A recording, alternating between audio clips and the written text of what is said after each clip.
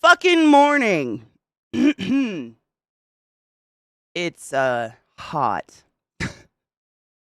Big fucking shock. We're all thrilled about it.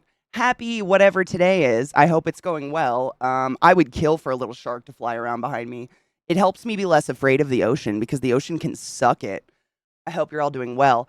Ethan, are you still here? Ethan, are you still here? I don't mean to scream, but I need to sing you happy birthday. It's very important to me. Do it! Oh, fuck, it's hot. I'm just sweaty. I'm sorry. I gotta cool down, man. Oh, man. Dude, Beth, I've tried. Like, they get hot. Yesterday I literally started stream with two monsters under my armpits. It's my house. The problem is my house. Whatever super special touch child decided to paint it a sniff away from black in the desert deserves to be punched in the throat. Cause I'm just baked. But not in the good way baked. Just like in the my upper lip is so sweaty I can't wear lipstick baked. You know what I'm saying? Uh, this is my fan. She's my best friend. Dude, and that's the thing, Vissy, I don't know who painted our house. Like, I don't know if it was Scott and Bree. I try to be nice because, like, I don't know. It's not like they've lived in Colorado for 30 years or anything. Why would you do this? Why would you do this? Why would you paint a house in the desert blue black? I'm just haunted by it. Why? Like, that paint shouldn't even be sold in this area. It probably was. That's no shit, Vissy. Our house is painted Colorado colors. So whoever lived here was like a big fan because the Colorado like flag or whatever the fuck is like navy blue, yellow, and red. So my front door used to be yellow, but I hate yellow more than anything in the world. So it's not yellow anymore. But my house is still navy blue and I just have to deal with it and it fucking sucks. Yeah, I know. British houses keep it all in. I had a frozen gel pack too, but it starts so cold, then gets warm quicker. That's how my house feels. It's like this house wasn't built to be in the desert because there's no central air, there's no built-in AC, there's nothing. Like it's just a navy blue house on a hill in the middle of the sun. It doesn't make any sense at all. Dude, Beth, we've thought about it. Honestly, like this house was mostly an investment move, like it's honestly already doubled what we paid for it, and we've barely done anything, which is amazing. But we've thought about it. We've looked at many. Smoke Loki, motherfuck. Thanks for subbing to the class. Keeping the classy. I haven't given any swings for 35 fucking months in a row. How are you, love? Raverflow, and that's the thing, Beth. That's the thing that I don't think, I mean, Zach didn't care, but I don't think I really thought of that before moving to Colorado. There is no water. If you find a body of water in Colorado, it's fenced in with a 12-foot barbed wire fence. Period. There is no water. There's no water. Which is, I've never lived in a landlocked state that literally doesn't have water. Ever. I've never lived in a landlocked state, but there's no water. It's so bizarre. You haven't smoked in 2 days? Oh my God, you're gonna get so high. Fuck yes. I haven't been able to smoke the pot in over 2 weeks. I'm on the job hunt. Oh, money. That's, we've all been there, though. I'm in full support of that, dude. It's worth getting a good job. We had a Stoner Girls Day at the beach with all the girls at work. Oh my God, I'm so jealous. What's that like to have water in a beach? And girls. Dude, sheepy. They have watchtowers. I don't know if there's guards in them, but I'm not kidding. That's what they do. And it's like, okay, like, what are we gonna do? Are we gonna turn into the fucking glutton and drink the lake? Like, for real, what are we, like, I just want to touch the water. Just let me touch it. Just let me cool off. But I'm not kidding. Like, I should have taken pictures of it, but we drove into the mountains the other day and you could see the fucking barbed wire fences around water. It's so weird. It's legit. Like, okay. Like, that's not where drinking water comes from, but okay. Sure. About weed because I have a drop service straight to my door. Dude, lucky you. In legal ass Colorado, you still can't get weed delivered. Can you tell where I rubbed my sunscreen off yesterday? Oh, God. I got a little sunburned, I think. Oops. No shit though. There are guard towers, Sheepy. Like it's crazy. It's so weird. And I've lived in many different states, but they've all been on water. I've moved a lot, but I've always been near water. And this is just like, I've never seen water guarded with watchtowers and barbed wire before. Like that's how they are. You can't swim in it. You're not allowed to touch it. It's just bizarre. If there's water, it's guarded. Mandel! Hauls in a sprinkler, slip and slide in a kiddie pool full of ice. Thank you so much for summoning the class, keeping the class alive, and giving a fucking anus its wings for so goddamn long.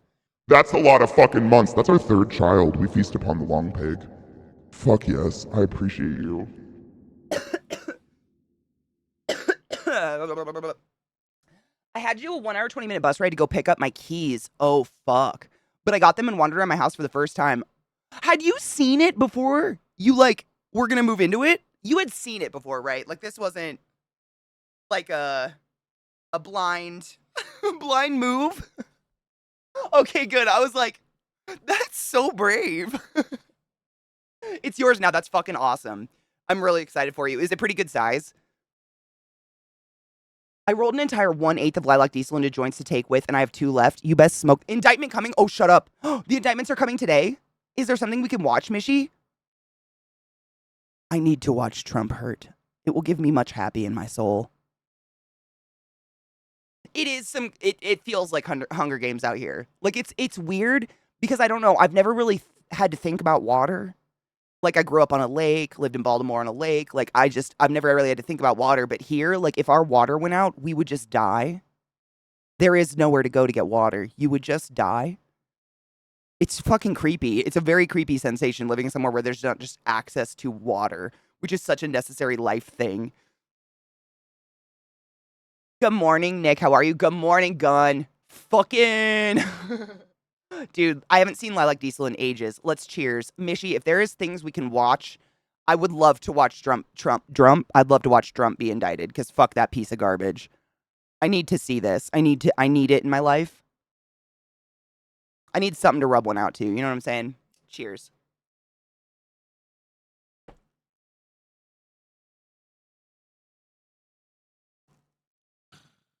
Oh, no shit. Sheepy, yeah, I was just more thinking because you were considering getting a puppy.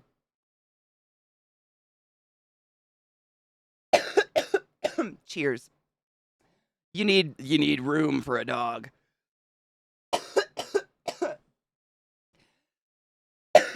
But that's cool. I'm glad for you. I'm really excited for you, honestly. Healing well, I think. Walking around the house burping like crazy. Wait, why are you burping? From the LMA?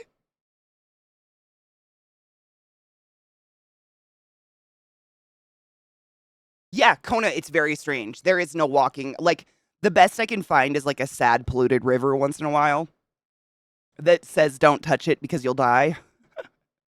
I've tried. I've dug. I've literally looked for water. It just doesn't exist here. It's really weird. No shit. You bought your house sight unseen. We have a VA loan, though, so the bank required an inspector to... Oh, okay. So, yeah, it wasn't like you were walking into a fucking trash heap that you were going to have to fix up. Okay, that's something. That's better. Stolen from someone else. The one good thing about starting a new job is suddenly I have 4 living grandparents. Oh, God, that's weird. Where did you get that? Cheers, Vissy. Be careful. You don't want to, like, blow a stitch or something coughing. Oh my God, Vissy, this is so crazy. That is such a new thing, the filling your tummy with air kind of thing. It's wild. I just learned about it. It's crazy that that's what you had done, because I literally just learned about it, like, a week ago. I'm just sweating. Sorry if I look disgusting. It's so hot. I can see my makeup running. Yeah, sweat is going to be a problem today. Once I'm settled in, we'll be able to start doing things like talking about certain lizard things. I've been like,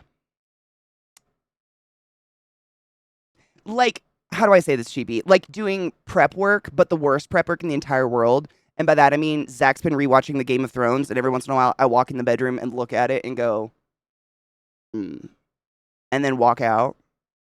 So, like, I just get so mad. Zach hates it. Of the new place we get to check out later. Oh, are you excited? Ooh, yes. Hottest day of the summer in Minnesota. I'm staying my ass inside. It's pretty hot here, but I thought it would be cool because yesterday we had a massive storm. Like, we had that thunder and lightning where I checked to make sure a car didn't wreck outside. The thunder and lightning last night was fucking intense, and it poured, but it's still so hot.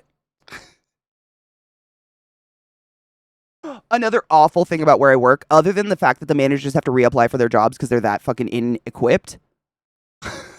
When I tell you to come, you better come. Happy 420, UK, Portugal, and all those Central African countries. Oh my God, it is. Happy 420 to whatever we figured it out the other day, actually. Oh my God, Crimson, we figured it out was it yesterday? Someone figured out what 1020 is for me, which is like in an hour.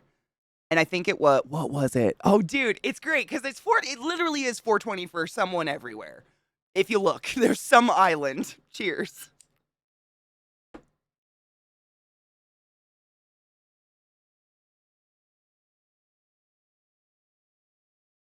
No, Sheep, you did not send me the handout. Gimp, thank you so much for summoning the class. Did my music just stop out of nowhere? Thank you for summoning the class, keeping the class alive, and giving it a swing so fucking long. That's a lot of months. And I appreciate you. Go forth and enjoy your emotes. And don't forget your motherfucking Prime subs. Oh my God. Has anyone seen the show The Other Two? It's not, I wouldn't suggest it. It's not a great show. Like, it's almost difficult for me to watch. It's similar to watching, like, Meet the Fockers, in it's hard to just watch people be terrible and have zero redeeming qualities whatsoever.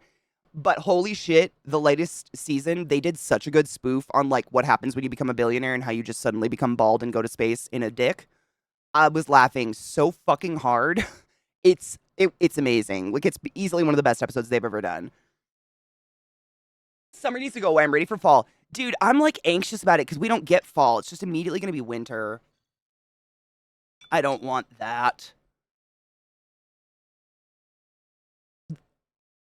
The hottest day of the summer so far. I know, that's the gross part. They've been ignoring manufacturer instructions, RE ride safety completely. I feel like this is that moment in Fight Club where I want to ask you what car company you work for. And you're just going to say a major one. And I'm going to be thankful that I'm not a fan of roller coasters.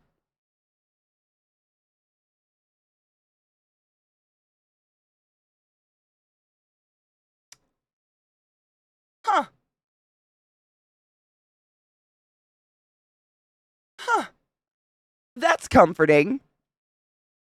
We need to take her to pop up like New Year's when it's 420 somewhere. Dude, I've thought about it and I've tried. They're never consistent. Like, it works for like a day and then it stops, or it like gets off by a minute and then it's off by 2 minutes. I don't know. There's no bot that comes up with it yet that has figured it out, but we'll figure it out. Good morning, Glut. Glut, did you see that amazing video? I watched it so many times. Like, after I sent it to you, I watched it again. I don't mean did you watch it? Did you watch it a million times like I did? It's so good. Like, I thought of you instantly. I don't know why. The video from yesterday, guys, if you didn't remember, we saw a video of a guy doing, it's Gorillaz. Is it Feel Good Inc? It's a Gorillaz cover, but literally on a 3-necked guitar. Heavy quotes. I don't know if we can call that a guitar. I don't really know what's going on there, but it was fucking awesome. Oh, it's Clint Eastwood. Thank you. It's like, I was just in awe, but it looks like this like post-apocalyptic bullshit. He's wearing like a very scary, to me, gas mask. And then behind him, oh my God, Vissy, do you want to watch it? I have it in my history. I showed it to Zach last night too. Like, I'm just in awe of this. It was, it's so good. Yes, in Stalker, yes. His wall, seriously, Vissy. So you remember, like, it is strong Will You Be My Mummy vibes. Like, I know you know what I mean. Anybody that likes Doctor Who, that is one of the most unsettling episodes that's ever happened. Are you my mummy? Oh my fucking God. And this video is very, are you my mummy? Will you be my mummy vibes? But it's so good. Hold on. This guy's dummy talented. And I mean, it's one of those things where, like, I think I bitch about this a lot, but some people will do something like a 3-neck guitar or a full body instrument, and it's more of a gimmick than sounding really good. You know what I mean? This legitimately sounds fucking incredible. Like, my jaw was dropped yesterday when we watched this for the first time. I'm so excited to share it with you for the second. I'm already quite stoned. This weed is so strong. The amount he does, like, the little jerking off of the strings, I would just burn holes through my hands, and I got pretty fucking calloused fingies. I don't know why I just apologized. I could have swore that was the one we were gonna watch. I'm pissed! What the fuck?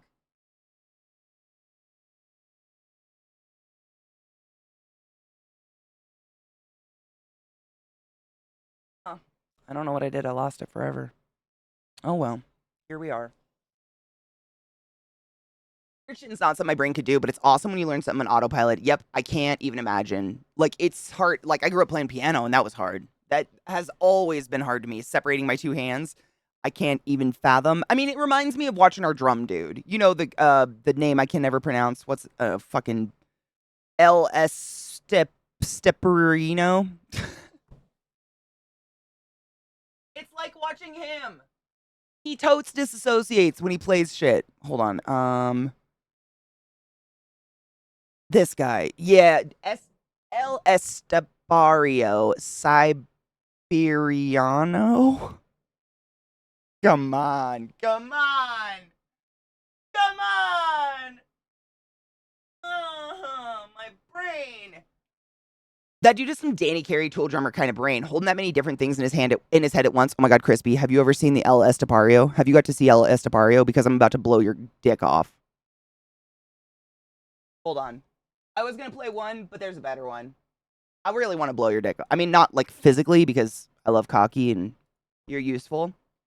But like metaphorically speaking, if you want to see the most insane disassociation of a musician with their brain I've ever experienced in my personal life, and I fucking love music. I watch a fair amount. I have yet to see anything this. Oh, tape everyone, dick in the waistband, dick in the waistband. It's hot. I know I say that a lot, but goddamn, it really does get hot really fast. I just saw the weirdest bird in my yard. I've not seen a fucking woodpecker here, but I'm pretty sure it was a woodpecker, but it was huge. It was like the size of a chihuahua.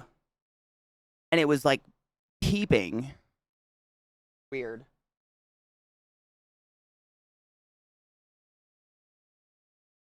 Was that?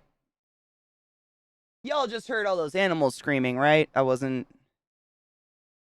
in my head. Cool. Okay. Thank you, Rave. That was just making sure I'm not that high. Yeah, okay. That was interessante. What was I playing when I got back? I forgot. I brought Rod back. I have to remod him when I see him, wherever the fuck he is. Fuck! Oh yeah, I was gonna check and see if I have my fucking permit button. Do I have it? No. I hate this.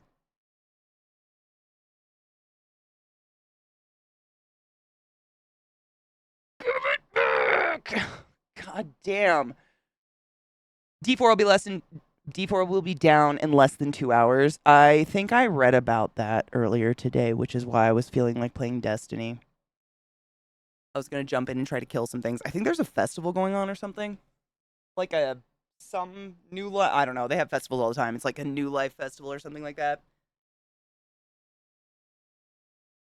I know. And like, why did it? I'm so glad I'm not the only person that it disappeared for, because it's just like quality of life shit. It's so much easier for me just to click on someone's name and have all the options to like mod them, permit them, whatever. Yeah, I'm reloading the other one too. Like, give me my shit back, please. I don't have it. It's so annoying. Why? Why? Why? Why? Why? Why? Why? Nobody knows. I got nothing. I can ban, I can mod, I can time out. I can whisper. I can add as a guest. I can follow. But fuck me if I could fucking permit somebody. Very annoying. It's down for 2 hours. No shit. What are they doing? Is it like, fixing what they claim they feel bad about fucking up? Why? Because it's just weird. Twitch is notorious for doing this since the beginning of time, but like we're like, hey, we'd love a new feature, and they're like, how about we just accidentally delete 5 that you really use all the time? Oh, okay. Like raids and shit like that. Like I just don't. My brain doesn't compute the out of touchness, I guess. That'll be interesting. It'll be interesting to see what they change. I haven't really felt any changes, but I'm on my new character and I've never played a rogue before, so I don't think I'd feel them even if they were like there for me, you know. And when I mean bitch, I mean the most wonderful person in the world, ClassyKatie. Jack just gifted a sub to Stream Elements. Bless your heart. Thank you so much for that, Jack. How the fuck are you? Thank you for gifting a sub in the channel, Stream Elements. Welcome back. What up, bro? That way the devs can gaslight you into believing that they're giving you new features. Man, I didn't watch it, but I heard that the little campfire or whatever they call it was really sad. Like the devs were like beaten down by the community kind of, which I don't think people should be mean, but like also like Staff alert's really quiet. Okay, thank you. Thank you for noticing exactly which one, because it's really, if you do alerts, it's really hard to go through every single one. But I can go to that one and see if the volume's at 100 or not, and then I've been making a note, like Genova made the note, like, why don't you put them in Audacity and equalize them? I never even thought to do that. Like, I don't even consider I have Audacity half the time, which is so stupid. But some of them are really loud, and some of them just aren't. And so figuring out which one's which is so fucking annoying, but I fucking appreciate you. Go to the website. Hi, Mayo. How are you, love? I know, dude, the amount of days where I've had like an out, like usually Mondays, I have a couple hours before RP where I get to sit and do anything. I go onto Destiny and the fucking server's down. I'm like, why do you hate me like this? The audacity! I said that too. See, I can be punny. What up, Chucky? How are you, love? What the fuck? No, you don't give me notifications. Out of here. Out of here with your nonsense.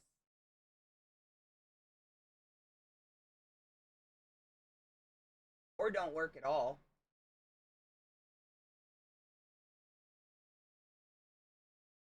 That's right, bitch.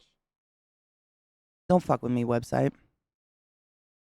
Ooh, oh man, we saw that it's, I think, isn't it Iceland? Iceland and like some fucking west coast of Africa or something. I want to say, or like an island off the coast of Africa. Someone said it yesterday. Someone actually figured out whose 420 it is, but it's almost 420 in 2 minutes. I have a full bowl. I'm ready. Okay, let me fix this.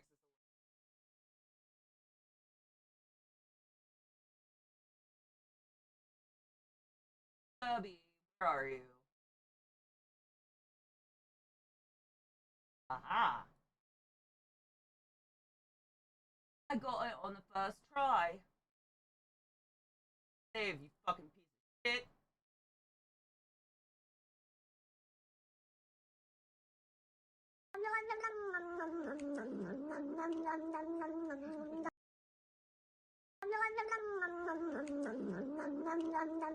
That bitch, and when I mean bitch, I mean the most wonderful person in the world, ClassyKatie. It's still hella quiet, isn't it? Is that better? It still felt kind of quiet to me. I put it up a little bit more. Hold on, let me try it. That bitch, and when I mean bitch, I mean the most wonderful person in the world, ClassyKatie. Is that better? Black Loom. Black Loom? Oh my god, what have I done today? Black Bloom, how are you? I'm doing well. Thank you for asking. Is that much better? Thank you. I put them all up a little bit, just in case. I don't know. They sometimes just have a mind of their own, I tell you.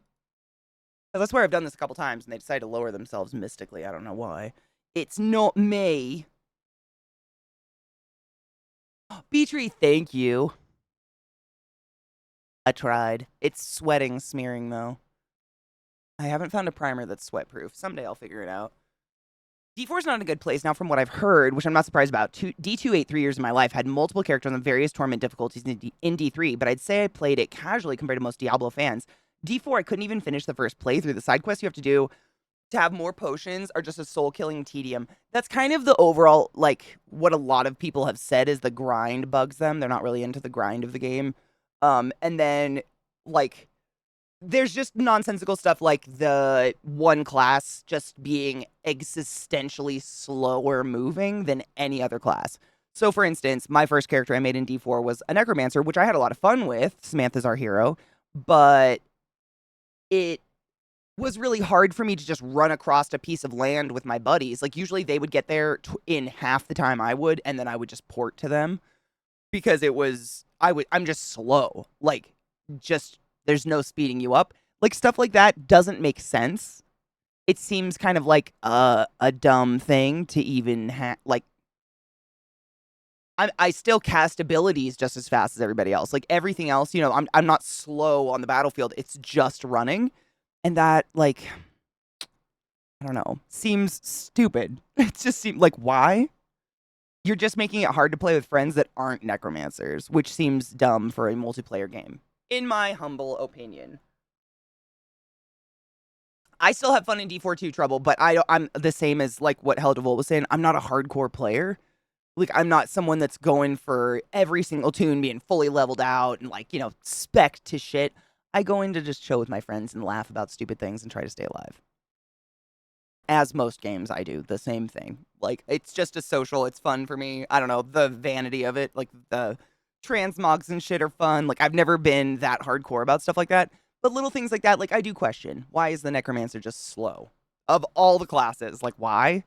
Was there a point? Cheers, oh god, we missed it. Happy 420 for Iceland and somewhere else, I think. Cheers.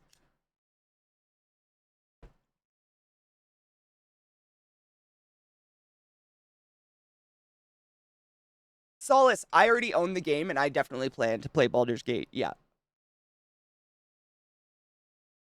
I bought that shit the second it was released, simply because my good friend Amelia Tyler narrates the entire thing, and regardless of my feelings on Baldur's Gate, I always try to support a friend where I can, and that was really important to me, but I have not played yet, simply because I knew it wasn't, like, released, and I knew they were going to be wiping our characters a million times, so, like, fuck that. So I didn't invest my time in it, but once it's, like, you know, safe to play without being wiped, giggity, I will definitely be diving in. I'm excited. I mean, Millie narrating it alone is going to be fucking epic. The Necro's slow to make sure he's dead last, but why? Like, is there a like, legit, I'm not trying to be a dick, like, why? I didn't feel like I was, like, exponentially more powerful than anyone else I was playing with or anything like that. But maybe that's just me. No, the pain. Take your pills, drink some water, lay down and get comfy, my love. Take care of yourself. Something interesting in the food section. I was trying to get my Discord to open because Sheepy sent me a Discord earlier. But I opened it on my phone earlier. I might have fucked myself for the day.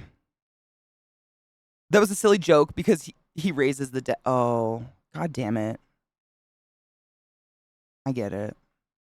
Shut up.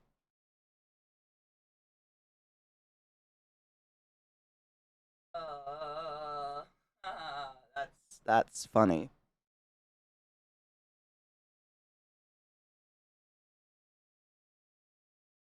What the fuck?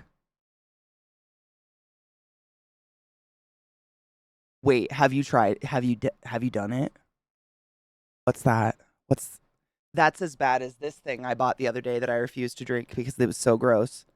I did. I untimed out Rod. I just haven't seen him yet to remod him. He's probably off doing something. Yeah. This, for those just listening, it's popcorn, like bagged popcorn, but it's watermelon hibiscus flavored popcorn.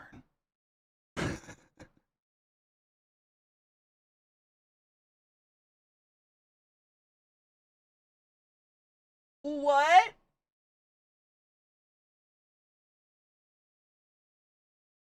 You must report back. Do women prefer Monster over what? What do you mean? What do you mean? Oh, them lemons. I mean, YOLO, dude. The worst case scenario, it doesn't taste good. Best case scenario, you've found a secret. But, like,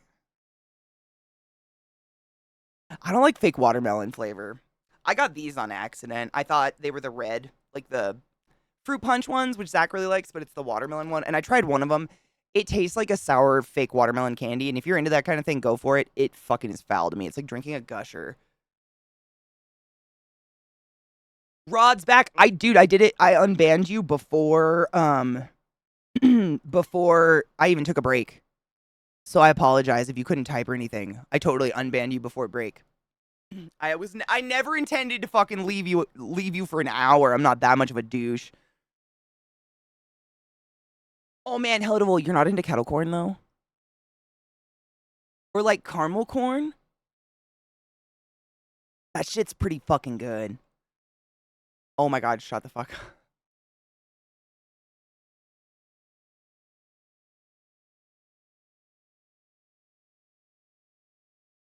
I uh,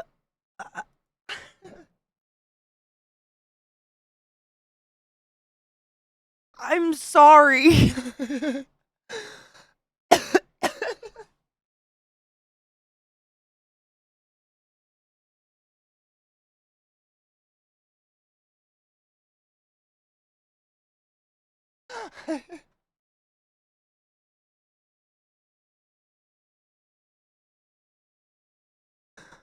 I love you.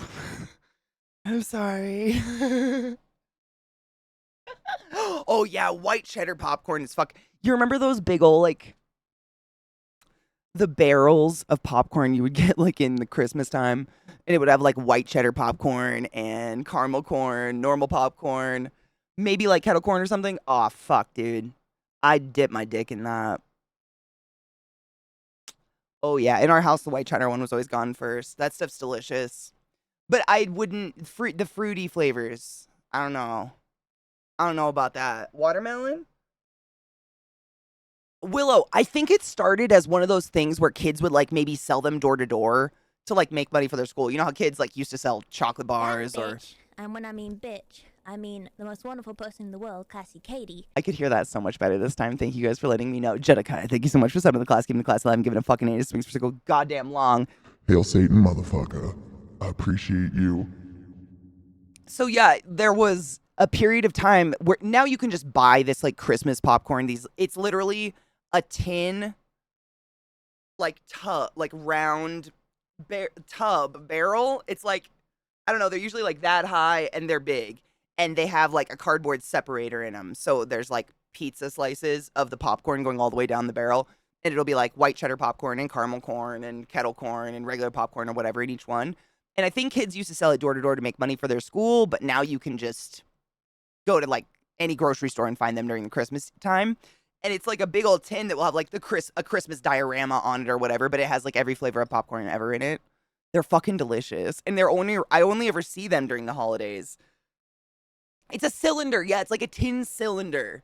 It's not a barrel. They're not big enough. I just couldn't think of like the word. Yeah, they're fucking delicious though. I love them. It's the only time I'm really a big fan of popcorn, to be honest. Yeah, it was like Boy Scout, maybe Girl Scouts. Honestly, I don't know. Our school never sold it, but kids used to come to our house and try to sell it to us. My mom was like, yeah, give me some of that fucking popcorn. Yeah, you can buy them anywhere nowadays. I don't even know if kids do door to door because people like are too gun freaky these days. I dip my dip in the salsa dip on a Taco Tuesday. Can I spaff on your boobles? Feel free to say no.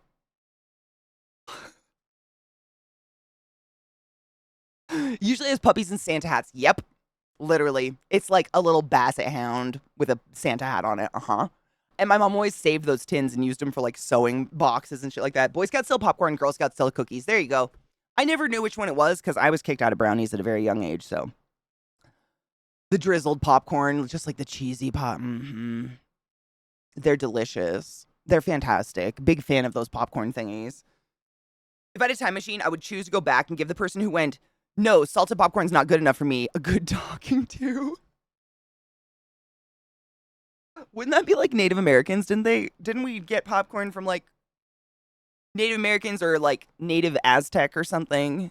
Welcome back, Rod. See, I didn't do it for 50 million seconds this time, so you couldn't be fucked. I have to unmod and mod you again. That's so stupid. Welcome back, Honeybean. They do. Those tins are great. I use them for sewing and paintbrushes, paint, stuff like that. Yeah, they're great. Crunch a Munch was great. There's a really good thing. I think it's only like in Baltimore or like in the Mid-Atlantic, but it's, what do they call it? It's like caramel corn. It's like caramel popcorn you would buy in a bag. But I think it's got bits of peanuts in it, like Cracker Jacks, and then it's got Old Bay. It's covered in Old Bay. So it's like that salty sweet deliciousness, and it is fucking delicious. Like, don't throw shade unless you've tried it. It's so good. That the salty sweetness of it is the best combination ever. Was that it for sure? Corn is a New World grain, 100%. There we go. I was just assuming. I knew it was a New World grain, but most things we steal from other cultures as the terrible whites, so that made sense. I want to bounce those things like Sugar Ray Leonard, dude. I would. My son sold me for his troop that was buffalo chicken flavored. And they must have sprinkled crack into it because I'd eat that shit by the bag. I believe that. It's addicting. It's so addicting because it doesn't fill you up and it's just like forever crunchy and delicious. Corn was domesticated from a wild grass in Mexico nearly 9,000 years ago. Jesus. Spread throughout Central and South America. However, the first popcorn is often linked to Charles Creators of Chicago. Creators, who invented the mobile popcorn cart in 1885, is widely regarded as the modern-day inventor of popcorn. I bet he stole it. I don't know. We had chestnuts and shit, though. And peanuts by then, I think. By 1885, weren't we, like, trying to do peanut stuff by the Victorian era? I think the Victorian era is when peanut butter came about. I think. Dude, Old Bay popcorn, though, right? I think it's called, like, Krabby Crunch or something. No shit, but it's so good. Oh, it's so tasty. I'm not trying to hate on the info. Like, just, you know, when's the last time someone who came to America, like, in those, like, when's the last time a white person invented something without stealing it, for fuck's sake? We're the worst. I don't think anyone should be trying to sell anything door to door in the United States of ring my doorbell, I dare you, gun cocking sound. No. It's such a weird world we live in these days where people are willing to, it's crazy. I mean, I don't even have like a camera on my front door. It's weird how afraid we are of the world these days. That's all I'm going to say. I'm not saying they're not necessary, and I'm not saying they don't add added safety and like protect your packages and shit. It's just like really weird how afraid we all are of the world these days and just people. It's very weird to me. Hydrate. I brought it and dude, I've drank so much water, Beatree. It's kind of insane. This heat, like I was actually thinking about it this morning when I woke up because I woke up multiple times last night to chug out of this thing and I keep it by my bed and it was empty when I woke up this morning. It's wild how much just this stagnant heat dries you out. Like I haven't been physical. I can't. I tried. What was it? Like 3 days ago, I tried to go outside and like do yard work in this heat and I got lightheaded in 5 minutes and I had to go inside. I was just sitting there like, my head started to like throb. I was like, oh God, oh God.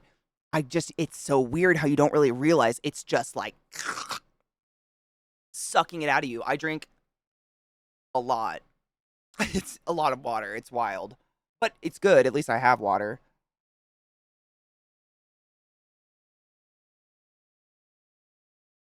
Velcro top hats? I don't know the history on either, to be honest. Unless we're talking about that movie Garden State, in which case that one kid invented silent Velcro. That was a crazy, weird movie. Is it watermelon hibiscus infused water? No, it's just... Don't tell anyone it's tap water. Don't judge me.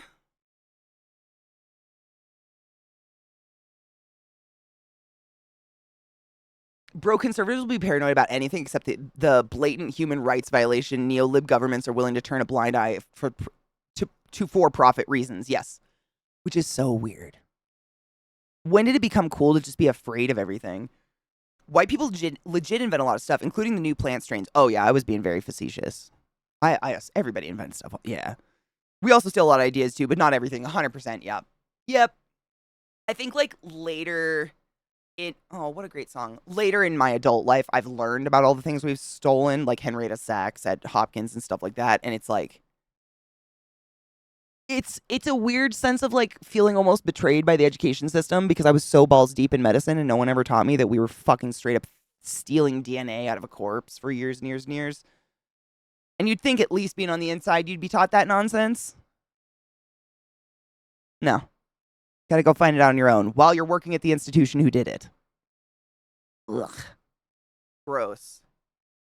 Shame. Dude, RevoltCon, no shit. Zach's been watching, he's been rewatching Game of Thrones lately. And I hate it. I hate Game of Thrones. I can't watch it. Just simply, we all know. The ending doesn't exist and it was terrible. And I just have so much bitterness towards that show. But every once in a while, I walk in the bedroom while he's chilling and they're watching it. And I stand for a minute and it was, I didn't see any of the shame scene. But when I walked in, Cersei had her hair chopped up. And I was like, oh, dude, did you see the shame lady? And he goes, you mean that tall bitch, like the shame thing? And I'm like, that's the chick from Ted Lasso, like the owner of the team. And Zach's face just like, whew.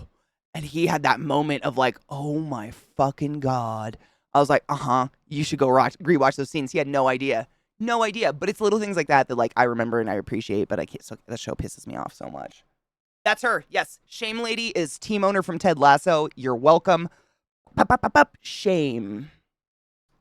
She also plays the nun in The Nun.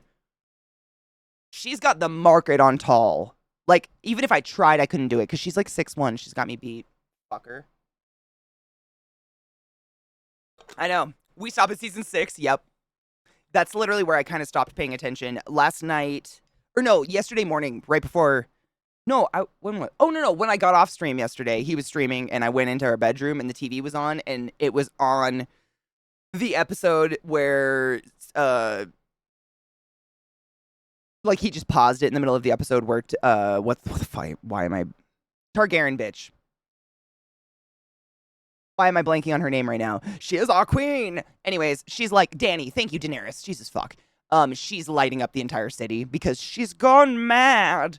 And I just like sat on my bed and stared at that pause screen and just fumed for a good 15 minutes in the sweet, sweet air conditioning. I was just like reminded of everything I was fucking pissed off about in the entire show. It's just like, you can't, drop a line once an episode. We don't know which side of the coin Dany will land on until last season and then suddenly decide this side. Like, I just, I could go on forever and ever and ever about Game of Thrones.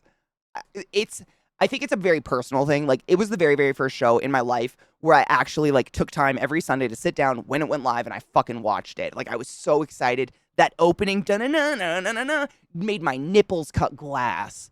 I was so into it. Like, it was such a puzzle and they had so many backstories going on. And then when it concluded, not, including one bit of backstory or anything that ever happened in any season ever, I was just like, oh, so nothing matters. Like, nothing matters. Nothing matters. Nothing? And Sansa getting raped to become a woman and become a strong individual still pisses me off. Like, why does a woman have to be sexually assaulted to suddenly become strong in media? Why? Why is that a thing? Can we stop, maybe? Because that's fucking stupid. I know a lot of strong-ass bitches who ain't fucking going out getting raped to become strong. What the fuck? At least aliens matter now. There's that, at least. There's that. But yeah, that trope of, like, you have to go through some horrific trauma to be a strong person or to come to your senses or something. I don't know. Don't watch it, Netter. It's not worth any moment of your life. Nothing matters. Nothing matters in it at all. I just get really heated about it.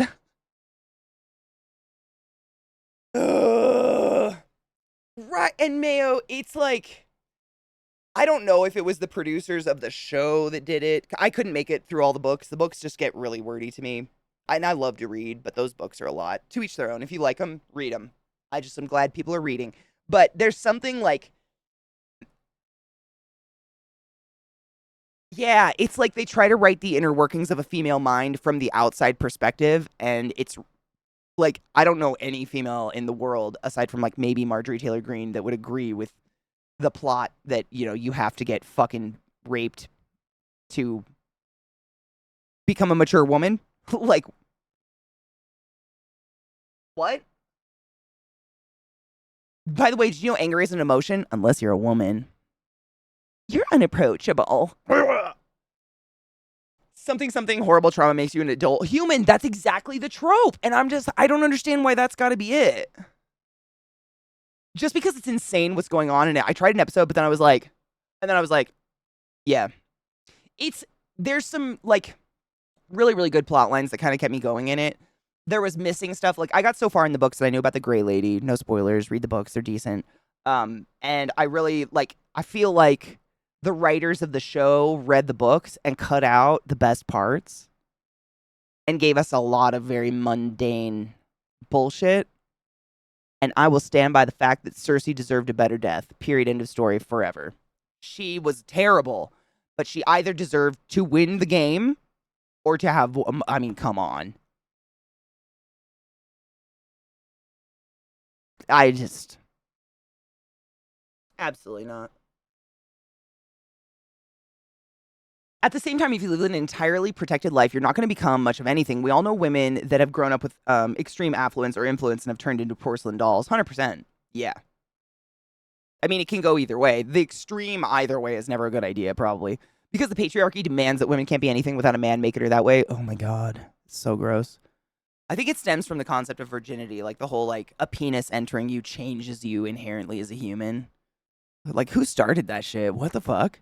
I don't, like, what? I don't think so. That means tampons changed me as a person. Let's be honest. I'd be a fucking chameleon at this point. I read all the books. The last one was terrible, and they pretty much ignored it for the show, which was a good move. Oh, no shit. The last book was worth... Wow. Is he still writing another one? What upsets me is that they know how to write trauma with men. They regularly show how life-ruining it can be, but the minute it's a woman, they just become a girl boss. Why is that? What is wrong? What is that? Yeah. Similar in comics, so many female superheroes were essayed at some point, either before they became heroes or even after that, because fuck it. Yes, I've noticed that as well. Or the essay is literally like the trigger for their superpowers. It's almost as insulting as someone who's not neurospicy looking at me and being like, yeah, but your bipolar's like a superpower, right? A superpower. Sure. You know? It's just like, if you can't, like, maybe asks, I don't know. It's very weird. It's very weird. It's hard to find anything to identify with, especially when you're a young kid. I was aching to see fucking Stoneheart, and they just said, that's hard to do well, so we won't do it. That was me with the Gray Lady. It's unnecessary, so we just won't do it. I'm sorry. Zombie Catelyn going about her day slaughtering every single person who's ever wronged her family. Isn't what?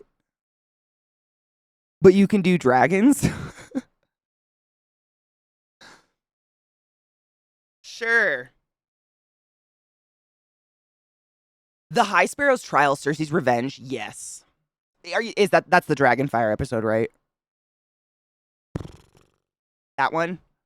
I agree. That was where the show, like, I feel like the look in Marjorie's, was her name Marjorie? The chick that was engaged to Tommen. I can't think of the actress's name either. Marjorie? Yeah, Marjorie. The look in her eyes, like when the, and like you see, like that was my soul burning up with that show. Just, my soul burned up with that fucking building. What up, Smelly Pete? How are you, love?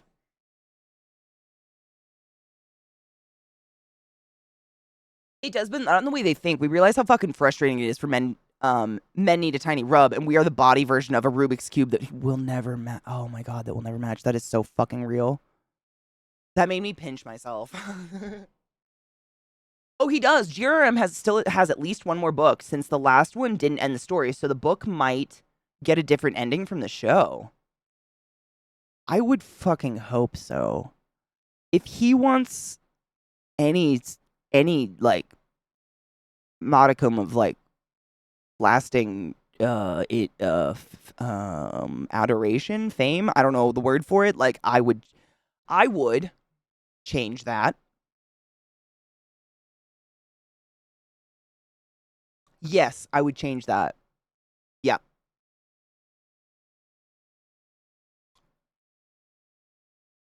Right? Like, isn't that the definite, like, that's, I know people say that a lot, but, like, the definition of insanity is, like, trying the same thing over and over and expecting different results. Like, I don't know how people would enjoy the book version of what the fuck they slaughtered in the show over the show. Like, what are you gonna add? Less Starbucks cups?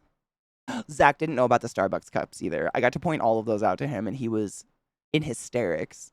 I was like, how did you not see them? And he's like, I don't know, man. I must have not been paying attention. Like, they're right there in so many scenes. Like, so I feel like they just noticed that they shot every single scene they needed with those cups, and they were like, you know what, we just gotta leave them. Like, there's nothing we can do now. Starbucks is canon. I'll bet every penny I have, it's the same people that think women can hold in period. Oh my god, I've learned recently that's a thing. That women can hold in periods, that they pee out their vagina, and tampons take your virginity, and sex with multiple men makes you loose. Clitoris, female orgasm, that's just a myth made up to hate on men. Ugh! Ugh! I gave you my heart on a plate, because holy shit. I told you guys that story about the patient with the fucking, I don't know how to say this. Extended urethra. I don't know how to say this. She was married for like 40 years and they couldn't get pregnant, so she finally went to a doctor, and the doctor couldn't find her vagina because her husband had been fucking her urethra and it stretched out so much. Like, I'm like self-soothing right now.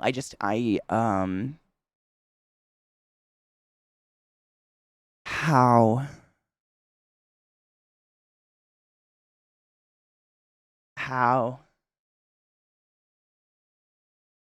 Ugh! I forget about these things. Yeah, oh my god. I mean, it's so uncomfortable. Woman literally goes to a OBGYN and gets the nurse, usually a nurse, like has you put your feet up in the stirrups, does a little pre-check, whatever, and then leaves you scooted down in the stirrups for the doctor. And the nurse literally had to leave the room and tell the doctor, I can't find the vagina. And the doctor was like, I'm sorry, what? And it's because the urethra had been expanded to fill the space because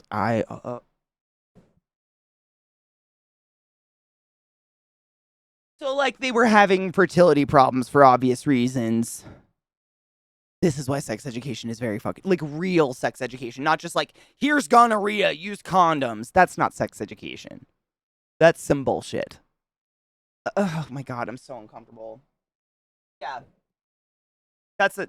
Yeah. She did, chronic bladder infections. She was literally almost, her entire life, almost always on antibiotics. But she was from a very, like, conservative Christian community, Christian town, where the doctors, oftentimes avoided looking at your body at all costs, unless you were like, hey, there's an oozing pustule on my nipple. So they never looked at her. They just gave her antibiotics. And they assumed it's because her and her husband were having too much sex to try to get pregnant. I mean, it's just, like, blatant miscare. It's crazy. It's crazy to me.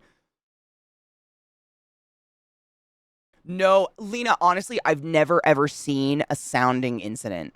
Like, I know it's real, I know it's out there, but I've never seen one come through the ER or anything like that. I think it's so fucking rare. Like, honestly, there's a lot of shame behind that stuff. Even people that come through the ER that have stuff in their ass, like, they have to be very, very desperate to come to the ER. I'm sure there's a lot of people at home hurting themselves, pulling things out of themselves, because they can.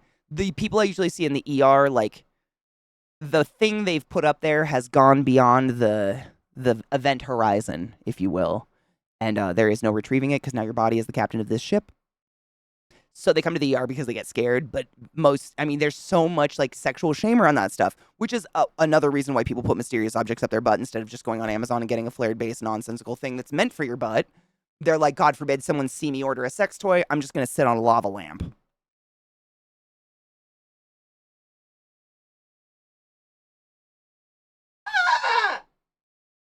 That's real, though.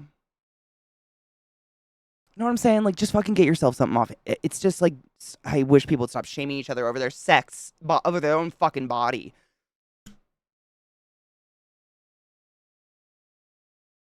Yeah, oh, Beatree, like, does it even need to be said? The glass. Like, why? I mean, have you ever seen what the top of a lava lamp looks like? That's the part that gets me. I had a lava lamp as a kid because I'm a child of the 90s, and who the fuck didn't? If you take that little black cap off the top, it's literally a bottle cap on the top.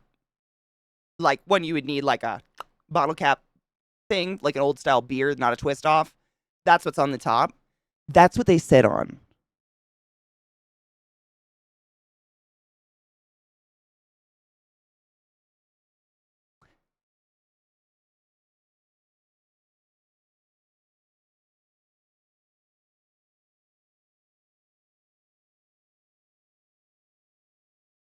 I know. And it's like, I will never shame someone because I'm pretty sure it comes from a place of shame already, and I don't want to make anyone feel bad, but goddamn it, stop trying to kill yourself with your asshole, for fuck's sake. If it feels bad to put something in your mouth and do this, it's gonna rip your asshole. That's a really good, this is literally what we teach people in the ER. We're like, because I've told you guys the story about my mom's patient who was like, I gotta get a new hobby. This is my 8th time in here this year, getting something surgically removed from their ass because they wouldn't stop putting such foreign objects up there. They were so obscure shaped. We couldn't pull them out without causing more damage. Literally, we go, do this. Does it hurt? Don't put it in your butt. Period. Your mouth is a butthole with teeth. Ow. Don't do that. Think about a bottle cap, scrubbing that on your fucking lip. Thank you for subbing to my channel so I don't have to do that anymore. The things I've seen in butts is wild. But this is literally, like, if you have a dumb friend who keeps doing that, say, do this. If it hurts, doesn't go in your ass. Period. Good morning, Molly. How are you? Might still, that's the thing. I mean, if I could do it on stream, I would, but everything looks like a penis and I'll get banged. Go on Amazon and just look up adult toy. Hundreds of billions of thousands. Look for high reviews, read the reviews. Find something with a flared base. Stop sticking foreign things up your butt. You're going to end up someone's story in an ER forever. And then they're going to tell it to their friends on the internet. You don't want to be that. Penises are funny. Let's be real.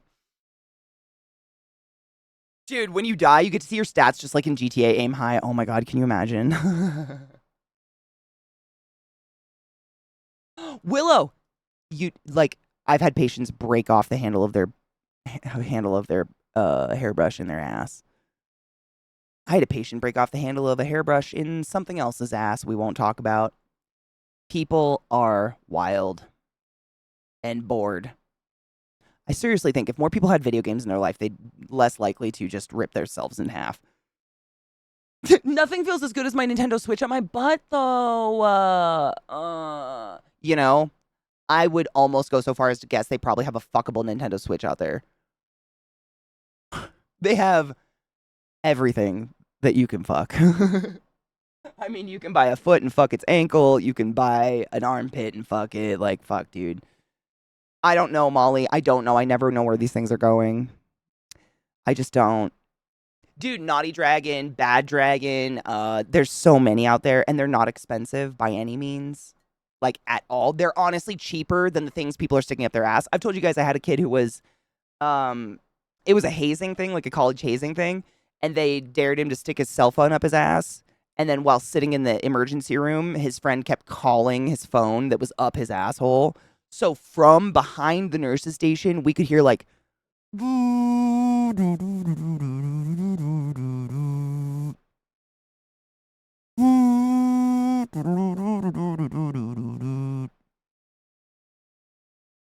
like, that's arguably a $1,200 mistake, not including the fucking medical bills.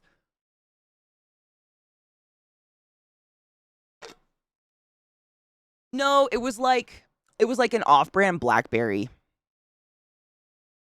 I know. It was square. I remember the square, but it wasn't a BlackBerry. It was like a Blackjack or something. Hard square. And his friend was laughing hysterically. It was terrible. The phone set to vibranus. Man, how bad do you want to be in a fucking fraternity? Like, wow. Wow. Now it's a brownberry. Hey! That was great. Cheers to that. Congratulations. You win. I love tapping my girl's armpits. I mean, I dated a guy one time that would every once in a while, as a joke, lick my armpit. And I'd be like, ew, gross, that tickles. But I think he was totally into it. I think that's the thing. No shame. But, like, not my thing. I'm good. I sweat, man.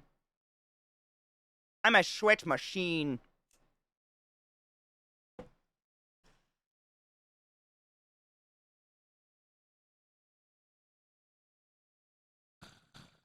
Self-service crab.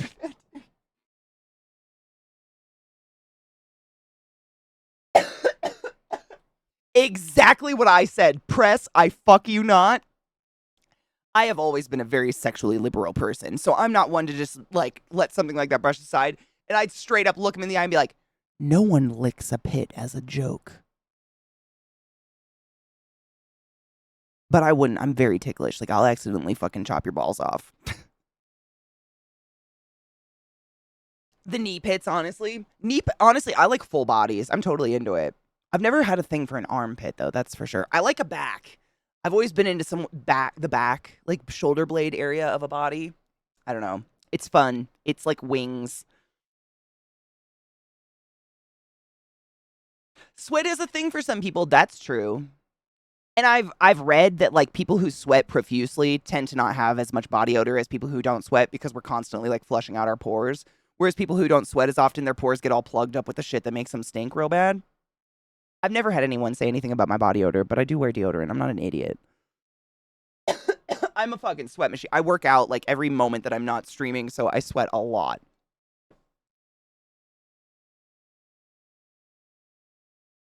I see, and Lena, I completely understand that. There's something to be said about like that primal like sweatiness, but I'm not about to like suck a pit.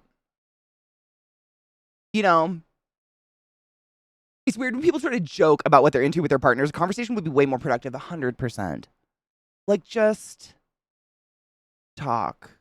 Yeah. He had a beautiful penis, too. Very unfortunate.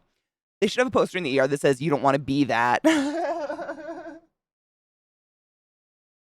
I mean, it's wild how many people, I don't know, man. I think they kind of disconnect.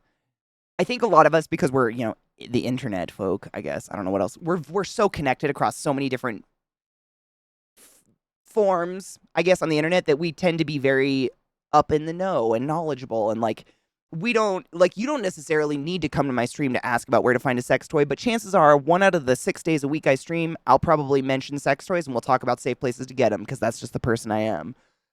Like, you know, when you're exposed to stuff like that, you're more likely to find it. But some people, I think they just like watch Fox News and then sit and knit in silence or something. Nothing against knitting. I just don't know what they do to where they just have zero exposure. So then they just get uncontrollably horny and they're like, I'm going to sit on my teapot.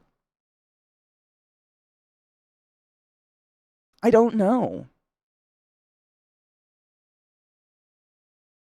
Ooh, a new med to help with your hot flashes. Is it hormonal? My wife's sweat smells like weed. Oh my God, I wish. For me, it's the dimples at the top of the bum on either side. Yeah, those dimples. Yeah, you know what's crazy? Like, that's a really common thing for people to be attracted to. When I was in school, I learned that it's a big sign of having spina bifida or something. Like, it means your pelvis is tilted in a really dangerous way that leads you to walk kind of like a duck, like with your ass poked out, and it does horrific damage to your lumbar spine. Press would probably know a lot more about that. He knows about this. He's a massage therapist. Enough said. If that's real or not, I don't know. But I remember because I mean, that's kind of I think they're called like the dimples of Venus or something, but they actually indicate a tilted pelvis, and that's a dimple, meaning the skin connected to the pelvic bone, and it's like pulling it. There's something about it that means like bad back. And it's like, fuck, dude. Why are we, why? Fuck.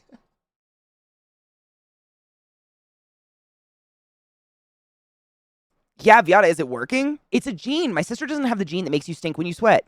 No shit. I wonder. You know, I don't think my sister has BO. I wonder if we just don't have BO. No one's ever told me I have BO or anything. I've never had, even mean kids. Like, I don't think I've ever smelt myself. I think I wear deodorant just as like a habit. I might go fucking deodorantless one day and just see what happens. Caffeine. You know what it is? Because caffeine's a diuretic. It makes you like perspire extra. Caffeine, you probably already know this, but if you don't, caffeine is a vasodilator. So a lot of the times when you overdo it with coffee or caffeine, you'll get like the shakes and you'll get kind of hot. It's because caffeine causes all of the vessels at the surface of the skin to dilate really, really large, like extra large than normal. And so way more blood is sent there. So heat starts escaping the skin like crazy and you just overtly sweat and perspire more.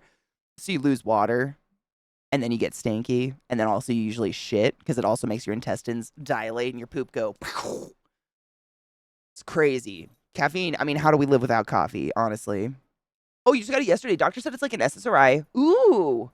Probably, yeah. I think if it's legit an SSRI, meaning a selective serotonin reuptake inhibitor, then basically those take like 6 to 8 weeks to be at full effect. Worth it in the long run, though. It's still cute, 100%, as long as people take care of themselves. But I don't know what it does. That doorknob looking mighty nice. I'm saying, like, who the fuck backed up on that shit? And then watch someone touch it later. Queen, I hope your day goes better as well.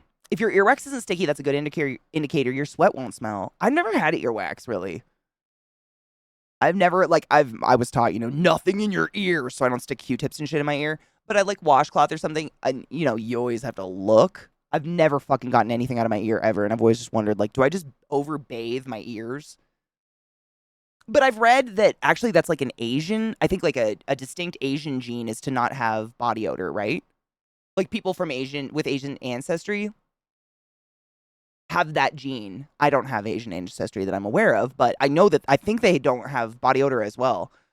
Oh my God. Where did I read that? It's just a genetic gene like that. Yeah, it's interesting. The Hubs just got up, came down, kissed the top of my head and said, "Good morning, wife." And then he looked up and said, "Good morning, Katie," and wandered off to find his coffee. Good morning.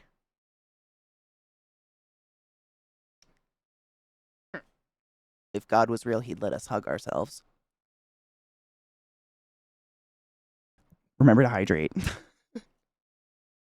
Dilated blood vessels make you sweat more. Yeah, so what the dilated blood vessels essentially do is when the blood vessels enlargen, then more blood fills the space inevitably.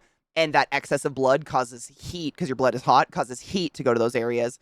And those areas that don't normally have that excess of blood and don't normally have that excess of heat then perspire because they don't want it. Perspiring is our number one way of cooling down. I learned that's what that hot bulb, if you've heard, is it called the hot bulb or moist bulb effect? I learned about it very recently, but it's a thing that's happening like in Florida mainly, but in the moist South. Essentially, it's so fucking hot that when you sweat, it doesn't evaporate off you anymore. Like your sweat and the ambient temperature are the same, so people literally can't cool down. Like you'll just fucking die without air conditioner. It's insane. You have to have aircon. Like, fuck, am I shedding or is it a bug? Shedding. The wet bulb temperature, that's what it is. That's a weird word to say, bulb. Bulb. That. Wet bulb thing. Scary shit, man. That's a keeper. Amen. No wonder I'm Niagara Falls when I work. Probably, I mean, it's a thing. I mean, your body will obviously kind of adapt to a certain level. My sister never wore deodorant and has never given off BO. She did some research and found it's a gene. That's interesting. I never learned about that in school, but I believe it 100%.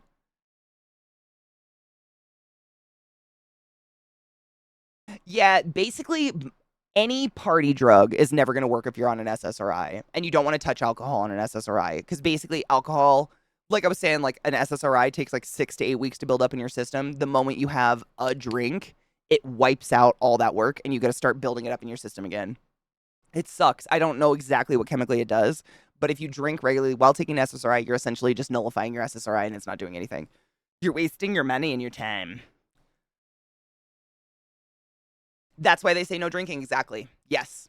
It's because, so like you probably know this, Chesh, I've talked about this a lot in my channel, but essentially the way that an SSRI works, a selective serotonin reuptake inhibitor, is in your brain, you have neurochemical metabolizers, and then you have your neurochemicals like serotonin, dopamine, melatonin, whatever. All the chemicals we need to function as a fucking human being.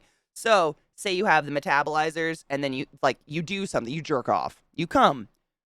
Happy chemicals are released and they're floating around in your bloodstream, and then you have metabolizers that consume those happy chemicals so that you don't get something called serotonin syndrome. You don't want an overload of the happy stuff, which can happen to people who are on drugs and stuff like that. You get the shakes and you can have nerve damage from it, all sorts of things. It's a bad thing. So having these metabolizers is a good thing.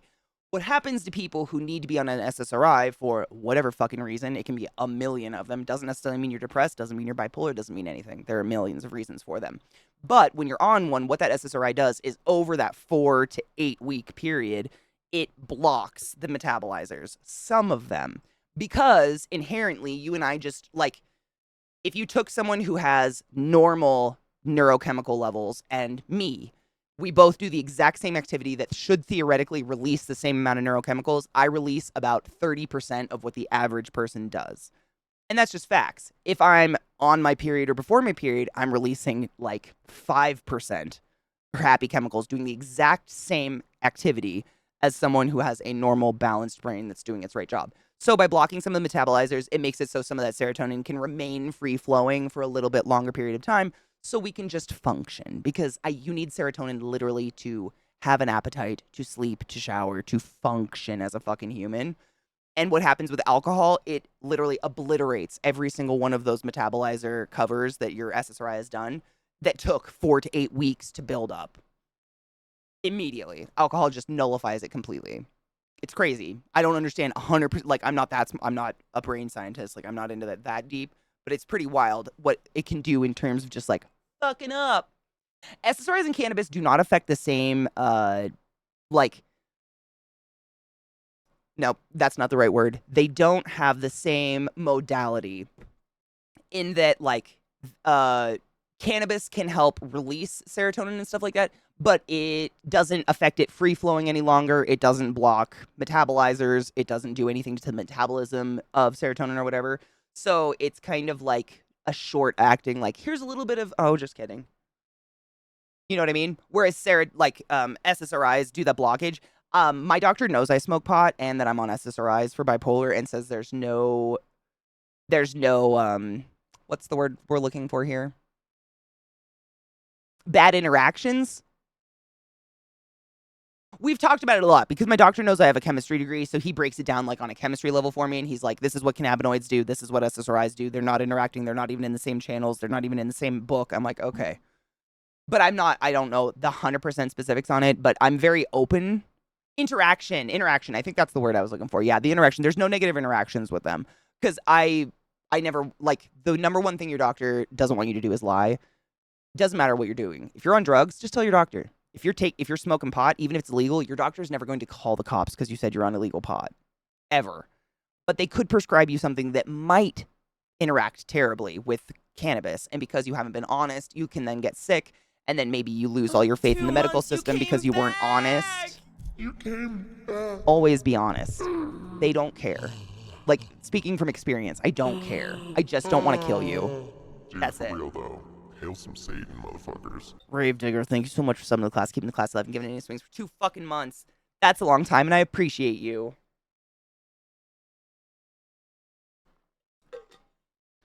Helitable, actually, I don't know if I've never heard anybody say that once they come off of the high of marijuana or cannabis that they start to feel shitty. What I notice is, like, say for instance, I take a big hit, and if I go 2+ hours without taking another hit and I'm not like up and moving around and being physical, I will start to get yawny and sleepy. And I think that's that tank of serotonin, because serotonin also helps keep you awake. Like, literally, happy chemicals invigorate you to just be alive. So, you know, people who are depressed and have a massive shortage of those kind of things literally don't get out of bed, don't shower. I'm sure we've all been there. Like, it's the worst place to be mentally. But yeah, I just start to get, like, I start to yawn a lot.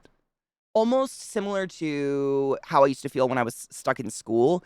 It's like, my brain, I think what happens is when you have more serotonin, you don't have to overstimulate your brain constantly the way that a lot of ADHD people pile their brain with constant, input, because without it, we either start to get really anxious and start to like self-soothe, and our hands get really nervous and our legs start to uncross and cross a million times an hour, or we go to sleep. Literally, I had moments when I was a kid and I didn't have any words for it until I started going to therapy as an adult.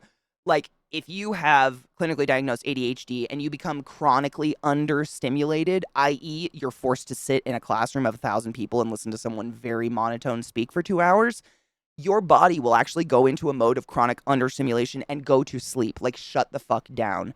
And there was like a handful of times in high school where I couldn't help it. I had to shut my eyes and be not conscious for 15 seconds. There was one point where I was literally like doing this kind of thing and falling asleep, and my teacher started yelling at me and literally came over as a joke and like knocked on me to wake me up, and I fell over and didn't wake up. Stayed unconscious for like 15 seconds, got up, and I was like, "Oh my God, was I asleep for an hour? What day is it?" And it's a symptom of chronic understimulation. Without, like, literally when your brain has zero dopamine and serotonin, it goes bye-bye now. Because what's the point? It's wild. It's so weird. I still have it to this day, which is why I keep myself insanely busy and I don't wait for people to fill up my time, because I'll just go to sleep. I like the moment have nothing to do and it's just a TV in front of me, I'm out. I'm to bed. It's bedtime now. Like, I'll just sleep for 12 hours. It's very strange. Yep, that's the other thing. If you're on an SSRI of any kind, there is basically no party drug that will ever work for you. I don't understand 100% why, but I know like Molly, DMT, etc., all the parts of ecstasy that aren't the speed, they will not work for you. Don't waste your money if you're on SSRIs, and just don't drink. That's another waste of your money. Yep, zero withdrawals for me, no hangover, just like being stoned. That's exactly me too. I've experimented with that as well in terms of like, I take tea breaks. I believe tea breaks are a good idea. But usually what I do is whenever I travel, because once every like 2 years, I usually try to save up my money and go somewhere like across the world, like I go to Thailand or something. And this is just me personally, but if I'm on vacation and I feel like I need my bong, I'm not doing vacation right. So I kind of do my tea breaks when I'm on vacation, which might seem really counterintuitive, but I'm not. I've never had withdrawals. I don't have grumpiness or anything like that. Like, if I keep myself busy, I just don't even think about it. I usually think about weed at the end of the day. Like, if I'm sitting in bed and I'm bored because the people I traveled with went to bed earlier or something, I'm like, a bong would help. But it's not like a, hi Zoe, how are you, love? Not like that. Not like a, I don't know how to explain that. It's interesting, but yeah, if I take a hit and then just don't smoke for 2 hours and I'm just sitting, I notice I start to yawn. Just talking about yawning is making me gonna yawn. I'm not at that point right now. I'm very high, but if I yawn, it's just because I've said it too many times. I'm sorry. No. I mean, Mel, and I never, like, that's the other thing. If I travel somewhere and get to visit people and they have pot, I'm never gonna say no. Because I think tea breaks are a good idea. For one, you never want your tolerance to be too high, but also it's a good idea to be sober for an extended period of time and kind of reassess why you're smoking. Like, am I smoking to cover up a feeling I don't want to feel anymore, or am I smoking because I still love weed? Once I figure that out, that takes like a day, I'm good. I don't feel the need like, no, this is my week tea break. I'm going to travel all the way to fucking Mel and refuse weed. Like, I would never. It's also the same, like, you guys know, I'm like 90%. I say 90% vegetarian because usually like the week after my period, I need to eat a raw body or something. Like, I need a steak the size of my ass cheeks, and I will do that because I just buy it ethically. That's not like, factory farmed, whatever. But when I'm traveling, I'm never going to turn down a delicious meal someone cooks for me because I'm vegetarian. Like, I will try everything twice. Life is so fucking short, and I've been near countless deathbeds, and not once have I heard someone say, I wish I didn't try that grilled octopus in Athens. Ever. Ever. The number one regrets I've ever heard out of people's mouths, I wish I had worked less, and I wish I spent more time with my loved ones. Period. That's it. That's it. End of list. Dude, Kel, isn't that, so I kind of, like, I eat so little that it feels dumb to say this, but I do travel for food. I travel. Like, I eat myself dumb when I'm traveling, and it's really hard to believe, but I can't say no. I love the smells and the tastes and everything. I feel like food is one of the most vital ways to envelop yourself in someone's culture.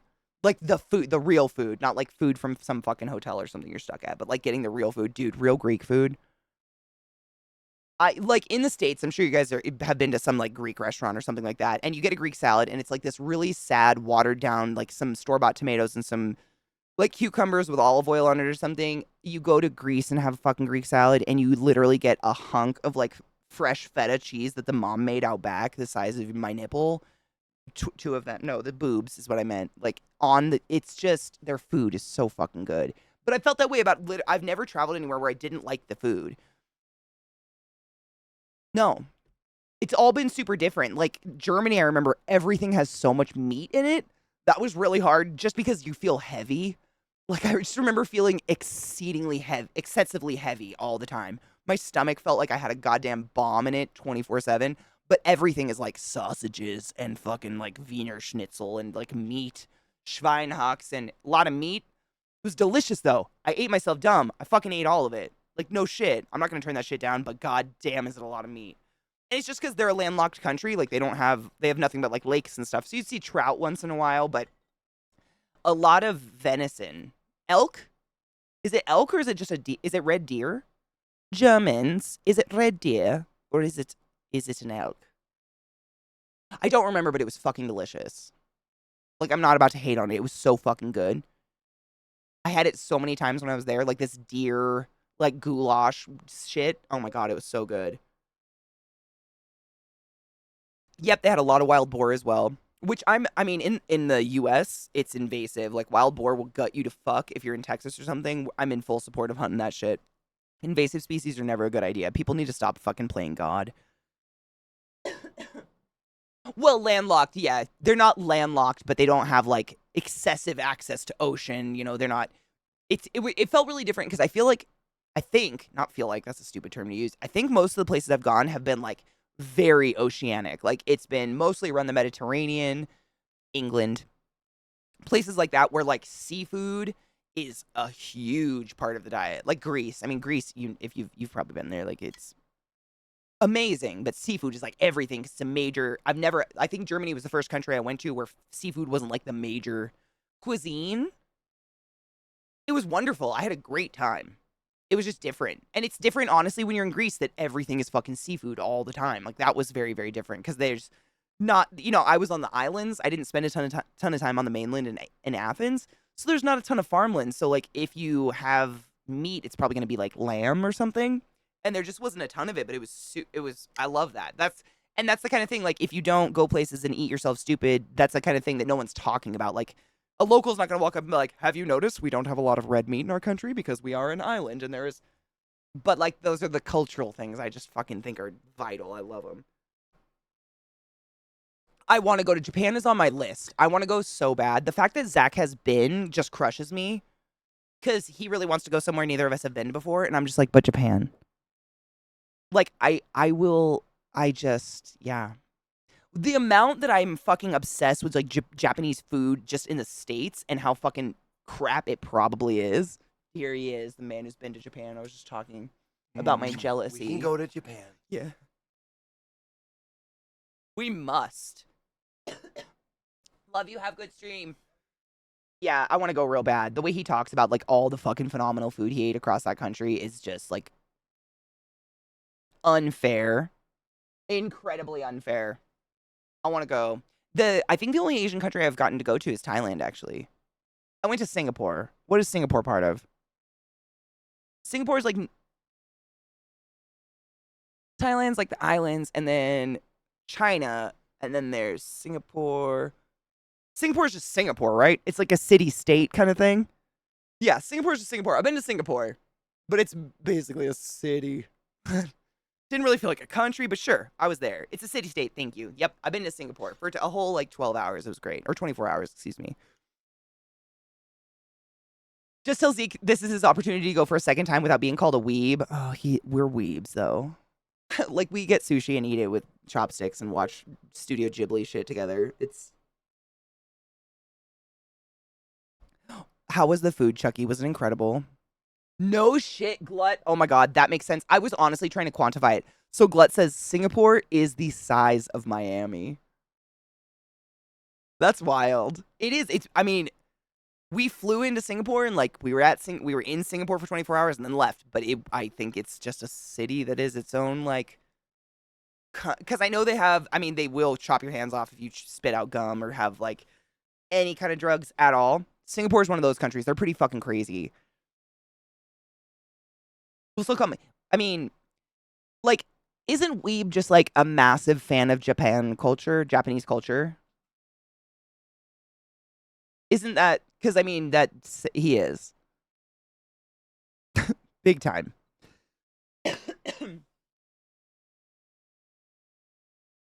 And Scott, that's what I plan to do because while I'd love to see Tokyo, everywhere I go, like every country I travel to, I always try to like land in a big city hub or at least end in a big city hub just for a couple days. Whenever I travel, especially far away like that, I usually try to go for like 2 weeks because that's the only thing that really makes the flight worth it to me because the flights are so astronomically expensive. Also getting over jet lag and just like having an actual good time as opposed to forcing yourself to have a good time, I think is important. But I'd love to like see Tokyo, but then I want to see the local. I think I'm pretty decent at trying to learn local culture, trying to assimilate as much as possible, and not be the epitome of terrible tourist. I don't ever want to be that. Like I don't, go into local towns and start taking pictures of people's front doors or their children or something fucking weird like that.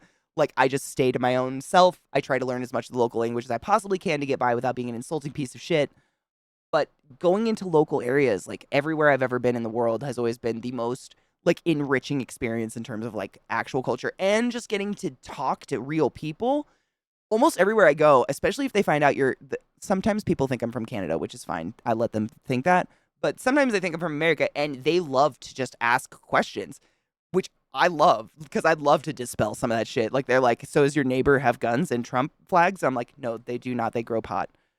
Like one of my neighbors is a halfway house and the other ones grow extensive amounts of weed. Like continue with the questions. Like I love it because I think same with me asking them questions, learning about their country and stuff. It dispels what we've all been kind of brainwashed with like just media over what, certain countries look like or act like. Hi, Worsty.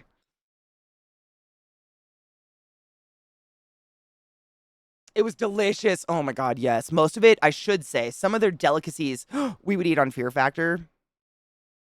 I'm all about a cooked bug, but I don't want to eat it raw. That's where I draw my lines is with raw stuff. Man, the gooey's, I can't. Right, Hikaru, like I would not be offended if someone called me a weeb. I don't know if I really am, but I do truly like I love anime and Ghibli and everything that has to do with I used to go to Wajimaya like as a treat as a child. Like I just fucking want to go to Japan and complete the cycle. Thailand was pretty dope though, I will say. I got to play with baby elephants, which was sick. I prefer to go where the bulk of tourists are not going. That is the smartest way to travel ever. It's so unfortunate. Like there are some things that in my travels, I'm like, I can't not go see it if I'm literally a block from it. Like the David or the Basilica or, like we went and saw the Vatican because my whole family is like Irish Catholic, even though we're not practicing and pretty much atheists these days. We had to go see it. But man, it's really sad. The Vatican is worth seeing, but almost like not. Because you're just in a sea of people trying to take videos of the Vatican with their iPads. Like, I remember so little of the actual building, but I saw so many iPads like this. Thank fuck I'm really tall, so I kind of get an advantage. I can see over most of the iPads, but anyone under 6 foot was just fucked. You just saw iPads forever. Like, my mom literally was looking at someone's iPad just to see what they were looking at because she couldn't see beyond them. First off, why are we taking pictures and traveling with iPads? That is the weirdest thing to me in the whole world. What the fuck is going on here? But also, it's just, you kind of end up guilty by association. You're just in that mob of just terrible tourism. I remember when we were walking through some of the Medici rooms in the Vatican, there were spots in the fucking Medici, like, fresco painted walls where children had carved their names into it. It's just, it's a little sad. the level of just like I don't believe in respecting priests or Catholicism or the Vatican like as a governmental body, but like historical pieces of art. Like I don't know if you guys know that the Vatican has hoarded historical art for many, many, many years. It's literally like Miss Haversham's fucking attic, but imagine it on the Vatican level, just halls filled with pillaged shit from every fucking culture through history. And when I think it was within the couple days that we were in the Vatican, our tour guide told us that that week, those fucking selfie sticks, I don't know if they actually have a name, but basically a stick to stick your fucking phone on and take pictures far away from you, like you have friends taking a picture of you, but really no one's there. It's your fucking selfie stick. Those are now illegal in Vatican City because someone beheaded a ancient carved marble lion statue with their fucking selfie stick, trying to get a selfie of themselves. I just. Oh, and they were in jail in Italy, which I don't know what happens then. I wouldn't.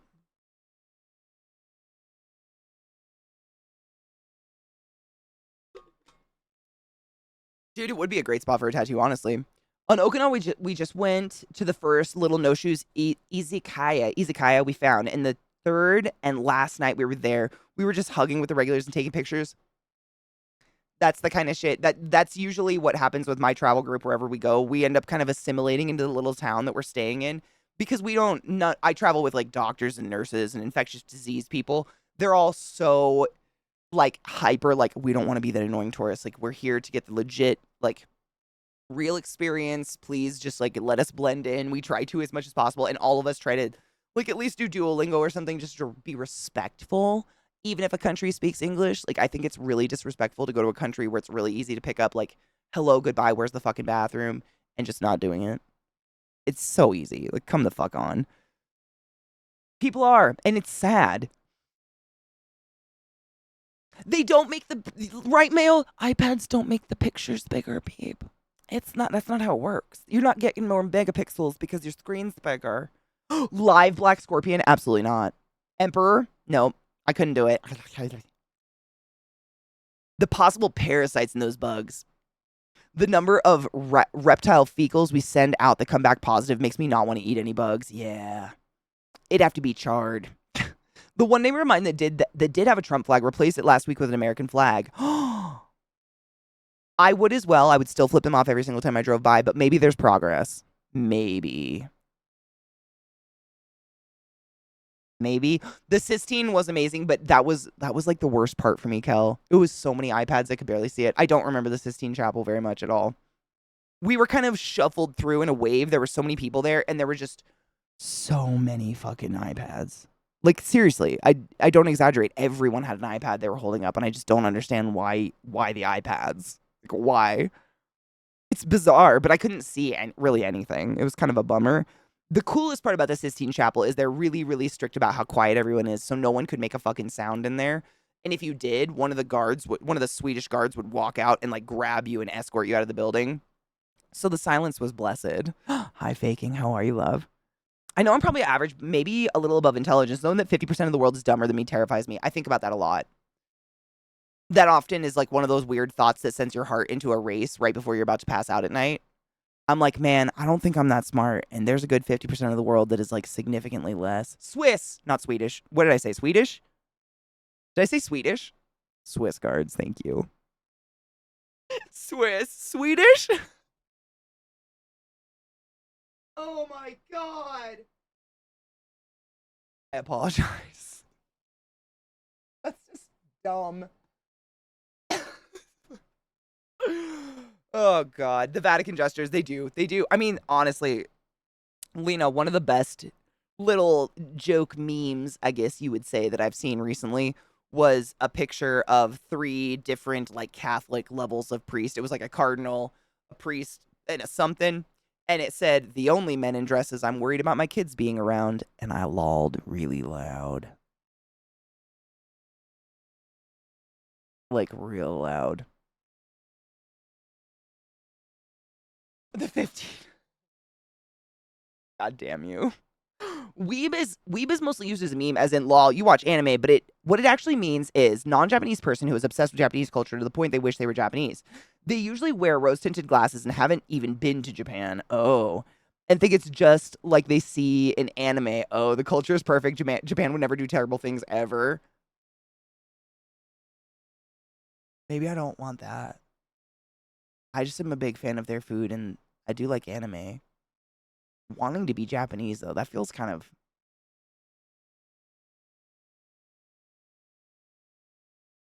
I mean,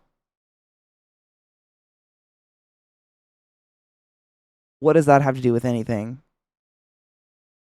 Like being born into the culture, you mean? Like fucking like inundated on it in it? I mean, I don't care what I am. I think I'll enjoy Japanese culture and their anime and their food just as much with the fucking whatever the fuck I am. I don't know. I just don't like I can maybe like, you know, how some people are like, I wish I was born in England so I had a beautiful English accent. Like maybe it's kind of like that. Like being born just like enveloped in the culture and born in it and fucking soaked in it from birth. I could get that maybe.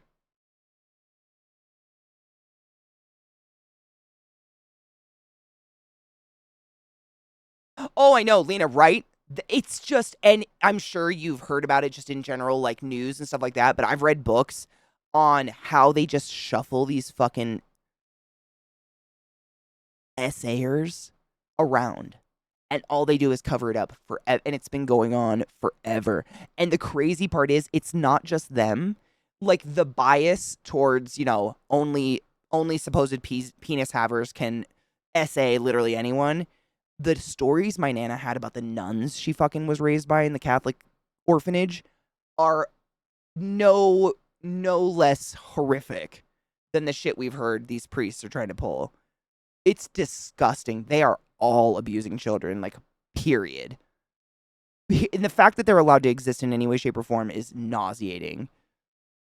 100% agree on that note. It's disgusting. Oh, that's a glut. That's a really good. I mean, not a good way of putting it, but you know what I mean. A fetishization of the culture. Right. Not only that, when you force them to abstain from sex and you teach them that they're an original sin from birth, and that one of the most pleasurable things you can experience in life is the source of that original sin, and that being gay is a sin.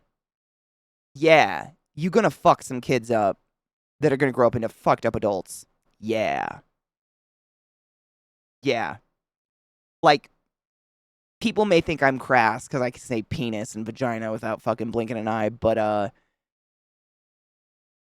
I think my parents did it right, giving us sexual education real early in life. Like, you know, this is how babies are made. These are the parts. So it was never. I remember when kids would like say penis in second grade and giggle. I'm like, why are you giggling? Half of you have one. What's happening? You can pee standing up. Don't look at me with those eyes. Right? I didn't want to say it, Kel, because I feel like that goes without saying, but like, for as crass and overly sexualized as I am, I have no urges, nor have I ever to ever assault a child in any way, shape, or form. I don't want them. I don't want them around me in any way, let alone the creepy fucking ways. And that's what they try to, like, you ask someone in the fucking Vatican of a lineup with me in it, and they'd be like, she's fucked up. A little bit of self-reflection would be a good idea in their world, I believe. Hi, Pagan. How are you, love? My favorite word is cunt, mostly because of how it makes people's faces look. I just pretend I'm an ignorant Norwegian that didn't realize it was offensive. I love that. I think I've dropped the cunt word once or twice in my life, but it's usually in a moment where, you know, like I'm around, like I'm, you know, at the gas station or something, or at the weed store getting weed, or at the grocery store. And usually, like, the person in the line will make a comment about someone like MTG, and that's just a line where I don't give a fuck who thinks of me, who thinks what of me if I call them a cunt. And I think once or twice I've probably been like, oh, that cunt, and people just kind of like, yes, that one. No one's ever came after me for it though. Like, there's few people in the world where I'll just drop one like that and not act ignorant. Because I'm ready for that conversation. Would you like to fight me? Are you a fan? I'm ready to fight. Let's fucking go. I've got no fucking qualms there. In a cupcake store? Wait, what? Spilling your seeds is sin, but the story has nothing to do with masturbation. Yeah. I mean, it's the same thing. They're like, if you look up the line that they claim is the line in the Bible that says we shouldn't be fucking, like men can't lay with other men. That line was literally, they paid someone to change it in like the late 1400s, early 1500s. They paid someone to overtly change the line in the Bible to thou shalt not lay with boys to a man shall not lay with another man. Because initially it said you shouldn't fuck kids, but so many of them kept fucking kids. They were like, that can't be in there. Like we can't just like tell people not to count that part anymore. So like let's play Timmy over there to fucking change it. Great idea. It's fact. Like it's historical fact. They have records of it. Everyone else has records of it, but no one wants to acknowledge it. I'll never rag on another religion like I will Catholicism. I was raised deep in it. Shit's fucking evil. But I know shit about anybody else. Just to make that clear, I'm not here to just rag on religion in general. Ever.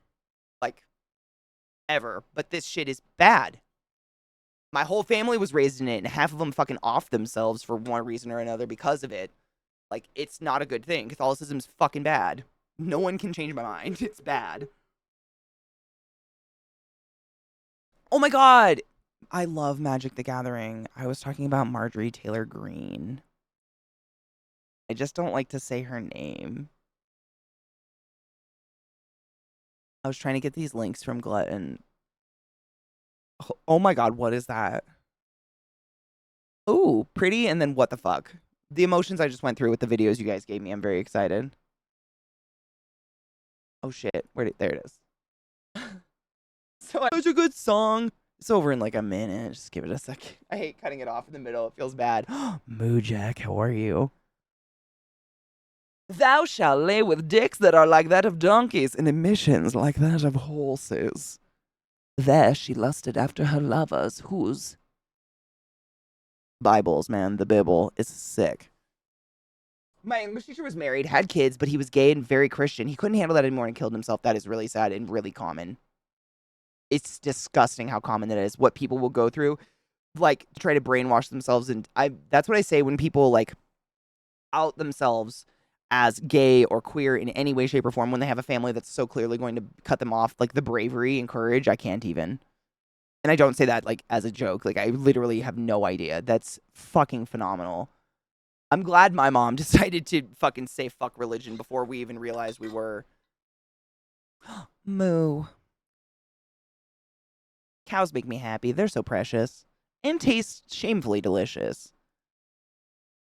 Shamefully delicious. A new Castlevania anime. Shut the fuck up. Ooh. Oh, I love Castlevania. I just rewatched it recently, actually. Ooh. Yes. Palatable, exactly. And unfortunately, that's what's usually implemented. Catholicism is not inherently bad. Fundamentalism is bad. And it took me a long time as an atheist to comprehend things that give you hope are not inherently bad. Old men in robes fucking children while telling you to be abstinent is pure fucking evil. Yes. Exactly. Yeah. Could not agree harder.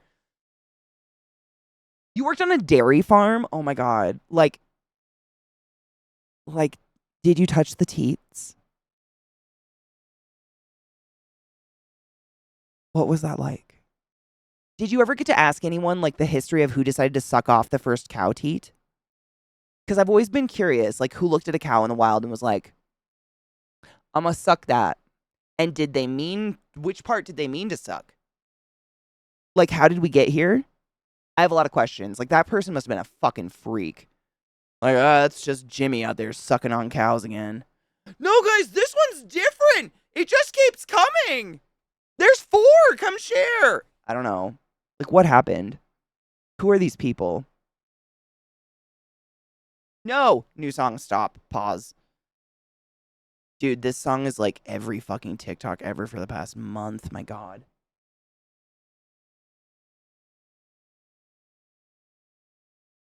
Stop autoplay. I hate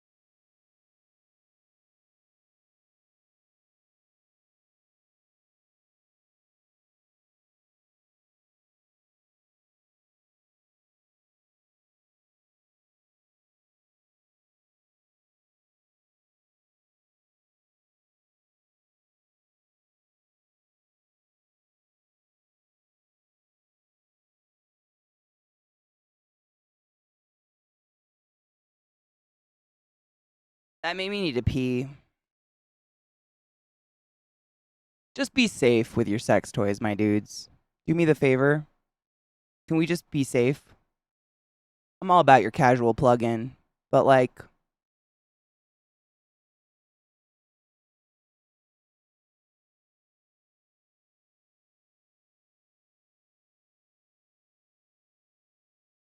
that's that's a plug that's now plugging the liver, and it shouldn't go that far.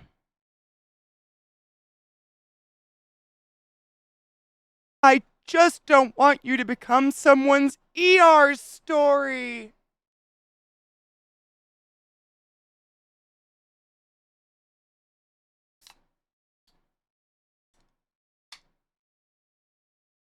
I'm all I'm all about us finding our own asserol. You know what I'm saying? Like your ass DD is important, but Jesus fucking Christ. For those just listening, never wear a butt plug to your MRI appointment. Greatest personal injury case I've ever heard. Chris Goodnow, an estimated Valley attorney, has picked up a client who who is suing a sex toy company. Said client purchased a butt plug that was advertised as 100% silicone, quote unquote. Client wears butt plug to MRI appointment. Much to client's dismay, butt plug in fact has a metallic core. Butt plug is accelerated at the speed of sound IP into client's chest cavity. Described in memo as, quote, anal railgun, end quote. Client survived with major injuries. I think it was supposed to be a steam too. It's just, and like, obviously it didn't actually move at the speed of light, like that's, or the speed of sound or whatever. But like, we just broke this down the first time we looked at it. Like, here's your pelvic bone right here. That's your tailbone. This is like where your shit comes out. This is your bladder. I think this is some intestines right here that have been absolutely perforated. These are your kidneys. These two like fanned out objects right here. Those are your kidneys. This big white object is your liver, and these white dots is a bisection of your ribs. So that plug went from here to there in a matter of seconds. Because I imagine the moment the person started screaming out their face, they stopped the scan. But like, what I'm saying is, you don't always plan an MRI. Like, what if you're casually wearing a plug and you have a heart attack at the gym, and you got to go to the doctors? We do every scan to you. You come into the ER, we're gonna do everything. We scan everything to make sure what the fuck went wrong. Like, you just be careful.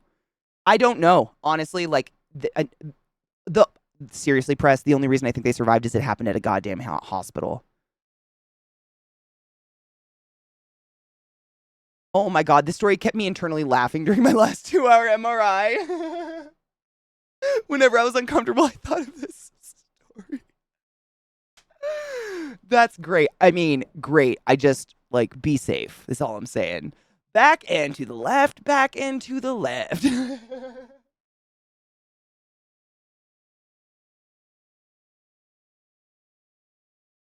Lots of people casually wear plugs. It's actually quite a thing.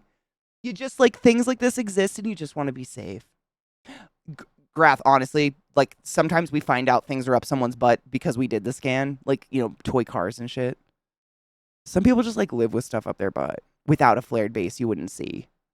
It's wild. Thankfully, the MRI is usually the last place we go. We usually do CT first, so CT scan should show us what's in your ass, and we shouldn't get here before taking it out. Hopefully, thankfully, but like, goddamn. Be safe with your plug-in. No shit, I was a field dispatcher for an imaging tech company. Once got a call about someone activating an MRI while someone with a wheelchair was in the room.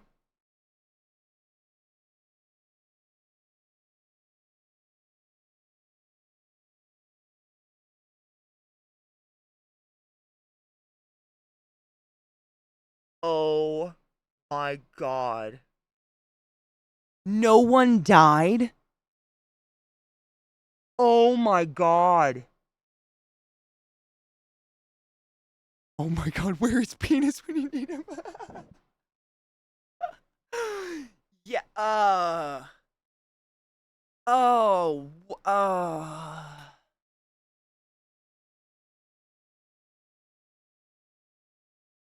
huh. We ain't talking about Glade plugins.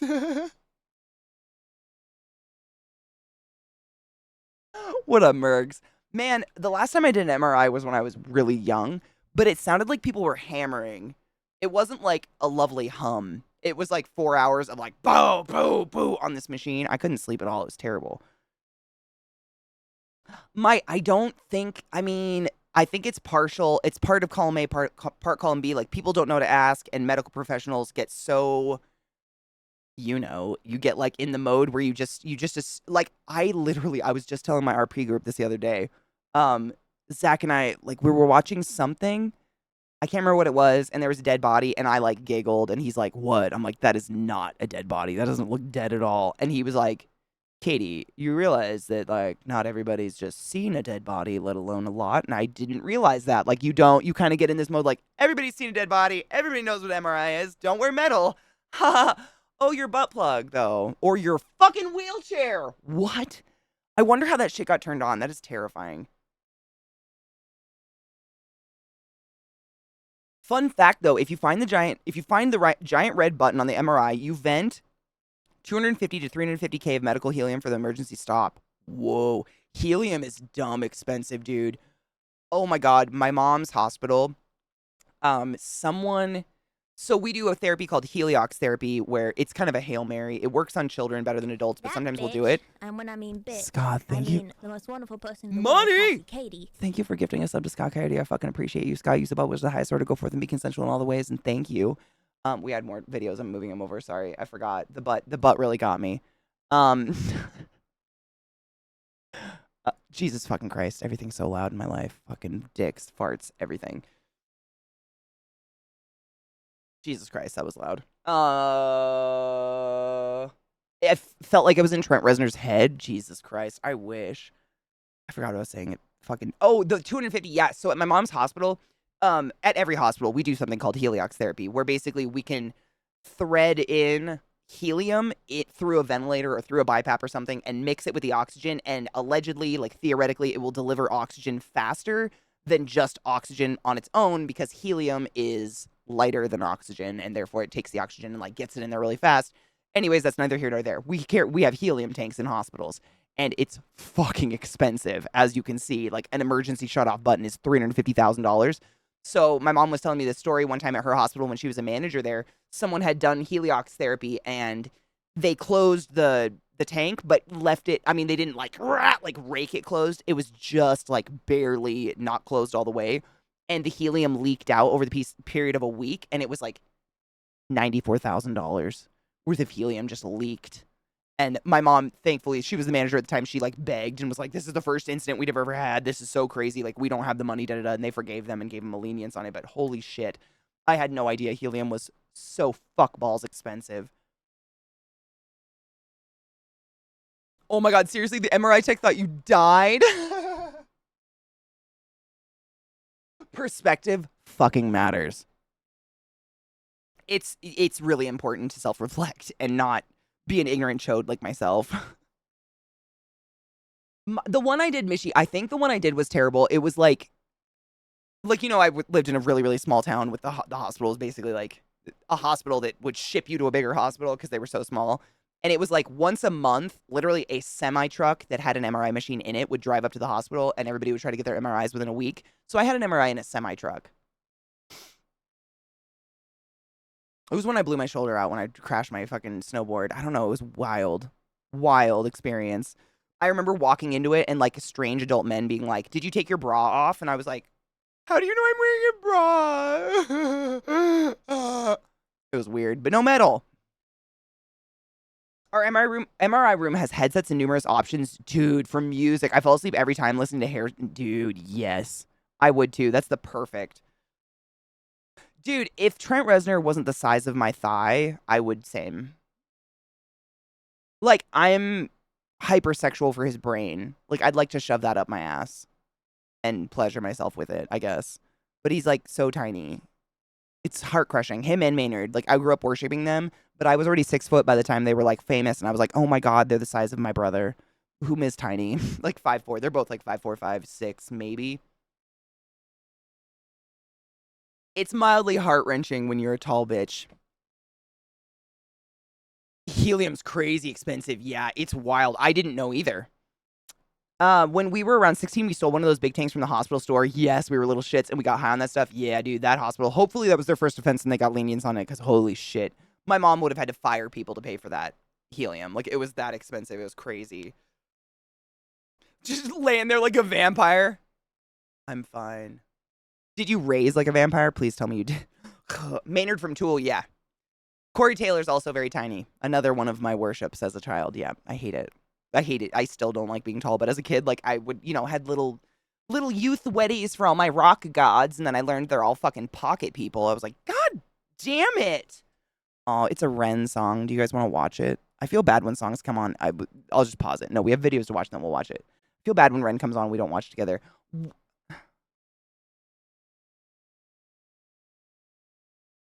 I'm excited. But that child, baby Belmont, is insufferable blonde cunt and Belmont baby, right? I already got rid of her face, unfortunately. Whatever her name was. That's their child, right? So not a vampire. And I think that's why I just like, if it's a show about vampires, anybody that's not a vampire, I don't care about. I feel like they're superfluous and I just want the scene to go away. I think that's why I wasn't really into her. I was just like, stop being cool. You're not cool. She's fetch. Right? Like, they keep trying to make fetch a thing. Fetch is never going to be a thing when we have Regina vampires.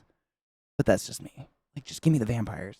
The people seem so like, she's fetch. From Mean Girls. Stop trying to make fetch a thing. Fetch is never going to be a thing. That's so fetch. It's just not, it's like, Dude, I'm the only one who doesn't like her. Dude, I totally get it. I like Magic too. I don't know why I didn't like her, to be honest. There was something about insufferable. That's the word I use when I can't define why, but something about them just makes me not want to watch their character in any way, shape, or form. The only thing that really saved it was Belmont. Like, he's funny.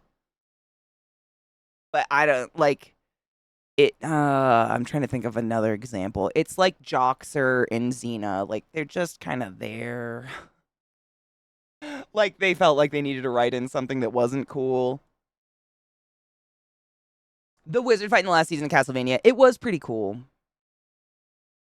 I'm just a bigger fan of the blood and the slicing and stuff. Like, if there's blood and slicing there, then blue fire doesn't really, like, get my gizzard, you know what I'm saying? But if there wasn't the cool blood stuff and, like, Dracula and stuff, then maybe blue fire might seem cool. You know?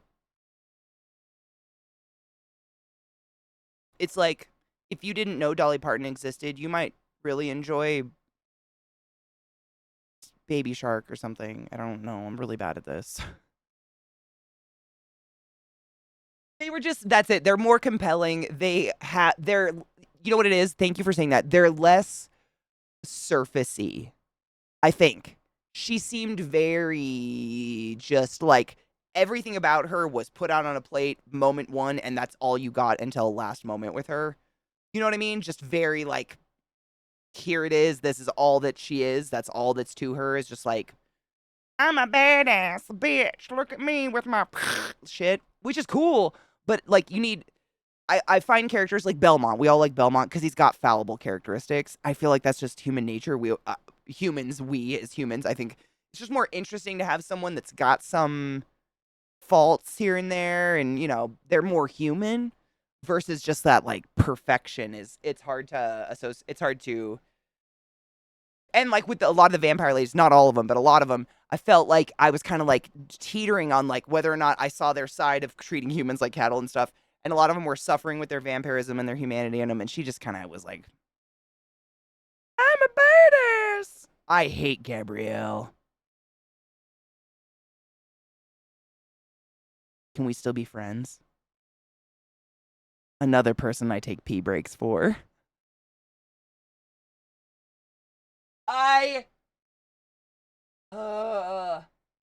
She is the effervescent wet blanket. Like, given the choice, who the fuck would pick that as Queen of the Amazons? She could barely swing a fucking stick. But they were like, no, pick the ginger with the mysteriously straight bangs. In Greece. What? I'm sorry. What? I own every single fucking season, and it's literally within reaching grasp of me right now, bitch. Let's fight! I still love the show, but Gabrielle is a waste of air, dude. Faith was the best interpretation of Gabrielle that's ever existed. Ever. Give me Faith any day. Faith! Cause you gotta have faith. Oh, man. She becomes all the cool shit. Like, Xena gets to fuck a centaur and be left by a god. Gabrielle gets chosen as Amazon queen, fucks a million gods and has super babies, becomes Faith, is Faith baby, like, is the key, is the reason, is the solution, is everything that ever needed to happen ever, and without her, nothing would be right for Xena.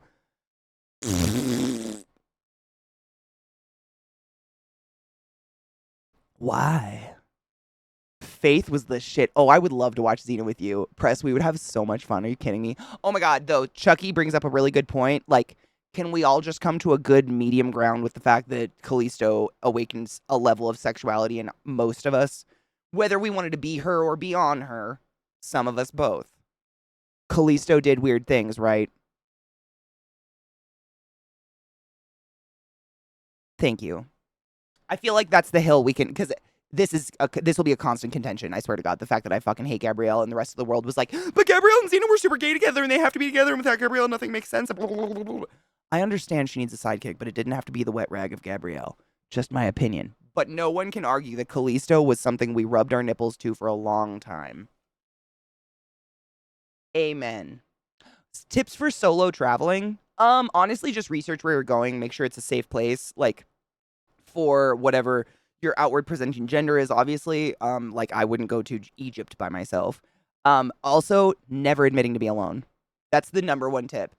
Like, if someone stops you and asks weird questions like that, or anyone's questioning weird stuff like that, other than the hotel staff and whatnot, it's always just like, oh no, my husband's around the corner, or my wife is around the corner, or my best friend's around the corner, or something. You just never, ever, ever make it super known that you're, like, you don't say that kind of shit publicly. Because there's people all over the world in every place, America, Canada included, like all the places we think are safe, who stand around airports and listen for those kind of conversations and scope people down and shake them out for their money. That's the best. My sister and I have done a lot of, like, solo traveling together, but as two women, like, outwardly presenting women, we're still highly at risk. And that's one thing. We always have husbands around the corner. Our very rich husbands. But it's unfortunately the world we live in, and doesn't make it right, but I'm not dying while I'm on vacation. Just to make that clear. I don't think it's right that I have to pretend to have a man with me to make sure people aren't fucking hunting me down at my hotel. However, I'm not dying at a fucking vacation. Like, that's not how I die. Is it weird that I don't find any of those three from Xena attractive? I totally get that. I had, honestly, Queen, my biggest things, when I say, like, I didn't know if I wanted to be them or be on them, for me, like, Callisto and Xena were a big, I would watch it and I just couldn't figure out in my mind, because I did not have the language of, like, oh, you can want penises and vaginas and everything in between. I didn't even know that was, like, options.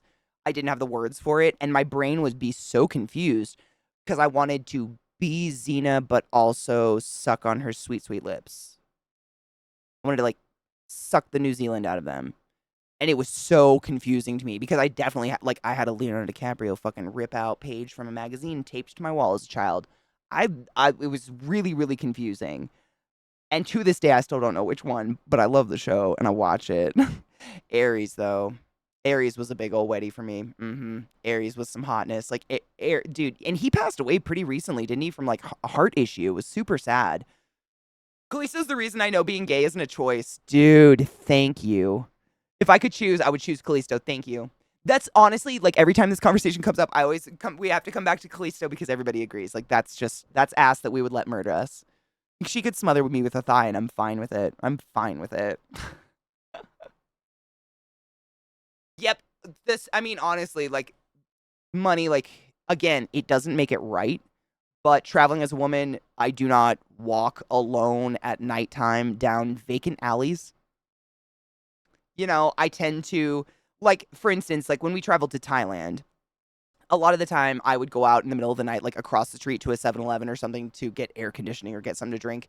But we made ourselves kind of regulars in the area we were in, so then people recognized us, and it was, like, more noticeable if we were missing or if something went wrong. And also, they knew I'm not a random person screaming stranger danger, screaming for help. Like, I came over there every night at 10 p.m. to get a huge old fucking bottle of water because I was sweating my balls off.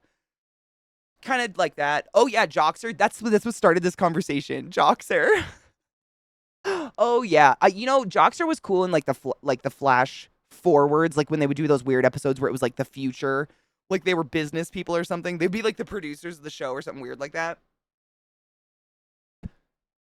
I don't like walking around alone in the dark for the most part. It's just not safe for anybody, to be honest. Ooh, you had therapy? Was it wonderful? Therapy is such a flip coin. Like, I'm always like, I go in anxious and tentative and I leave feeling better, but also I'm like, man, we talked about some dark shit, but it's weird how it feels better. I heard some cases of women being followed by a creep and getting a stranger to play along to get away. Yes, absolutely. Or if something like that happens, the number one piece of advice, if you can, is dodge into a business. Like, dodge into a business and immediately go to the person at the register. Like, immediately and be like, hey, that guy's following me. Immediately, like, that is the number one thing they say to do. But, like, try. Oh, he fell from a really high height? Is that what happened? Oh my god. Oh my god, I thought he had a heart attack. He just fell? Oh, fuck, that's tragic. That is so tragically sad. I didn't realize. Oh my god, that's sad. Why not both? Be them and be on them? I would. I'm down. I mean, I have the physique. I could be Xena. Let's fucking go. I'm not as muscular by any means, but I've got the, like, big strong. I don't know if he was God of Thieves or if that was a bit.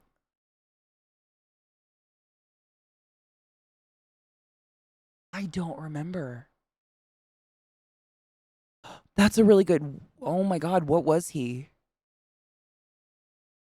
There definitely was like the King of Thieves and everything, but oh no. No, wasn't it? Wait. Wasn't it?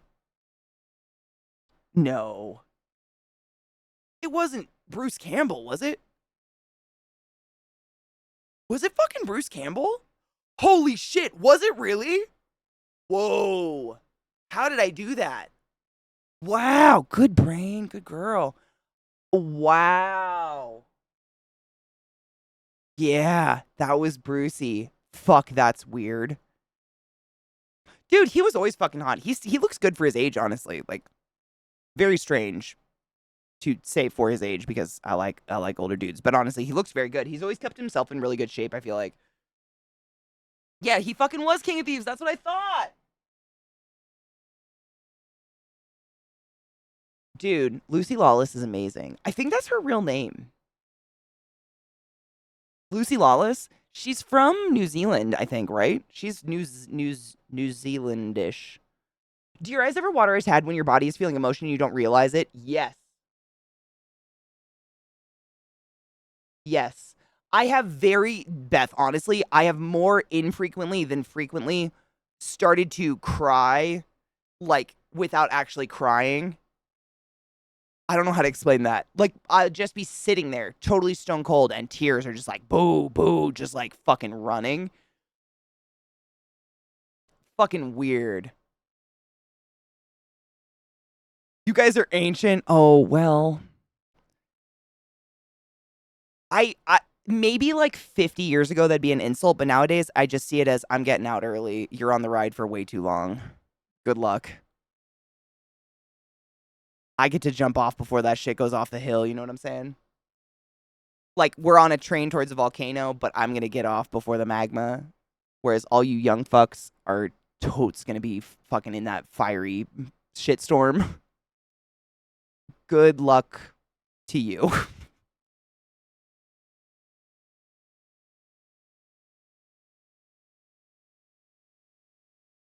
Derp, that's actually super common. My Nana had that. She almost always looked like she was crying because she had chronic dry eyes.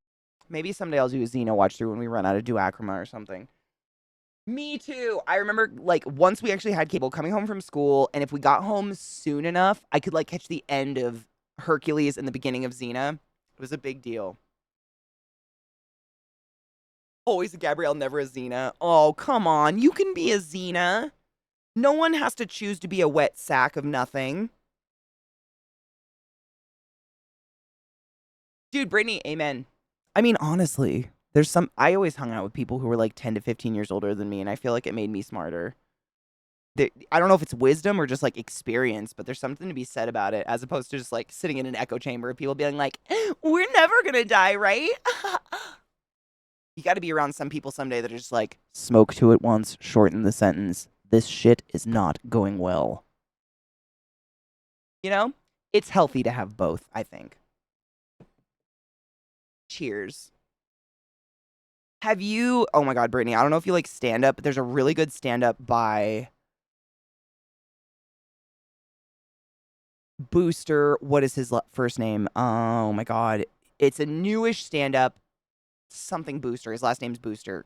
Fuck Booster. Fuck Booster. Fuck my brain. He has a really, really good new stand up. You should definitely listen to it. It's so fucking funny. But at one point, he's like messing with a couple in the crowd, and he asks them like, "Oh, are you guys planning on having kids?" And the couple's like, "Yeah, maybe." And he goes, "Oh, so you don't believe in climate change? How's that going for you?"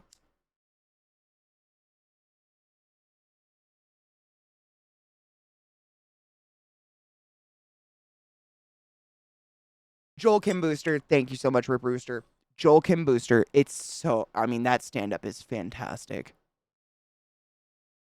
It's fucking so funny. And he just drops bombs like that the whole show that just make you choke on yourself. Because it's like, you know, just because the world's on its way down a fiery pit of magma hell doesn't mean people who want kids don't deserve to have children. And, like, you know, honestly, it's not going to set on fire for a couple hundred years. So really, it's your kids. Like, if your kids have kids, you didn't do your very good job because their kids are probably going to burn up in the sun or something like that. But, like, your kids are probably fine.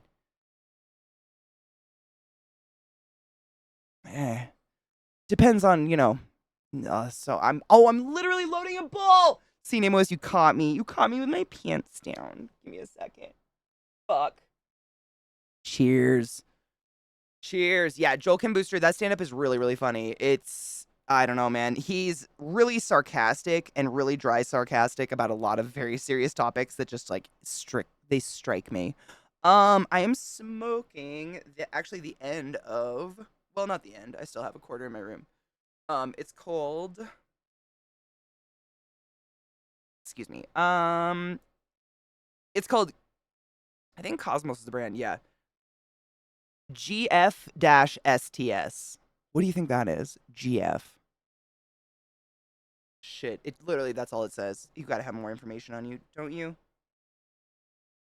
Nope. GF-STS. What the fucking strain is that? Ooh, Grand Funk. I think it is. Go. Fuck. Gluten-free, imagine. I think it's Granddaddy Funk. I think you're right. Granddaddy Funk and STS. No, not Stardog. Wouldn't be Sky. No, not Skywalker. I don't know. I have to think on the STS. It's nice, though. It's a nice strain. It smells kind of like citrusy, lemony-ish. And it is allegedly 33.15%, which explains why it fucks me up so well. Hi, Bolt V. How are you, love? I think weed's all gluten-free, 9list. Correct me if I'm wrong. I'm 41, no kids. I'm good. Y'all have fun. Dude, I've never wanted kids, but I don't want to shame anyone else into not having kids. Like, you do you, boo-boo. But it's like, man, I've never, ever wanted them. I've never had that urge to procreate. But I'm glad other people do. Because I need someone to make my burgers at 2 a.m. And your teens are gonna do it.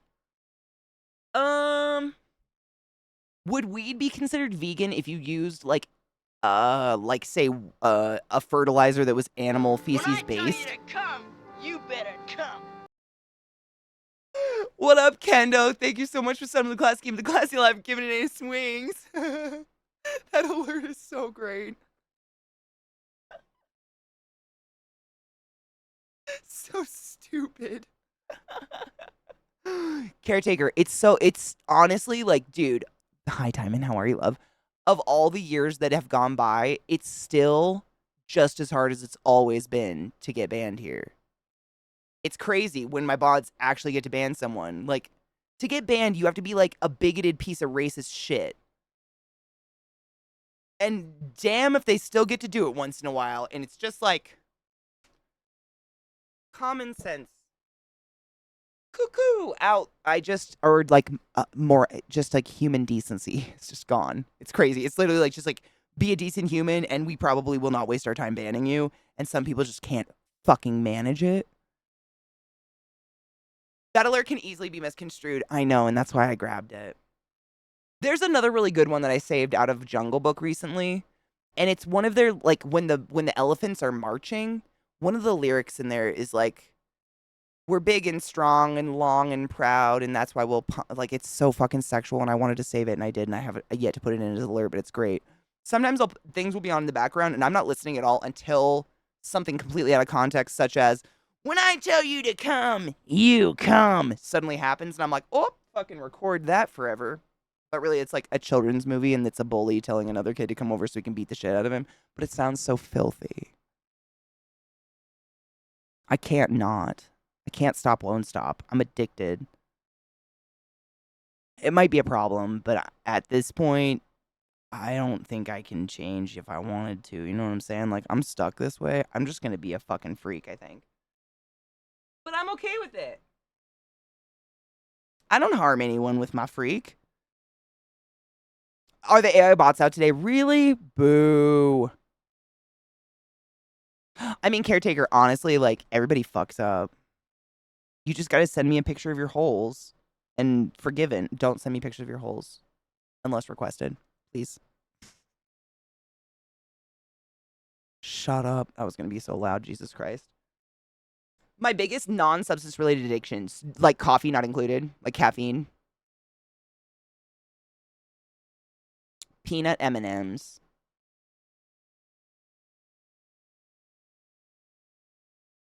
Frozen peanut M&Ms. I don't think there's been a day that's gone by that I haven't had at least a handful of frozen peanut M&Ms in over 3.5 years.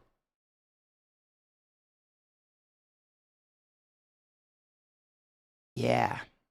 There's just, man, when it's 10 p.m. and it's so fucking hot I don't want to cook, but I've got snacks, like I just reach in the freezer and grab a handful of frozen peanut M&Ms, and they're like crunchy and delicious, but it's like peanutty and chocolatey. It's just like the fucking... Yeah, that's probably, I mean, I would say like a non-substance addiction. Like, I'm very sad if I don't have peanut M&Ms on board in the fucking freezer. I don't suck them. I crunch the fuck out of them.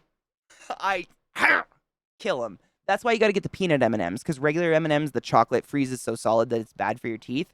But with peanut M&Ms, it's a really, really thin chocolate candy coating, and then the peanut in the middle. But peanuts are so high in fat that they don't freeze solid. They just kind of freeze. So it's, I don't know, like biting through frozen peanut butter. I don't even fucking know how to explain it. But they're not as bad for your teeth to like chew through them. But I'm addicted to crunch. Yes, I used to do raw ramen noodles as well. Kendo, exact same. There's something about the textural, like, fucking crunch.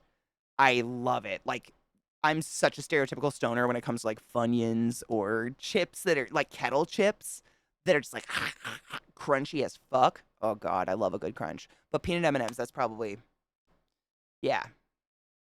I don't really, like, consume anything but my doctor-ordered meds, weed, Monster, water, coffee. Peanut M&Ms. Yeah.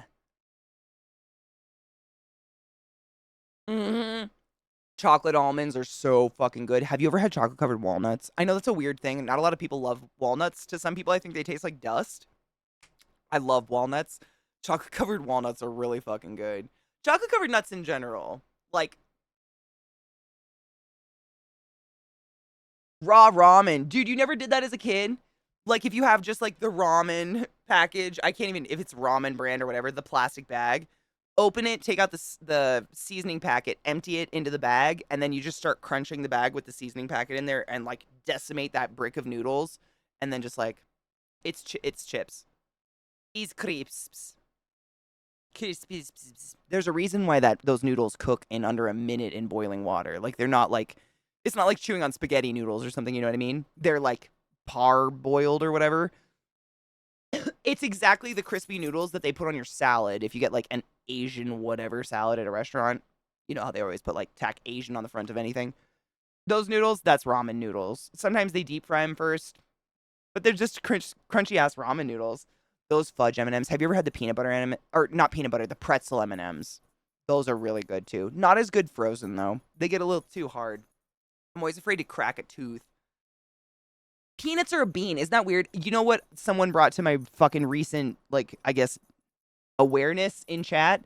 We always, are fucking nerdy dumbasses and we're like, we love our bean juice like coffee. It's not a bean, it's a berry. Like, I inherently fucking knew that. But now it's like my hot berry juice in the morning. With milk added. Okay. Cute. Cheers. Cheers. None of it. Hi, Bubba. None of that makes sense at all. Dude, pretzel M&Ms though, right? But don't freeze them. That pretzel part becomes so hard, I think it's dangerous for your teeth. Packet seasoning too much salt for you. I think I used to do about half of it when I was thinking back on it. It's been so long. Emergency croutons. Dude, they're great on a salad. Exactly. Chocolate-covered coffee beans are crack. I can't have those in the house. I'll eat them all and then die of a heart attack. Chews on dry, cold angel hair when we have some. I'll chew on a dry noodle when I make noodles. You got something stuck on your fur, bud. Got it. I got it. You had an ick. I felt it. You want to come say hi? Okay. Hi, Bubba. Let's spin the chair so you're not on the arm. Hi. You come to say hello? Ah, bub. Oh, your breath. Your breath smells sleepy, Bubba. What have you been up? Oh. Nothing? Just getting the best itch of your life right now? Oh, baby.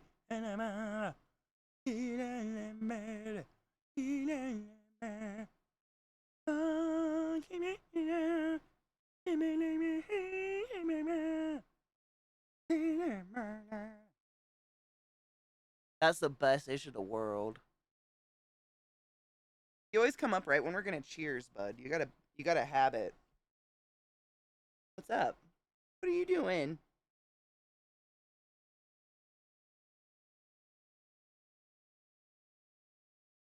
Thank you. What are you doing, bud? You need to snuggle. You're awful pretty. Thanks. I wish people could see more of you, but your void just absorbs everything.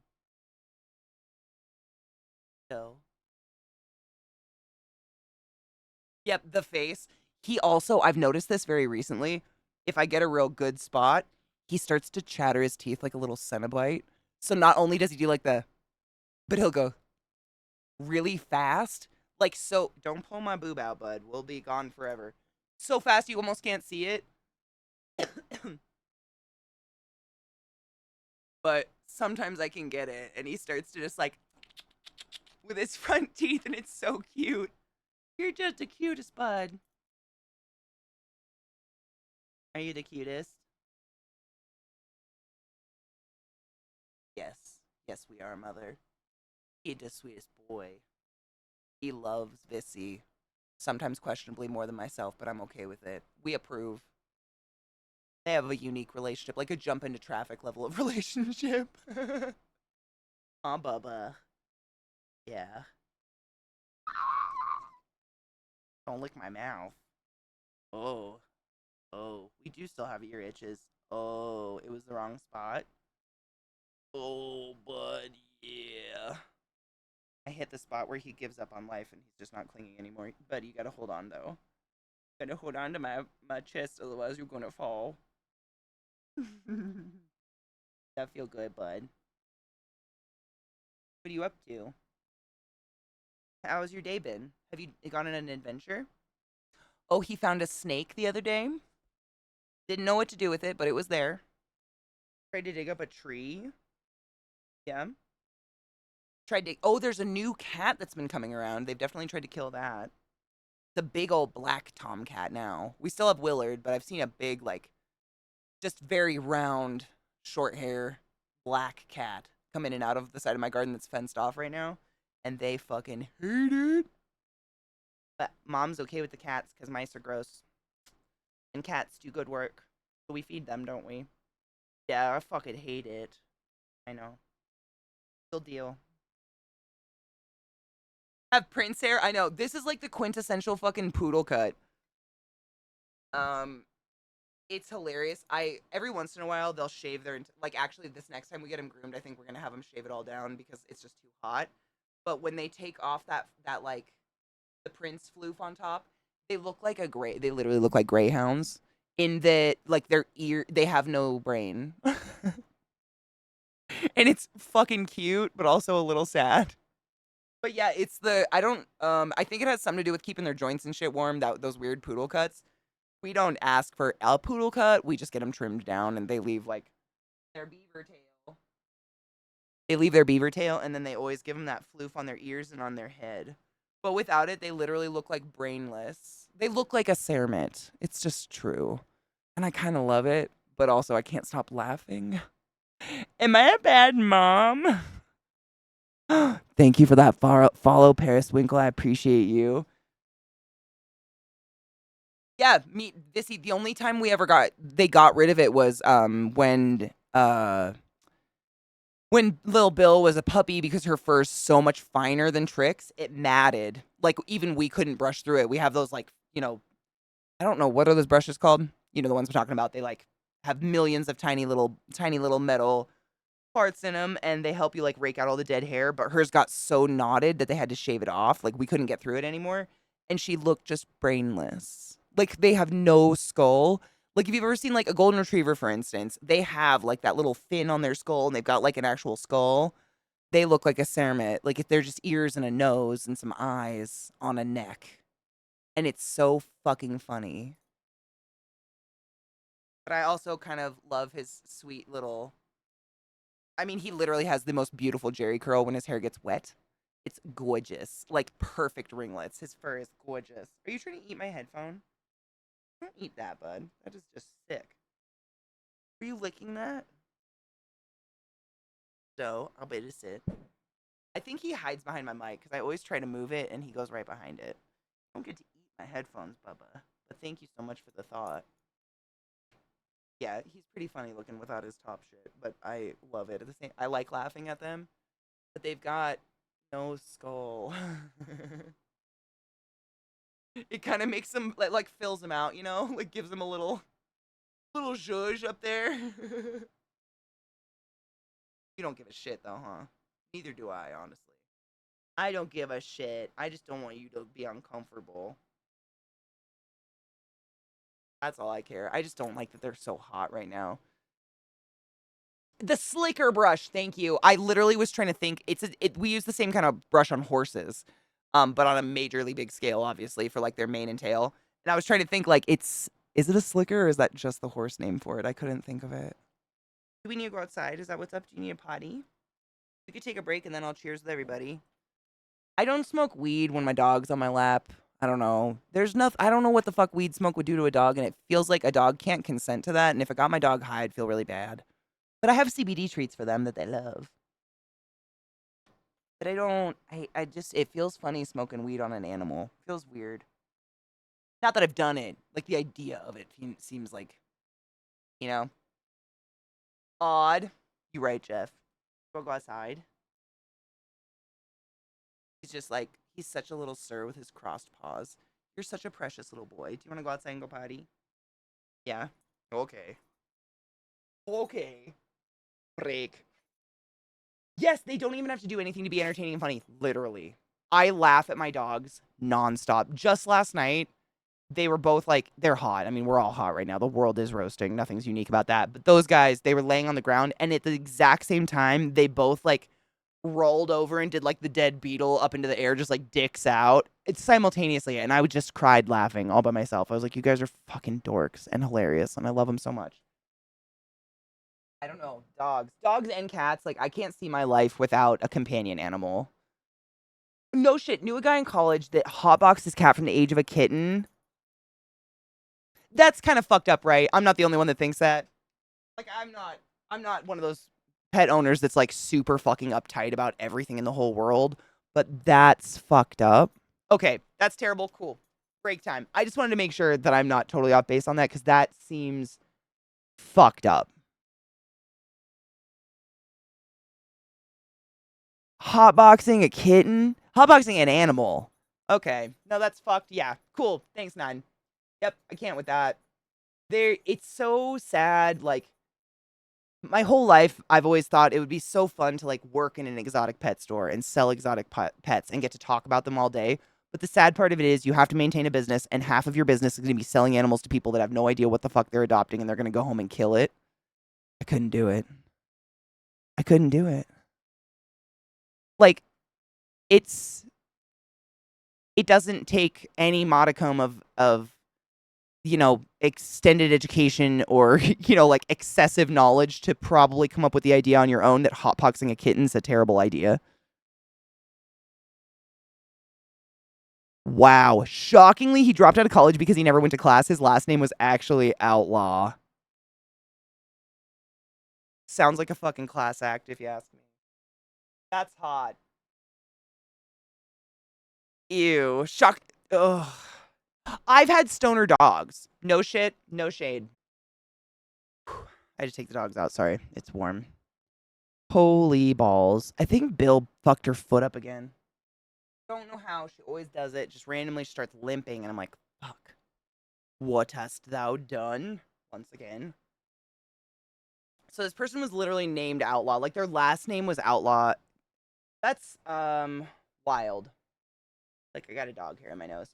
Passion for your job? Nah. Just do as you're told. And remember, minimum wage person. We here at Store Our Family. Oh my god. Isn't that, like, legitimately the worst they can do? If a company says your family, you're supposed to, like, run. Go make a stack of cash for the boss. You'll get the trickle-down minimum wage pay. I mean, seriously, like, we make fun of MLMs all the time, but how are, like, regular corporations not a fucking MLM? Like, if someone at the top of the company is making 7, 8 figures and there are people working for the same company starving and working multiple jobs, how is that not a fucking MLM?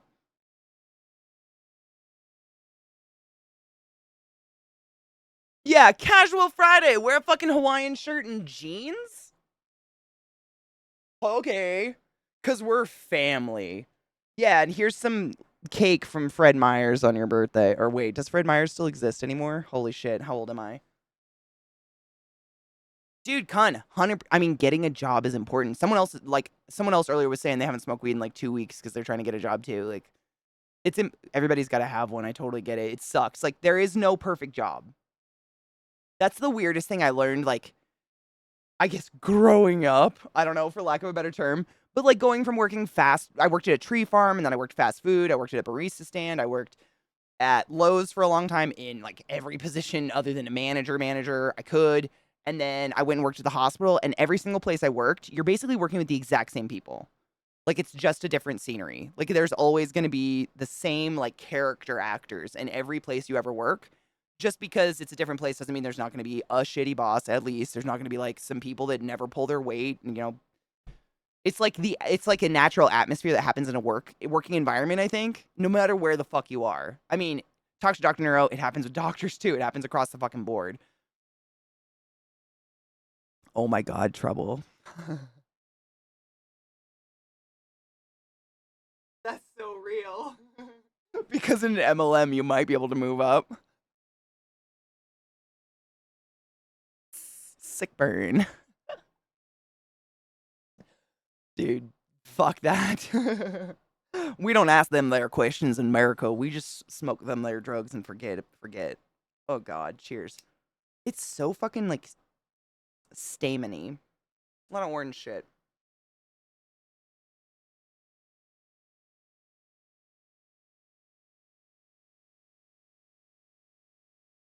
We're a family is a big red flag for corporations, churchy places, and government institutions. That's what I've been led to believe as well.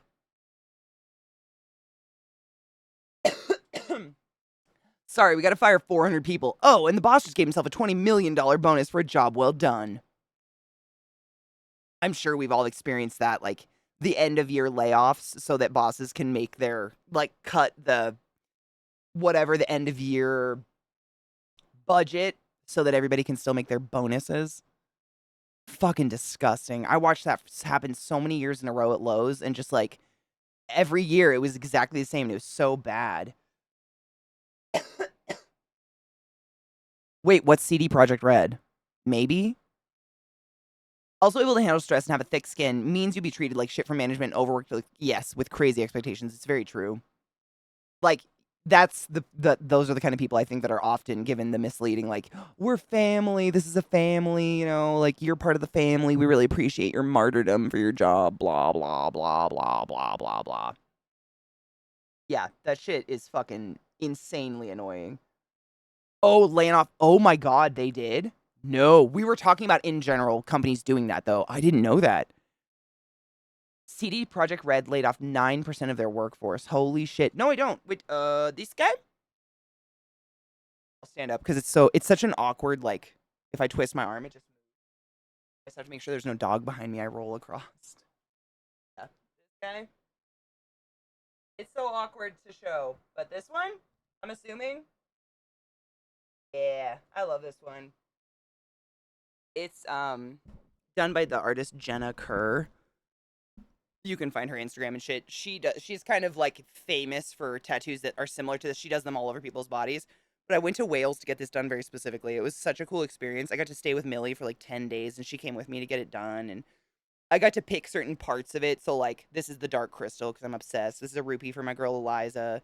And then it's kind of like Witchblade Gauntlet themed a little bit. But she fucking like she designed like all the filigree, all the gold filigree and all of this. She designed on an iPad and like printed out a stencil for it. This she freehanded, which is just, it's some of the prettiest. I remember watching her do these tiny little loop-de-loops and all this white. Like that's a, hold on, let me see if I can turn on autofocus because it's so fucking detailed. My camera doesn't really do it justice. I love to brag about my tattoo artist. I don't ever see this as like me. I see this as my tattoo artist is talented as sin fuck. So if you look, the diamond has all the facets and shit in it. And I'm like, you know, white, but like I'm yellow. Like I'm really yellow. So getting white and gray to show up on my skin like that is phenomenal. I have a lot of tattoos across my body that are supposed to have white in them. And this is, oh God, when did I get this? Before COVID, like the year before the whole COVID thing struck is when I got this. And it still looks, I mean, and this is like my arm that's in the sun all the time. Of course I take care of it. I put sunscreen on it and shit, but goddamn. You can even see that's where the shard is missing out of the dark crystal. It's damn nice. She did such a good job. And she did it in one sitting. It was like 13 hours with breaks, of course. But of course, oh yeah. I mean, when you walk around with an artist's art on your body, like you gotta, if people ask, I think it's kind of disrespectful not to show it off. She's a master. She's a master. I could have, just one, like the most notable thing, in my opinion, just in my tattoo experience, I could have slept through this.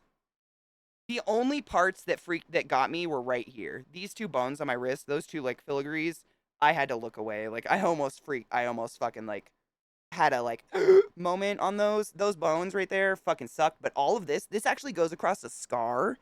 I don't know if you can see that. There's a scar through the middle of my hand that's from my very, very first day at Taco Time. I slammed my hand into the heat lamp to get tater tots. Right there, that line, that's a burn from when I was 15. She went right through it. I didn't feel a thing. Like, it's just, there's something to be said. All my tattoo artists that I've gotten a tattoo from, honestly, are really, really talented. Me too. I mean, Vissy, what more can we do? Because it's literally, you think about it, we paid someone to put their art on us. Like, this is not, I don't take any responsibility for, other than I'm proud I could stay still. So because obviously a moving canvas is never going to end up the same level of like work and quality. So I'll take credit there. But other than that, but yeah, this is my other tattoo artist. This one's pretty dank too. It's like all the way up, I think. It's a scythe. But all of that was gonna be white until my tattoo artist and I decided I'm too yellow for that. It's really hard. This is done by the same. This one and this one are done by the same artist. And then I have one down my leg that's mostly on my butt cheek. I can't really show off because butt cheeks and Twitch and all that. But it's like the forest spirit from Nocturne. And there are 8 frogs mysteriously and sequentially placed everywhere. Little tree frogs that represent all the characters. There's one there. I'm trying to, without showing my ass, if you can see the head. It's basically like a desiccating deer corpse. It's Jim. It's Jim. It's my tattoo artist's interpretation of Jim. There we go. Autofocus. You can see the ear and then the rib cage, and there's more frogs. It's pretty fucking cool. It's a very Kermit the Frog here. Jim. Names have power. But yeah, I'm more proud of like my ability to choose dope tattoo artists who do really good jobs. I can't take credit for that. They're amazing artists. Like I'm all it's the weirdest part is like there's like this chick, Jenna Kirsch, she's like Instagram famous, I guess you could say. For her tattoos, her and Ryan Ashley do tattoos together sometimes, and they both have a similar style, not exact by any means, but similar, and they're phenomenally talented. And I went to Thailand actually, like literally 2 months after I got this tattoo done, and on a random ass tour of like this beautiful one of the giant golden Buddhas that are everywhere. We did this tour. There was a random couple from Germany that walked up to me and were like, "I'm so sorry, I don't mean to bother you. Is that a Jenna Kerr?" And like asked so nicely to see my tattoo. And that was probably one of the coolest things because I view it like that. Like it's not mine. That is Jenna Kerr's work that I just paid to have put on my body. Like, please admire. She's so fucking talented. She's just crazy good. Art, that's exactly bipolar. I literally posed that weird, like, hypothetical question to chat a couple days ago. I was like, how are tattoo covered people not considered art collectors at this point? Because that's the way I view it.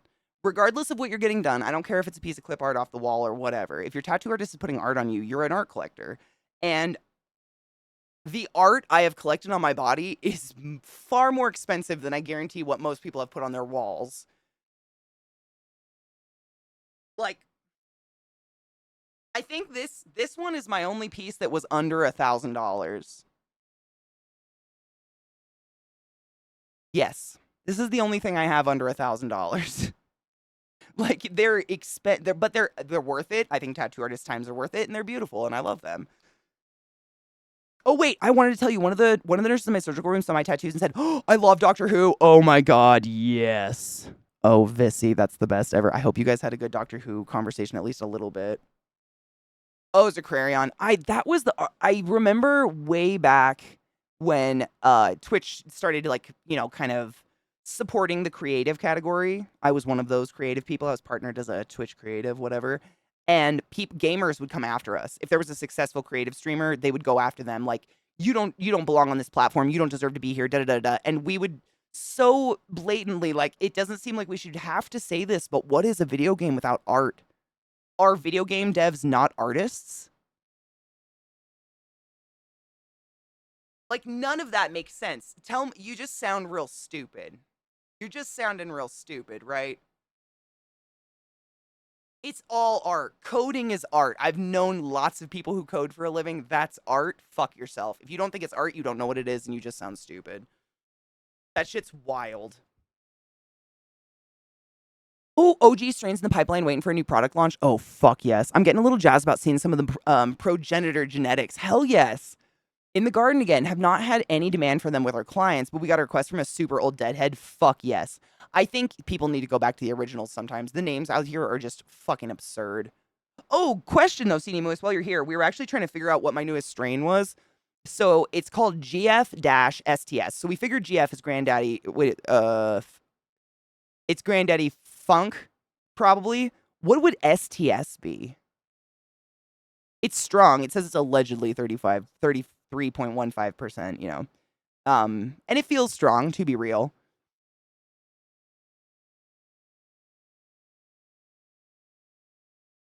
Right, Kendo? Dude, it seems so ignorant for people to say that artists don't belong around video games.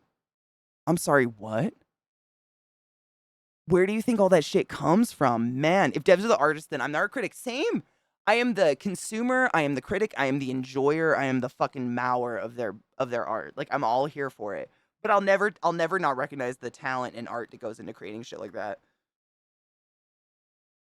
That's also why I gave my upper arm to my tattoo artist to do whatever he wants. That's what I did with the deer god, honestly. Like, I explained the concept of, Jim very lightly, and he was like, okay, I can roll with that. Because I just loved his style. That's honestly how I find all my tattoo artists. That's how I found Ryan, who does my big ones, who's like my major tattoo artist, so I go mainly. And then all the other ones, I found them like on Instagram. And they just, it's a case of like everything they've ever done is fucking dope and looks amazing.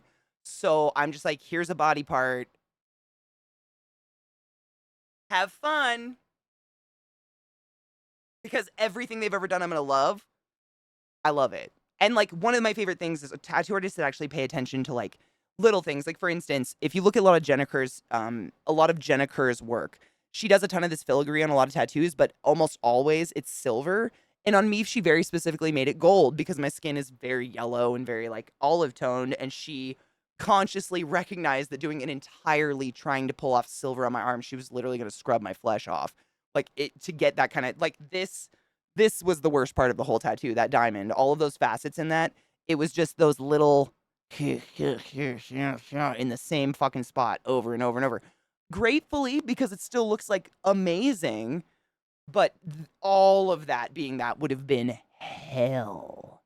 And I know like some tattoo artists won't take into account like any tone of skin, even if you're like black versus white, let alone the tones within black skin and within white skin and within brown and within all the beautiful scope of skin colors are out there. They'll just be like, here's some clip art, stick it on. And if it doesn't look good on your skin tone, they take no fault, or they don't care. That's just like no consideration taken. You know what I'm saying? Me too. I loved it. I wish, and it felt like that show just kept becoming more and more drama and less about any of the tattoos. And I just want to watch tattoos. Same. I just want to watch them do. I love watching the process of a tattoo artist having the initial meeting with the person they're going to do a tattoo on, talking about that tattoo, like what they want to do, where they want to put it on their body, how they're going to put it on, like listening to a tattoo artist, like Ryan did that with my scythe. Like I had the idea for the scythe and the rose and everything, and he was like, now we're going to design it to, because a scythe is a very like angular object and I am curves. He was like, now we're going to design it and place it on your body so it works with the curves of your body and doesn't just look like something stamped on. That kind of stuff really gets me. And then seeing the actual process of it being put on, it's so cool. But then they cut out the entire process of the tattoo to put in like drama about their home life or their dogs or something. And I don't care. What is that? Glue? Glue. Damn it. Mermy, how are you, love? STS Sweet Tooth, SS is Strawberry Sherbet. I don't know about STS. I was thinking Star or something. Like there's Star Dog, there's Star Wars, something else. There's Star, a bunch of stuff. But I don't, STS, I have no idea. Me neither. It's a good strain, but none of the, it all just says STS. I looked all over it. Bastards. Yeah, GFSTS. I don't know. Weird. No idea. Super? That's a good one. Super. Maybe it's... I even Googled it. I couldn't figure it out. I have no idea.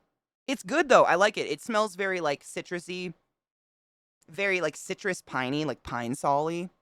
But it does rock me. Like, I've smoked this weed very slow. I take one hit and I'm like, all right, I gotta cool off for a bit. As opposed to like 2 hits, nurse that shit for a bit, 3 hits. Like it feels personally strong to me as a prosumer.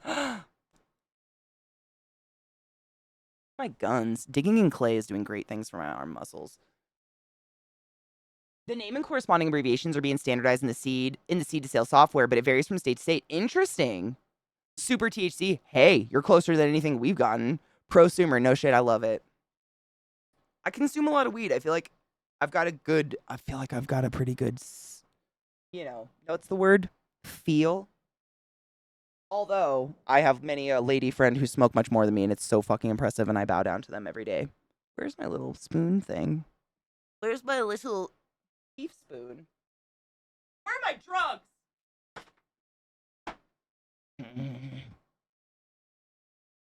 My water? Oh, bitch, hydrate with me. Dude, the last time I peed, it was clear, so I'm gonna sip. But honestly, that's just the way it is. It's so hot. I'm so sweaty. I gotta keep drinking water. There's no way. It's just because I haven't eaten anything. Drink water. We were talking about this earlier today, but, like, it is insane how fast you can dehydrate in this nasty fucking weather and not even realize it. I remember learning this in school, and I don't know how much hold this has or how, like, real this is. but my teachers in biology taught us that by the time you're actually physically thirsty, you're already becoming dehydrated. Like, you're supposed to hydrate before you ever even get, like, the parched mouth. Salt is very important. Dude, seriously, sometimes on my breaks, I, like, grab a handful of Sun Chips and shove them in my mouth and, like, while watching my dogs pee. What are you gonna have, Vissy? Oh my god. Is it like a last meal situation? What are you gonna have? Have you heard that too, Kendo? Okay, I think there's some standing to it. I mean, it's like, before your mouth is dry, kind of dehydrated. Like, your throat's sticking together, shit like that. You're getting dehydrated. I think most of us would think, obviously, we're getting dehydrated at that point. I think a big problem is just with, not even just Americans, but, like, people in general, is we reach for stuff that isn't water. Because it, like, is fake quenching. But, like, anything with caffeine's a diuretic. It just dehydrates you more, which is insane. Grilled, ooh, yum. I love a good salad. Is that so, like, I'm totally that meme with the fork and the salad. Like, it's like all the good crunchy textures you want and like having warm grilled chicken on it or something. Fuck, dude, a good salad's good. That's so redundant, but you know what I mean. Cheers to that.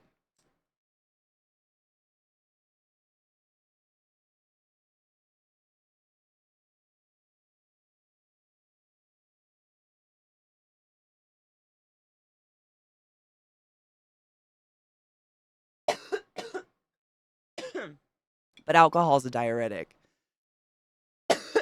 Actually, I think beer is better than nothing. Like, there was a large period of time where people drink beer instead of water because the water was so filthy, right? But then you can get something called Korsakoff syndrome where you, like, have, like, massively fast retrograde amnesia because all you did was consume beer for a long period of time and your body does something weird. Is it called Korsakoff's? Is that what it's called? I just pulled that out of my ass. I learned that, like, my freshman year of school. What the fuck is it? A lot of soldiers, like, in the Civil War got it because they were fed literally just beer. They were like, that's calories. There you go. Just drink beer. And it did this thing where, like, they couldn't remember anything. Oh my god. Korsakov sounds weird, though. That sounds like it's not the right name. It was named after the guy who got it. Like, his name. Hold on. Uh...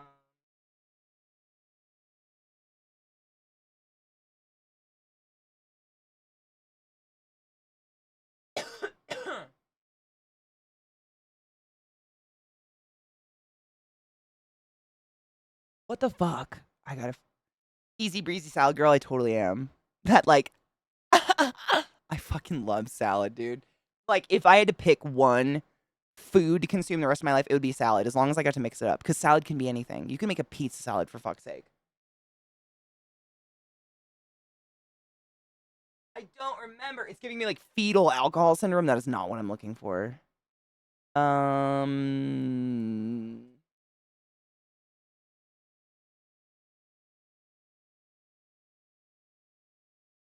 Korsakoff! It really is Is Korsakoff what I said?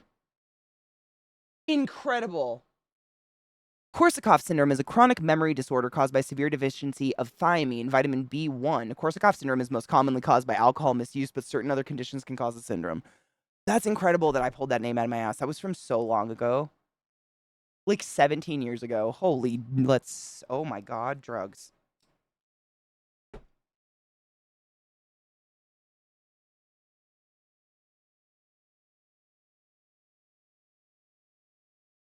So I think the way it happens, if I remember correctly, is that thiamine you get from eating foods like vegetables and fruits, but like you have a certain buildup of thiamine in your body, and alcohol causes you to dump thiamine. So even if you're consuming a little bit of it, if you're consuming vast majority just alcohol, i.e. beer, it causes your body to purge all that thiamine. Gives credence saying blackout drunk. No shit. This was like, I cannot believe I just remembered this. Wild. Yeah, so this is very brief breakdown, obviously. Thiamine helps brain cells produce energy from sugar. When levels fall too low, brain cells cannot generate enough energy to function properly. Korsakoff syndrome is most commonly caused by alcohol misuse, but can also be associated with AIDS, cancers that have spread throughout the body, chronic infections, poor nutrition, and certain other conditions. It's also common in people whose bodies do not absorb food properly, malabsorption. This can sometimes occur with chronic illness or after weight loss, bariatric surgery. Wow.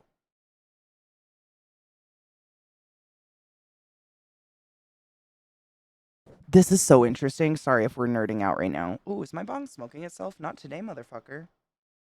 Korsakoff syndrome is often, but not always, preceded by an episode of Wernicke encephalopathy, which is an acute brain reaction to severe lack of thiamine. Wernicke encephalopathy is a medical emergency that causes life-threatening brain disruption, confusion, staggering and stumbling, lack of coordination, and abnormal involuntary eye movements. Because the chronic memory loss of Korsakoff syndrome,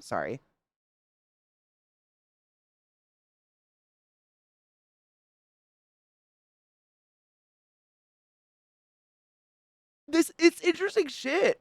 Oh, it relates to aphasia. No shit. So it's got to have to do with the same area of the brain. Messes with with that area of the brain. There you go. Yep. Because the chronic memory loss of Korsakoff syndrome often follows an episode of Wernicke encephalopathy. The chronic disorder is sometimes known as Wernicke-Korsakoff syndrome, but Korsakoff syndrome can also develop in individuals who have not had a prior episode of Wernicke encephalopathy. Wow. I just wanted to know historically because I know it was named after a guy. I think it was named after a guy like in the Civil War who his personality just like changed overnight, and his last name might have been Korsakoff. Hold on.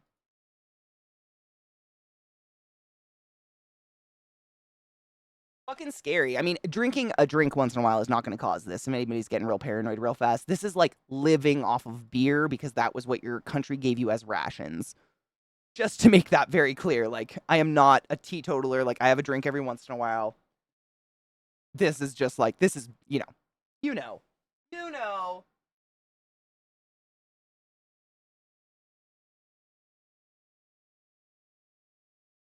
Dude, it's creepier.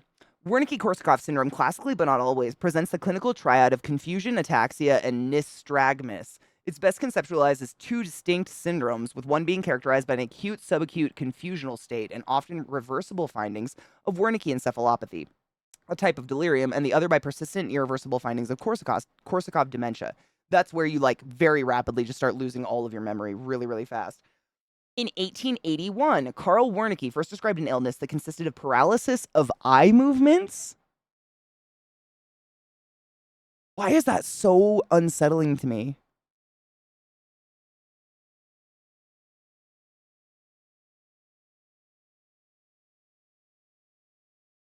That's like really not being able to move your eyeballs? Gross. Paralysis of eye movement, ataxia, and mental confusion in 3 patients. The patients, 2 males with alcoholism and a female with persistent vomiting following sulfuric acid ingestion, okay, exhibited these findings, developed coma, and eventually died. On autopsy, Wernicke detected punctate? Punctate? Tell me how to say this word. You guys are smarter than me.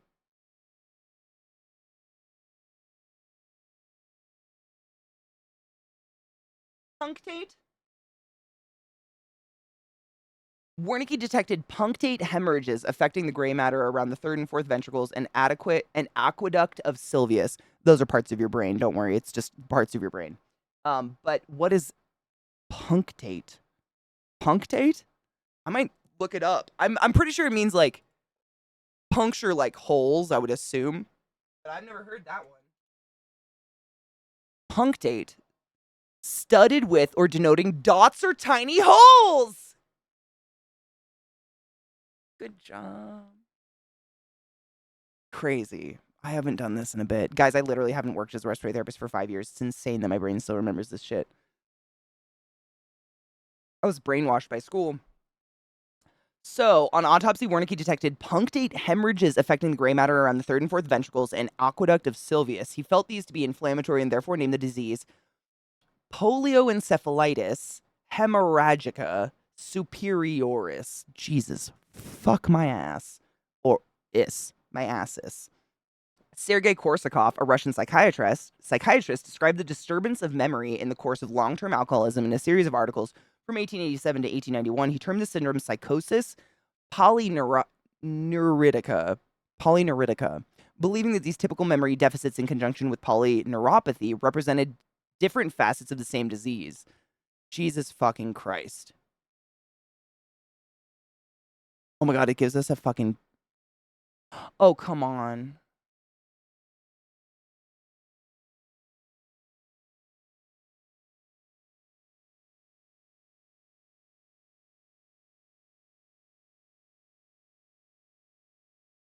If I remembered my Medscape login, I could get in and get us some really cool pictures of what it actually does to the brain. But unfortunately, I don't know my fucking login. Fuck.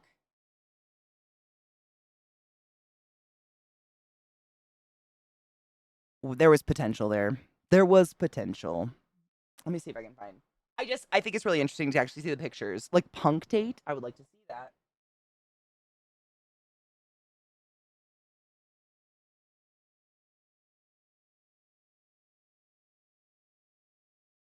Two minutes till 4:20. Probably 1 minute now because I missed it. This is a cool infographic on it though.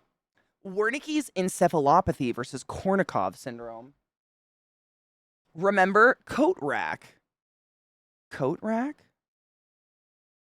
Okay, so brain regions affected, the limbic system and the cerebellum brainstem and the mammillary body. Jesus. Okay. So Wernicke's definitely confusion, ophthalmoplegia, ataxia, and thiamine deficiency, retrograde amnesia, anterograde amnesia, excuse me, and confabulation, Korsakoff syndrome. Korsakoff syndrome causes Korsakoff syndrome. No shit. Why did I know? It's like this like root, everything roots in Latin, and the more complicated and the more like we learn, the more complicated everything gets because we have to tack more and more like weird Latin words together and it gets so it's crazy. It's crazy.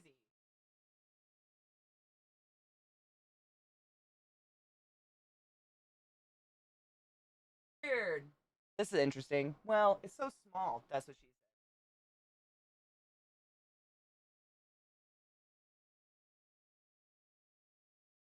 I was trying to find us brain pictures, but that might be not available. God damn it. Happy 420 and cheers. Oh, fuck my, I got a loadable. Don't worry about it.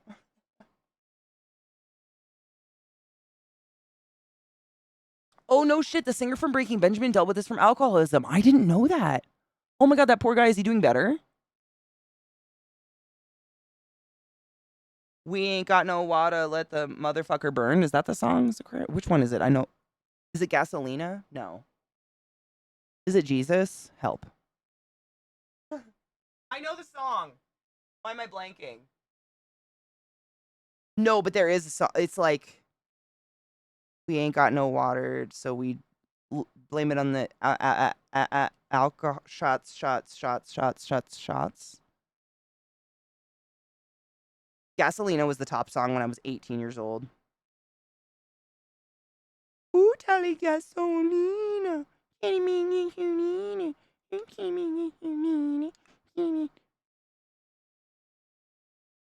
The roof, the roof, the roof is on fire. Actually, I was 17. I take that back.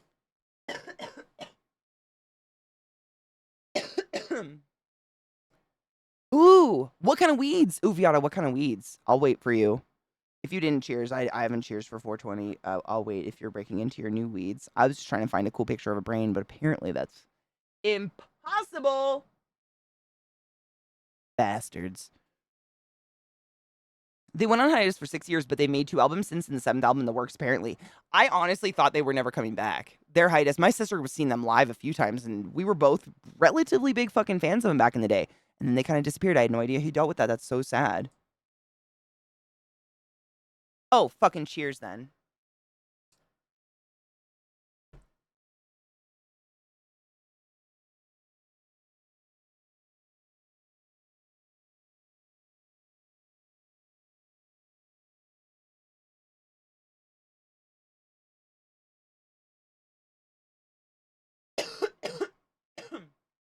I had to look up ataxia to make sure. Ataxia is just lack of coordination. So, like, you know, going to do this and accidentally, like, doing this instead. That's what that causes. That's fucking scary.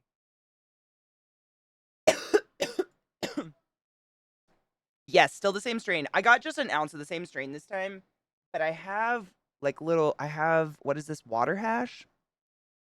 I got a little topper just in case. This one's called, actually, I have the little, have I ever shown you the packaging this comes in, Brittany? It's so excessive.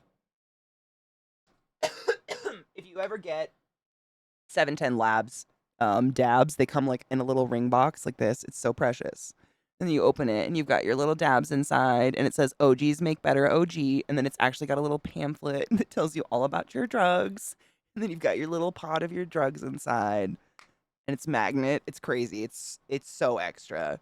But it's cute and it does keep it safe and keeps it cool, I think, because I think they're not allowed to get all dabs come the same. I think water hash is considered dabs, but water hash is the one that I've found is in my research and from what I've learned from the people in the industry, the safest if you want to top a bowl of weed. It takes like the lowest heat to actually get to a vaporized temperature, so you're not like inhaling just oil. It's called Rainbow Belts. The genetics, I love that it says the strain name, but then it says the genetics is Skittles. Skittles. Like Skittles. Skittles and Moonbow. It's water hash, which is basically when they take the bud, correct me if I'm wrong, and they put it in like ice water and all that like pollen like floats to the top of the ice water and they collect it and then they sell it to you. And it says it is allegedly 60.48% THC. No, I have not smoked any of it yet. Not recently, anyways. I tried some the day I got it, but I tend to nurse this shit. Because it will, like, I get high. I get high. Do. It's 50 milligrams, allegedly. The writing is so small. My fucking God. But yeah, it, sometimes it'll come and actually be, like, really loose powder, and sometimes it comes, like, it's kind of like wax. Hold on. Let me turn on autofocus. Where you at, motherfucker?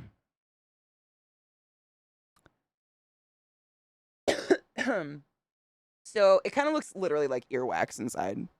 And you can see I use such a small fucking amount because I don't want to be inhaling oil on my bowls. But the amount, like this is, they can range like 40 to 80 bucks depending on the strain and the whatever you get. Like hard-boiled egg. The high's really nice, honestly. I'll show you how much I use. I have like this itty-bitty tiny little spoon that came with the little tool, the little scoop that Vissy got me for my kefir. And I use it all the time.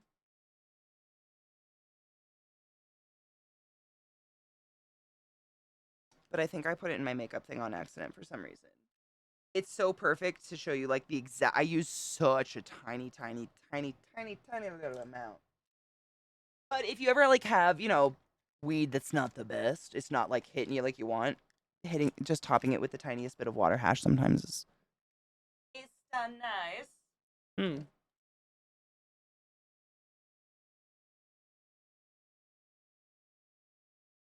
I'll use wooden stick instead. Yeah, it's like a little dab tool, literally. It's like the perfect little spoon stick. It's so small, I lose it. I feel like I lose it all the time, and then I find it the moment I don't want it anymore. Like, it's one of those. I don't know where it is. I'll find it. But I'll show you what I mean.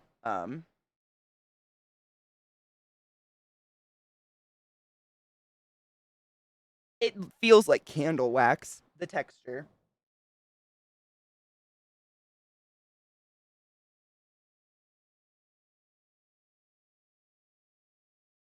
So, like, it's so bright. It's that much.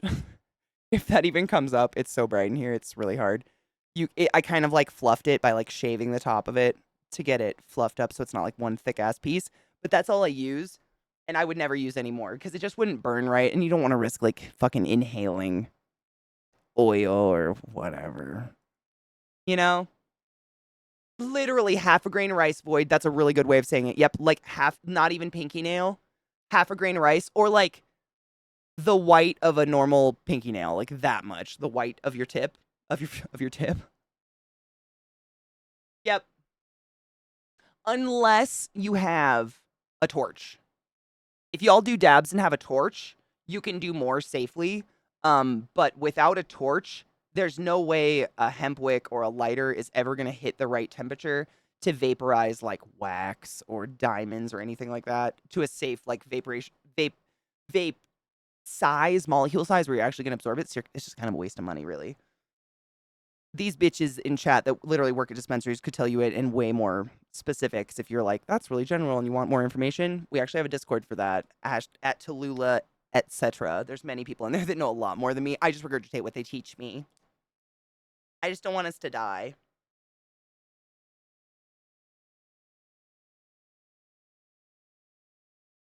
Oh my god, evil, stop. True though.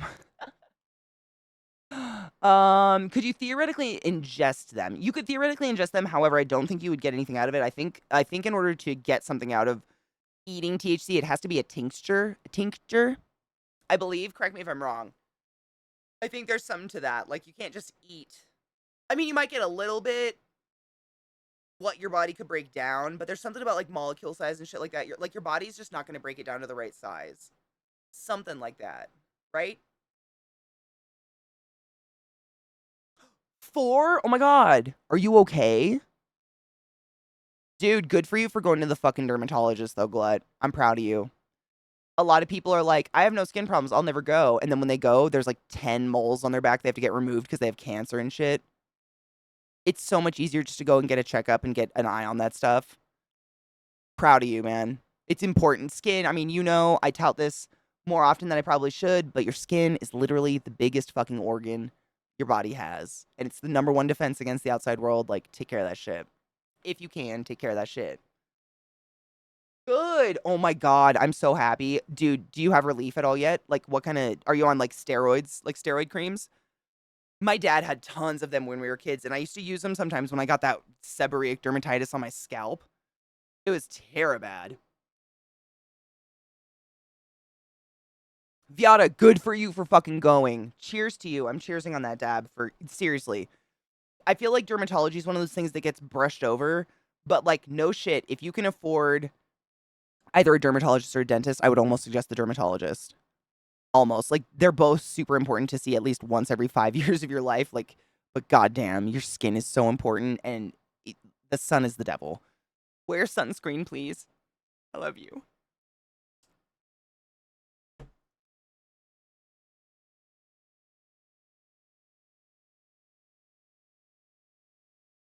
Oh, you can consume straight dabs. You just don't get as high. There you go. I kind of figured that. Like, I figured your body probably didn't break it down. Like, there's something about breaking it down to the right molecule to be absorbed through that blood-brain barrier. It's a science. It's not like a perfect science, but it's definitely a science. Sales, what is?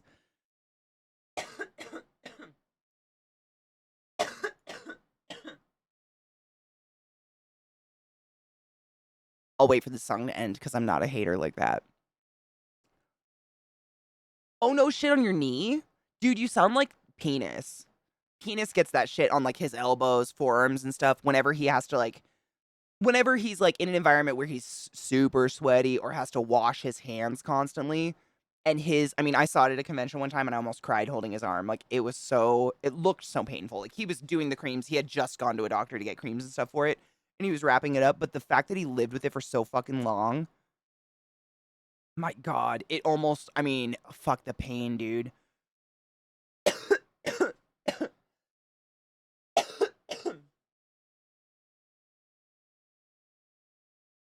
Consuming does not equal decarboxylation. There you go. And that's from someone who knows his shit. Steroids is part of it. Good. Picking up the meds tonight should be a few weeks to a month. I'm really excited for you. It's just, like, you know, I've told you the stories of the shit that was on my scalp. Like, it shouldn't take personal experience with seborrheic dermatitis to completely understand where the sympathy comes from, but holy fucking shit. Have you ever had oozing sores for no fucking reason on your body? Like, you didn't even get to fucking get a disease for it? What the fuck? Shit is madness. Oh, no shit. Cardiology and sleep scheduled for next month? Nice. That should be fun, honestly. Cardiology people are the best. They're my people. I love me some Pulms. They have the best sense of humor. Those and brain docs. Not just being flattering to Dr. Neuro, but there's a reason we're friends. Brain docs have a good... You have to. Oh, God. Can you imagine doing that job and not having a good sense of humor? Oh, my God. Well, a sense of humor. Vape because my sinuses hate all smoke. I have a little vape, honestly. I have one of these little packs, guys.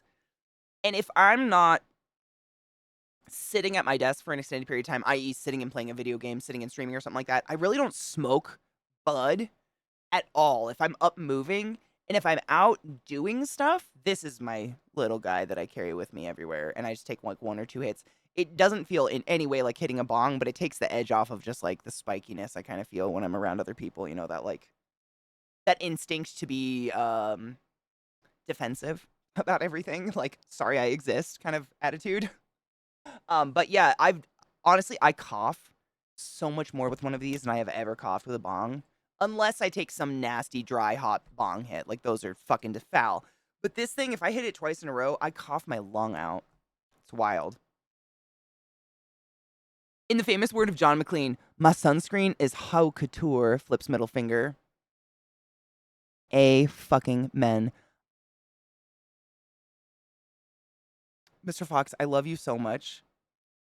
I don't want vanilla. I want oud.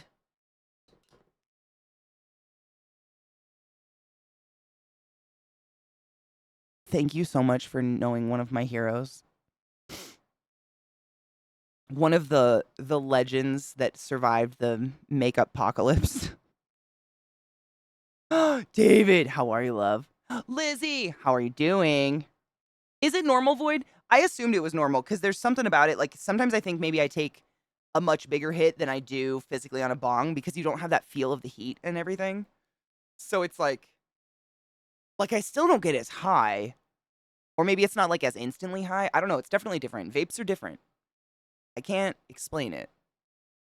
But maybe it has something to do with that heat. Because I know the heat of like taking a bong hit obviously is going to, again, we've come full circle, vasodilate everything in your throat and your lungs, and it's going to enhance blood flow and make everything go around. It actually dilates your bronchial tubes and everything like that.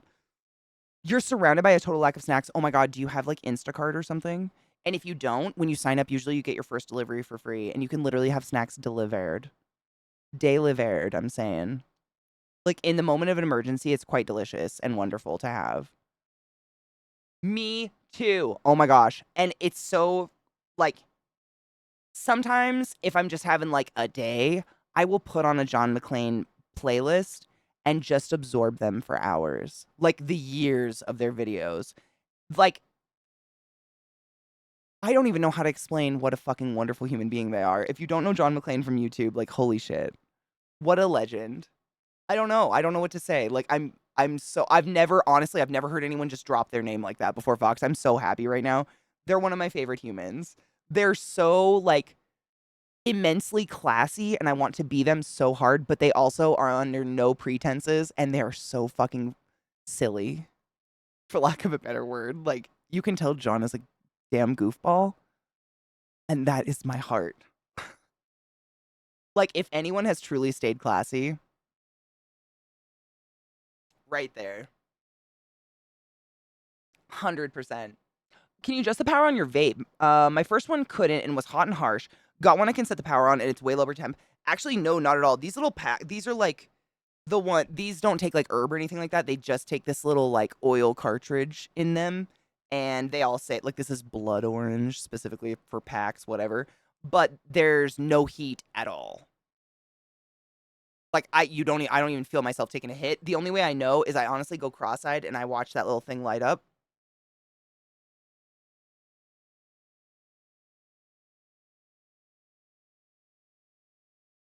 I could go forever. I don't feel it. Like, it's almost cool. It's, like, coated my mouth in, like, a cool kind of weedy taste. But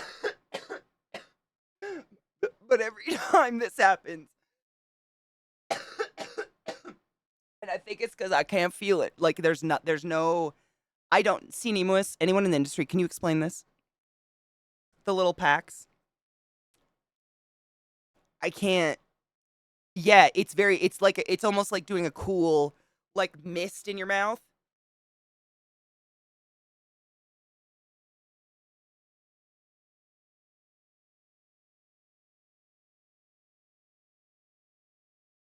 Nothing. I just wanted to test how long I could go, but holy shit.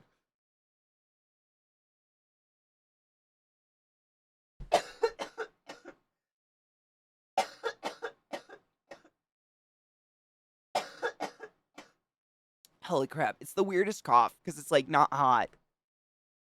So it's almost like just this random fucking Vapes have water vapor in them, so the smoke is a heavier feeling. Maybe that's it. Because it does feel like a cool, like, if I didn't feel it, I would think it's a gimmick. Because there's no hot. I mean, and it literally has a sticker that says THC because I have to. But for just like supplementing other ways of smoking, I'm a big fan. They're not the perfect vape in the world. Like there's a million different vapes out there. This literally does nothing but these little cartridges. But for someone like me, where I'm literally only using this like if I go out and about, which is very unlikely and rare, or if I'm just laying in bed and didn't bring my bong to bed, I'll probably have this somewhere near. The last months. I got this one a month and a half ago, and nothing's gone. It's slow moving. It's got a bubble. I'd say like a third of it's gone, maybe. Yeah, probably like a third of it, ish. But it just takes these little like very specific packs cartridges, which kind of is a bummer. So if you don't have somewhere nearby that sells them, you kind of have to get them online. If you can. See, are you smoking literally anything else, or is it just vapes? Because I can see that. Maybe I'm from an alternate timeline. Oh my god, I thought John McClane was a. Oh my god, John McClane may be a character somewhere else, but John McClane is also a makeup. Oh god, how do you even describe? Epiphany? A classy. Huh? Dude, John McClane's incredible. Just like go on YouTube one day, David, if you're ever bored and just want to listen to someone who is very entertaining speak out loud, but also do some fucking fantastic makeup. Check out John McClane. They're amazing. I don't even like. I think Mr. Fox quoted them, and I was like, I've watched John McClane for so many years now, and every time they post a video, it's very rare. There's no schedule, but every time they post a video, my heart is warmed, and I'm like, I'm gonna have a good night. Like I'm going to, load myself a bowl or pour myself a glass of wine or something, and I'm gonna chill out, and I'm gonna have a Lizzie, thank you, thank you. Like you just know you're gonna have a beautiful evening with your little 20-minute moment with John McClane. Like they're just incredible. Literally, that's what I was saying. Like the classiest her that has ever heard, and yet so not pretentious and very much is very self-aware and makes silliness of themselves. Like I love someone who, still could laugh at themselves, I guess. I don't know how to put that. It's hard for me when people can't laugh at themselves. Like everybody's ridiculous all the time. We're all fucking ridiculous all the time. We have to acknowledge it. You can only laugh at it. And they do. That was the protagonist from Die Hard. Oh my gosh, that's amazing. I haven't seen Die Hard in years. Oh, they have proprietary tech. No shit. But from my understanding, they have a really good heat break and air bypass. We're talking about the little packs. A heat break and an air bypass in their vapes. You should try allowing a little air to slip by the corners of your mouth while hitting it. I do. I think the dispensary taught me that years ago. That's so crazy you said that. I've always done that and never thought about why. Like I always leave like the corners.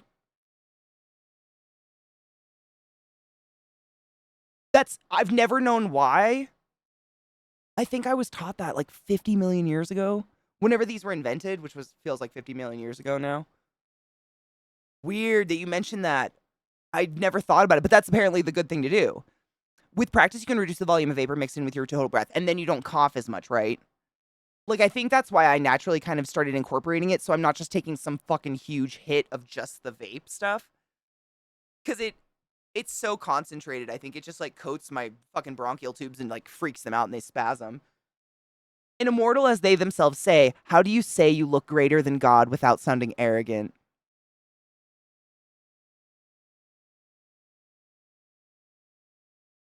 I love you. Thank you for being in my life. There are a few things in the world we can connect over as deeply and spiritually meaningful as John McClane.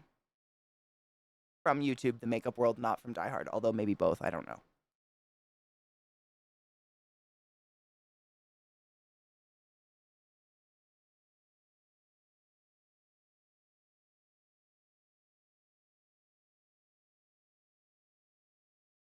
Suffer from, oh wait, vapes typically use this is what I was trying to read, propylene glycol.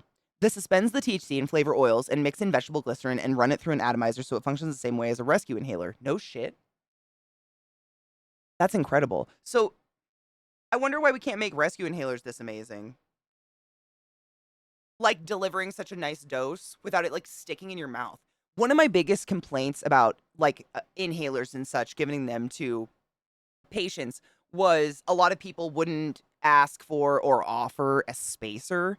And if you have like a puffer, you know, the puffer, but you don't have the long, clear, like dick like fucking tube that you kind of stick onto it and then you take your hit off of that, you're getting like 15 to 30% of the delivered medicine maybe into your lungs. The rest of it sticks to the nearest and dearest mucosal membrane, which usually is your mouth, unfortunately. Yeah, it's absorbed into the bloodstream, but you're not getting the same hit as if you do the spacer, because what you do is you puff the inhaler, let the spacer fill with it, and then after a second, you slowly inhale off the spacer.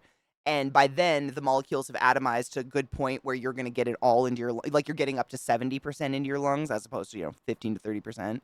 It's just a waste of medication without a spacer, to be honest. Fill the rest of my lung capacity with clean air. Where the fuck would I get clean air? I'd have to drive to the mountains again, Mel. Denver's air quality is some of the worst in the U.S. right now. It's pretty bad. I just sit in front of fans most of the time. Dead over the weekend had one of the worst migraines. Dude, no. Thus far, high bar. Is it because of the heat? Basically dead Friday through Monday. Somehow, ever since I felt better. Like the best I've ever felt in ages. Maybe since shit got real bad last summer. I'm taking it easy, still not giving myself expectations, but usually I go easy in the pool 2 or 4 laps and then rest a bit until I can't bear it. I did 20 laps in a row. Dude, like, I'm not saying this happened. But like, what if your brain like passed something? I don't know. But you know what I mean? Like sometimes when like you got a bad shit and you just have one of the worst stomach aches of your life and you sweat and then you give birth and then suddenly you're just like, I'm a new person. I'm going to run marathons. Like, what if that happened in your head?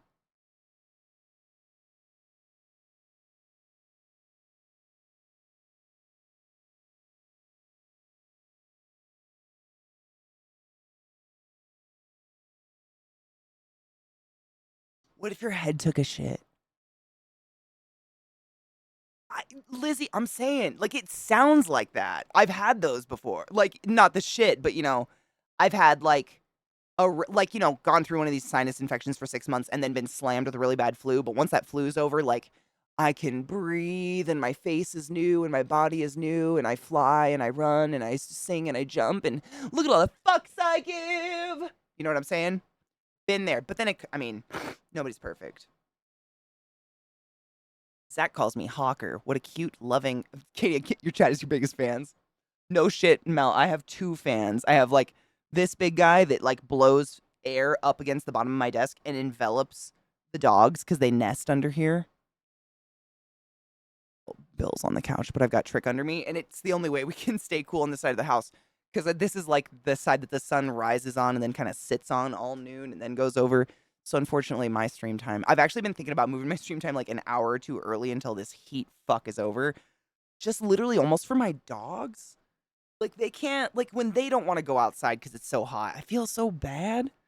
Hold on, we had falling in reverse. I wanted to pause this. Fucking pause, Katie. Nope. I want to watch the video with Dude, Jack, right? Isn't it wonderful how that is a thing? Jack said, I feel this way all the time. It's beautiful. Couldn't understand a single word, but Hanabi, if that's the band name, I'm hoping I'm pronouncing it right, is the most awesome thing I've heard in months. Is that not one of the most beautiful things about music? One of, not going to say it's the best, but if it's not one of the top 5 coolest things about music, you don't have to understand a fucking word, and it can hit you in weird places where you're just like, oh, fuck, dude, that's my soul song. It's crazy. Music is everything. Yeah, the first time I ever heard Baby Metal, I had goosebumps. I remember it. I so clearly, it was on stream. Someone shared it. I don't remember who, unfortunately, because I probably blacked out. But I remember it was just such a unique sound. Like, it was metal, but it was fucking, like, pop at the same time. And it was just everything. And then I heard, like, Bandmate is another one that's really, really good. Same thing with when I heard High Lung for the first time, Ghost for the first time.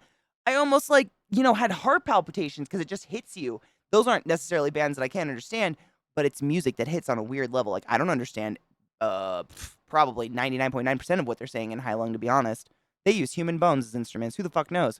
But it hits you. Gimme Chocolate is so fucking good. That song is so classic. They actually, have you heard any of their newer music? They've had a couple newer singles, I believe. Newer, I don't know, maybe in the last 2 years that have come out, but people have shared them on stream and they're really good. They're almost like more metal, like a little bit more metal. Let me see if I can find one. If y'all remember one, feel free to throw a link. I think they do.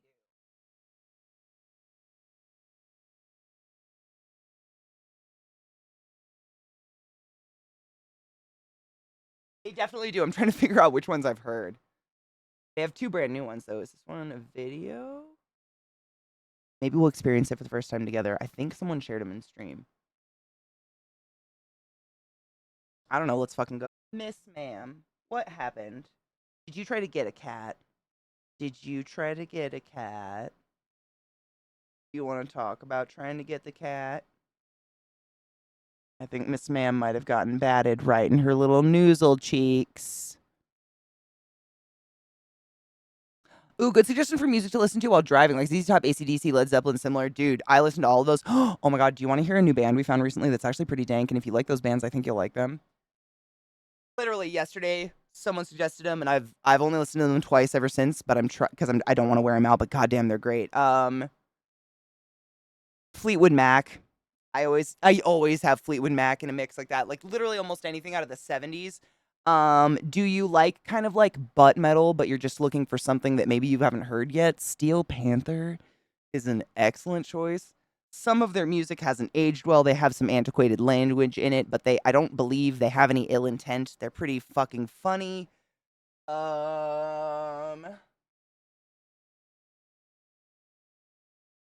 Heart. Rush. Definitely, I always have Rush somewhere. I usually put on literally a Fleetwood Mac Spotify list is how I go. Happy 420. Sorry, my dog's up on me now, so they always hit the 420s, man. They're so good at this timing. You saw them. I got to see Rush like 2 songs played, but it was fucking amazing. What was I gonna look up? My brain farted. Dark Side of the Sailor Moon, exactly. Yeah. Exactly. I know. Bill, well, she's like she gets so hot, but she doesn't seem to care, like being all up on me, that it gets her hotter. She'll just do it no matter what. But I think she bunged up one of her feet because she's been limping on it. Oh, yeah. I think she like cut her foot on something out in the yard because she's been limping on this one a lot lately. I don't know, but I have to soak her foot after stream today. 'Cause something's up in it and it's bugging my girl. Is it dirt? Is it dirt up in your tootsie? What is it? I don't know. We're going to soak her foot later and figure it out because she's been limping on this puppy. What's wrong with Tootsie? Can I look? Doesn't look like anything. Just mud. Just muddy, but we'll look. Is it okay? Are your teeth okay? We never know. She's such a snuggle slut. She doesn't give a shit. She'll lay. If it was like boiling hot, she'd probably lay on top of me. Whereas Trick's like, nah, I'm good. Florence, Elton John. Oh yes, Florence and the Machine, Elton John. Ooh, Maggie Smith. Maggie Smith is some good like kind of she's modern music, but like has this really good kind of old soul feel to it. 30 Seconds to Mars, Janelle Monáe, Hozier, obviously. Queens of the Stone Age, excellent choice. Queens of the Stone Age, oh my god. I mean, if this song isn't on a playlist for a road trip, not that one. The next one with the keys. So you want to be a millionaire, right? Something like that. What's the long ass title of that song? It's one of the most perfect albums in the entire world, and I always listen to the album as a whole. Fuck my dick.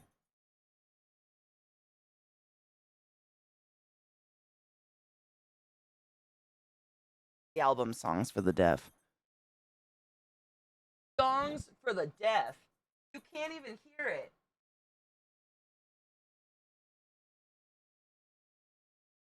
Oh my God, My God is the Sun. Great one. London Grammar. Ooh, London Grammar. Absolutely. Great choice. London Grammar's fantastic. Another one of us tallies.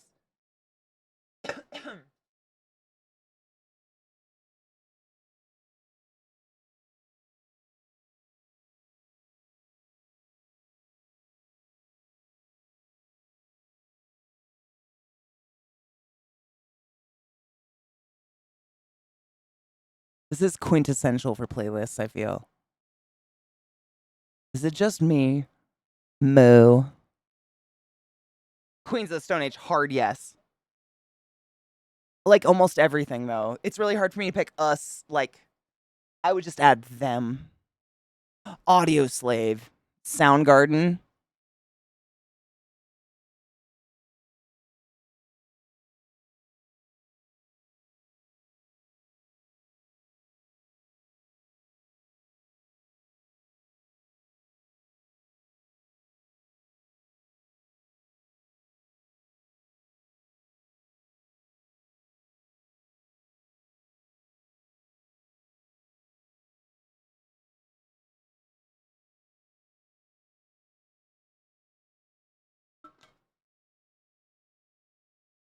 Than anyone else. Clone, clone, clone, clone.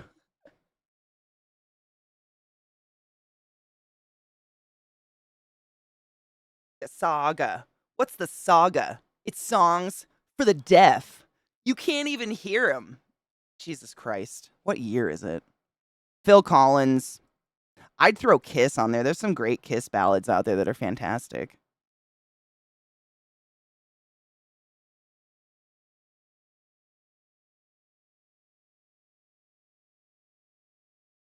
I also like me some fucking oldies.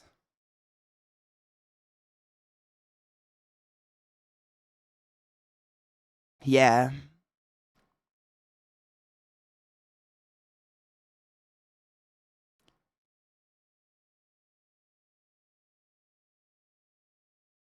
Happy belated 420 because my dog was on me.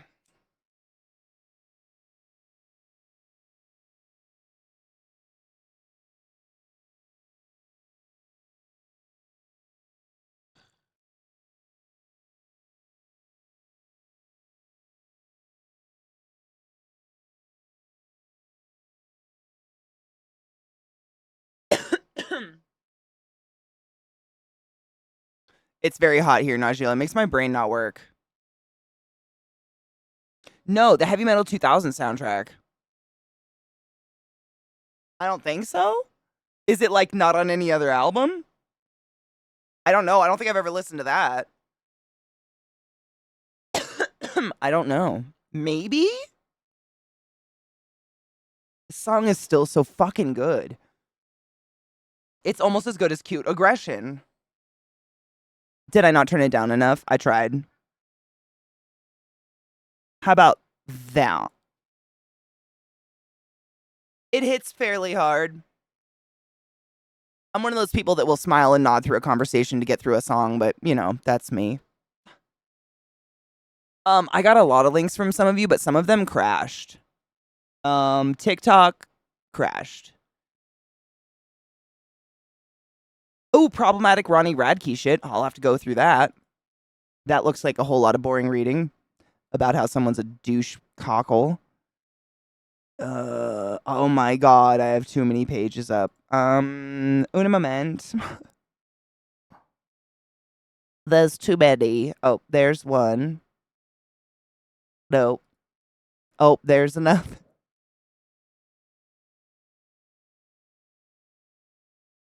I have too many links up. Please excuse.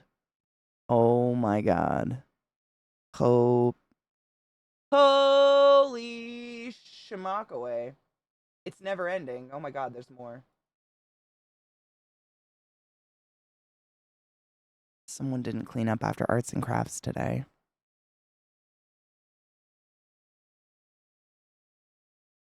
Motown's my safe zone. I don't know if I have a safe zone for music, to be honest. I mean, I like Frank Sinatra, Bing Crosby, Nat King Cole. That shit is my evening music if I have to drive at nighttime. like, I don't know what you would call that. It's moody something, but it's Foo Fighters. That's a great, I don't know if anyone said Foo Fighters, but great road trip music is Foo Fighters for sure.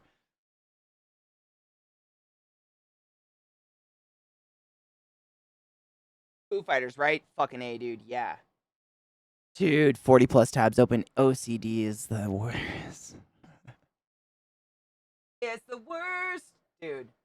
And it's like the anxiety, like, well, what if I need that one? What if I need that one? What if I need that one? Why is this one so big? That's what she said. What happened here? Why do I think I've blacked out at one point today. I don't. I still have anal railgun up, and I have questions about that one. Yeah, I don't. What the fuck? I don't know what happened just then. I wanted to play that newish song that we found that someone gave me the other day that's really, really good, and I think you'll enjoy it, and I'm just trying to pull it up. Give me 1 second. What are you? I think you'll like it. It was great. I very much enjoyed it.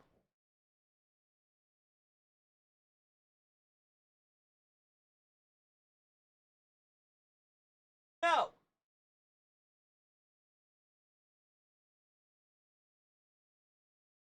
Oh. Oh. Oh. Oh. Oh. I got it. This was shared by the community yesterday, and I think you'll all enjoy it. Hello, Ty Gorgon. How are you? Funky, but it shouldn't just be funk that has an epic bass line. Like, what is music without some fucking sick bass?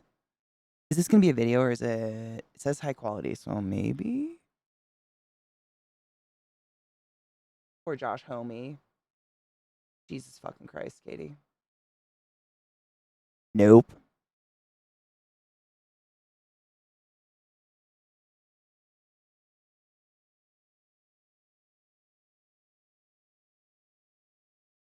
I love Queens of the Stone Age. This is Infinity from 10 years ago?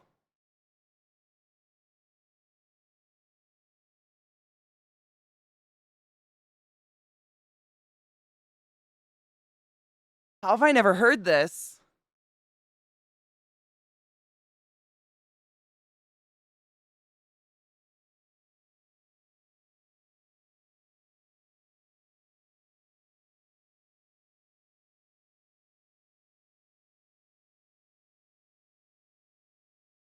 That's great.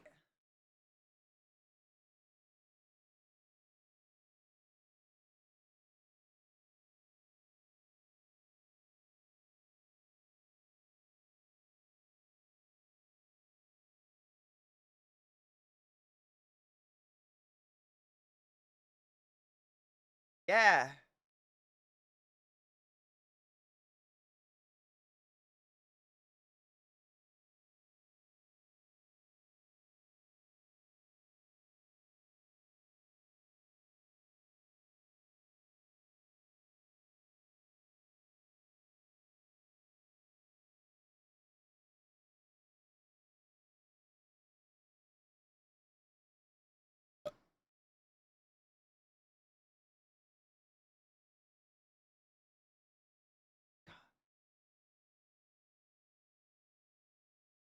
That's great.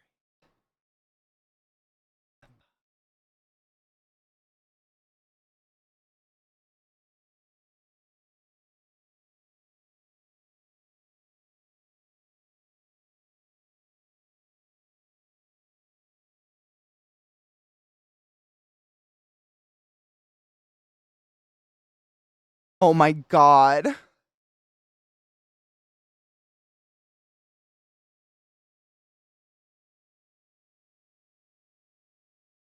I've never heard this song.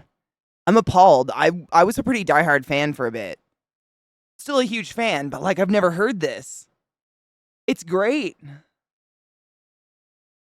Like fucking made me choke on myself. Any pussy's a pocket if you're brave enough. Pro tip, don't be brave enough.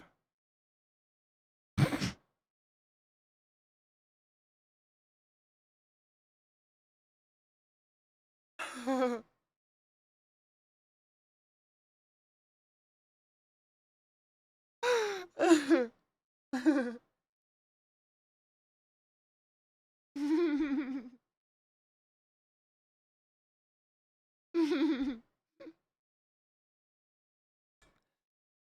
Sword? Is the band named The Sword or Freya? I'm excited. I love finding new music, dude.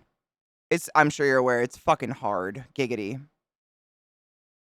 But it looks like I've never heard this. I'm stoked.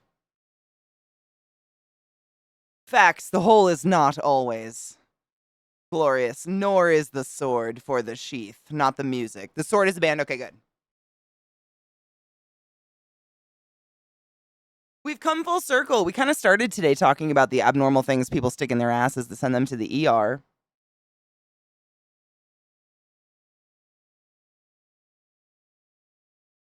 It was fun.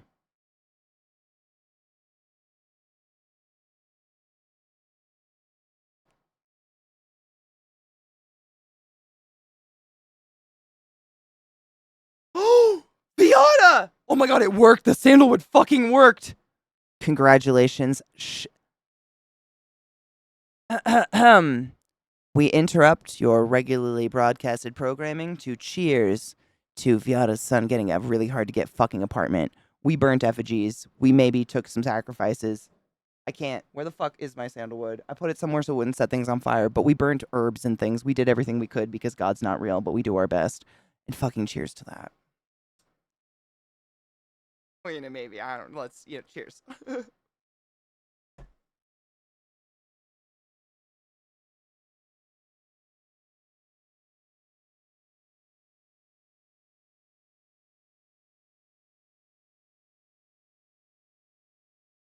Just crunchy. Me likey.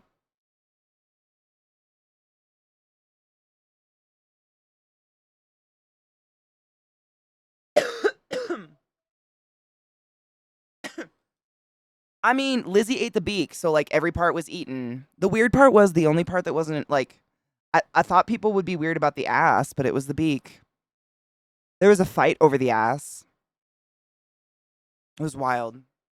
This is great. Yeah.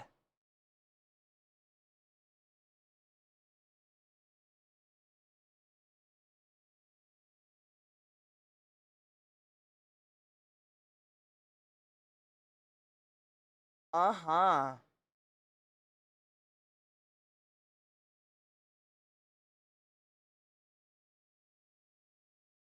I'm saving this. This is great.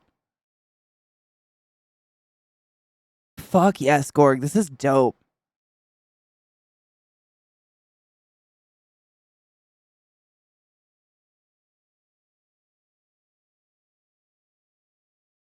Hell yeah.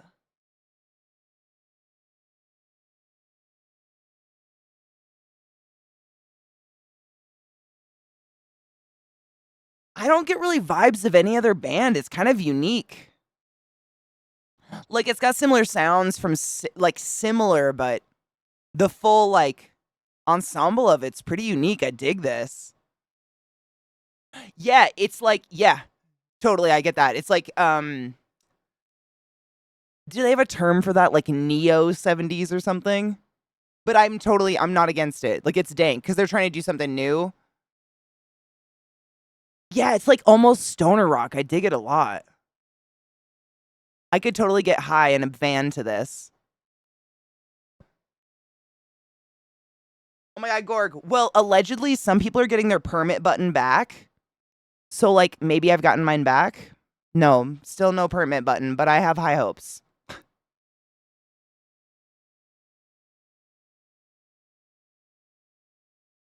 Donna, absolutely. I don't have any actually honestly because my Windows crashed and stream is like, it's my time to walk my dogs and do things in like 15 minutes. We probably have time for yours and Gorg's if you want to share it. Got him. Get him. I dig this a lot, dude. I saved it. Ooh.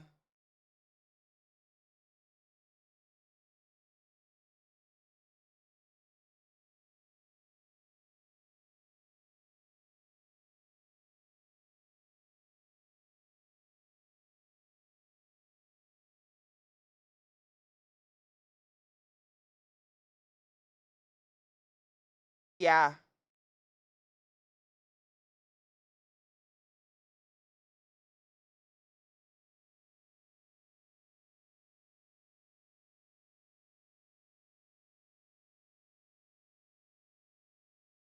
Yeah.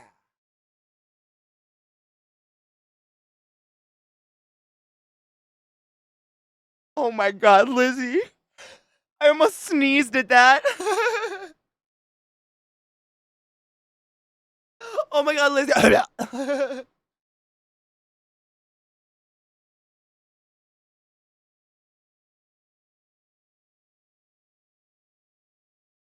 Just a fucking loogie. I end stream.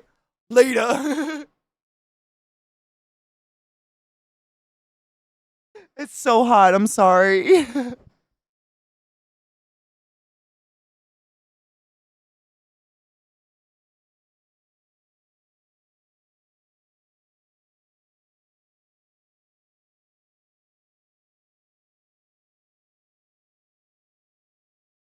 I'm so sorry I am the way I am. I do apologize. That's dank, dude. I'm so excited to have this that was the sword Freya. That was fucking sick. This is the one, dude, the makeup. Less DMV? I've never heard of Less DMV before. Oh shit. Are they Ooh, I'm excited. Their makeup is fucking dank. I hope they're not one of those problematics because that'll Oh my God, caretaker, hold on. I can do it. I just have to type it because they took away my fucking butt. Well, let's see if it's back here. No. I'm never going to get my permit button back because they hate me. Maybe I'll get it.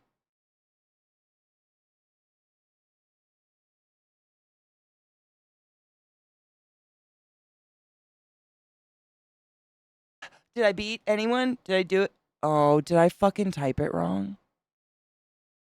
What the fuck? They took all my buttons.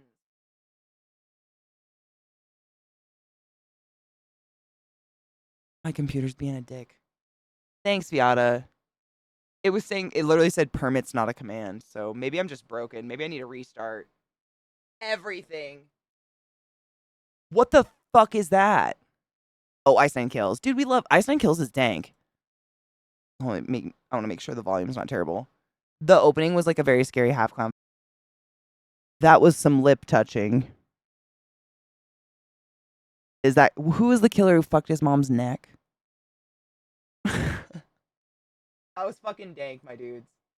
They're great. I mean, some of their songs are too much for me because the movies, I mean, they're singing about a lot of the horror movies that like have molded my fucking fears today, like clown songs and shit.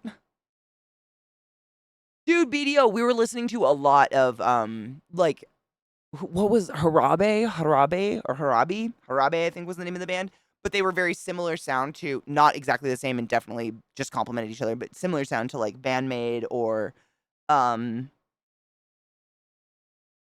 Baby Metal. And so we listened to a lot of Baby Metal and stuff, and I played that one video of them singing acoustically. It was fucking beautiful. Jay Brisson, how are you doing? Are you nervous? Are you nervous for Baldur's Day? It's coming. Much like Jesus and Trump. To the windows, to thine walls, until the balder sweat drips off my balls. Ah, skeet, skeet, motherfucker. Hail Satan. Sup, bitch? How are you? Are you excited? I'm so excited to just sit here and fap to your, like I'm gonna like pay a close attention to Millie's voice, I guess. It's like whatever.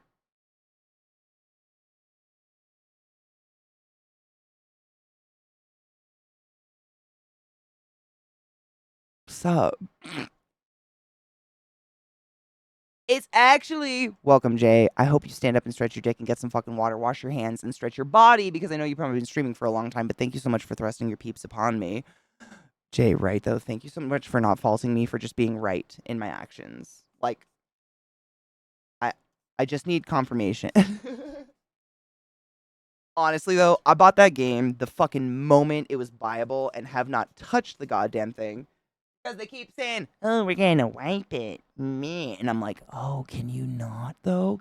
I need something to do these things to. Fuck! But I'm really fucking excited. So there's that. But it's actually the end of my day as well. So I'm going to take your peeps and I'm going to thrust them on another peep. And then I'm going to touch myself to the thought of Baldur's Day because we're all very excited. Thank you so much for the raid, though, and I appreciate you. I saved Elder as a band to listen to. Today was fucking fun. Thrusting my what? Nothing? You? Me? What? I wouldn't. I'm gonna take your loyal community and I'm going to like mush them like silly putty into mine, and then I'm going to thrust them up the cavity of choice of someone that happens to be online at this very moment so I can go take my dogs out because they have to go out and do things before they drive me fucking crazy. But I enjoy all of you. Tomorrow's Faded Friday, where we do more of what we've done the last 2 days, which is literally just listen to music and get super fucking high and hang out with each other. I enjoy it. I hope you enjoy it. Bring music if you have cool new music or just some fucking music. If you have anything new or fun. I'm gonna raid Zach. He's playing some fucking cool games these days, and I like to watch them. But I know a lot of you have other places to be, other places to go. If you've been sitting with me all day, I highly suggest you stand up and stretch your dick slits and your non-binary bits because blood flow is important and blood clots are deadly. On that note, bring some dope music tomorrow. We listen to good things. We have a good time. Bye.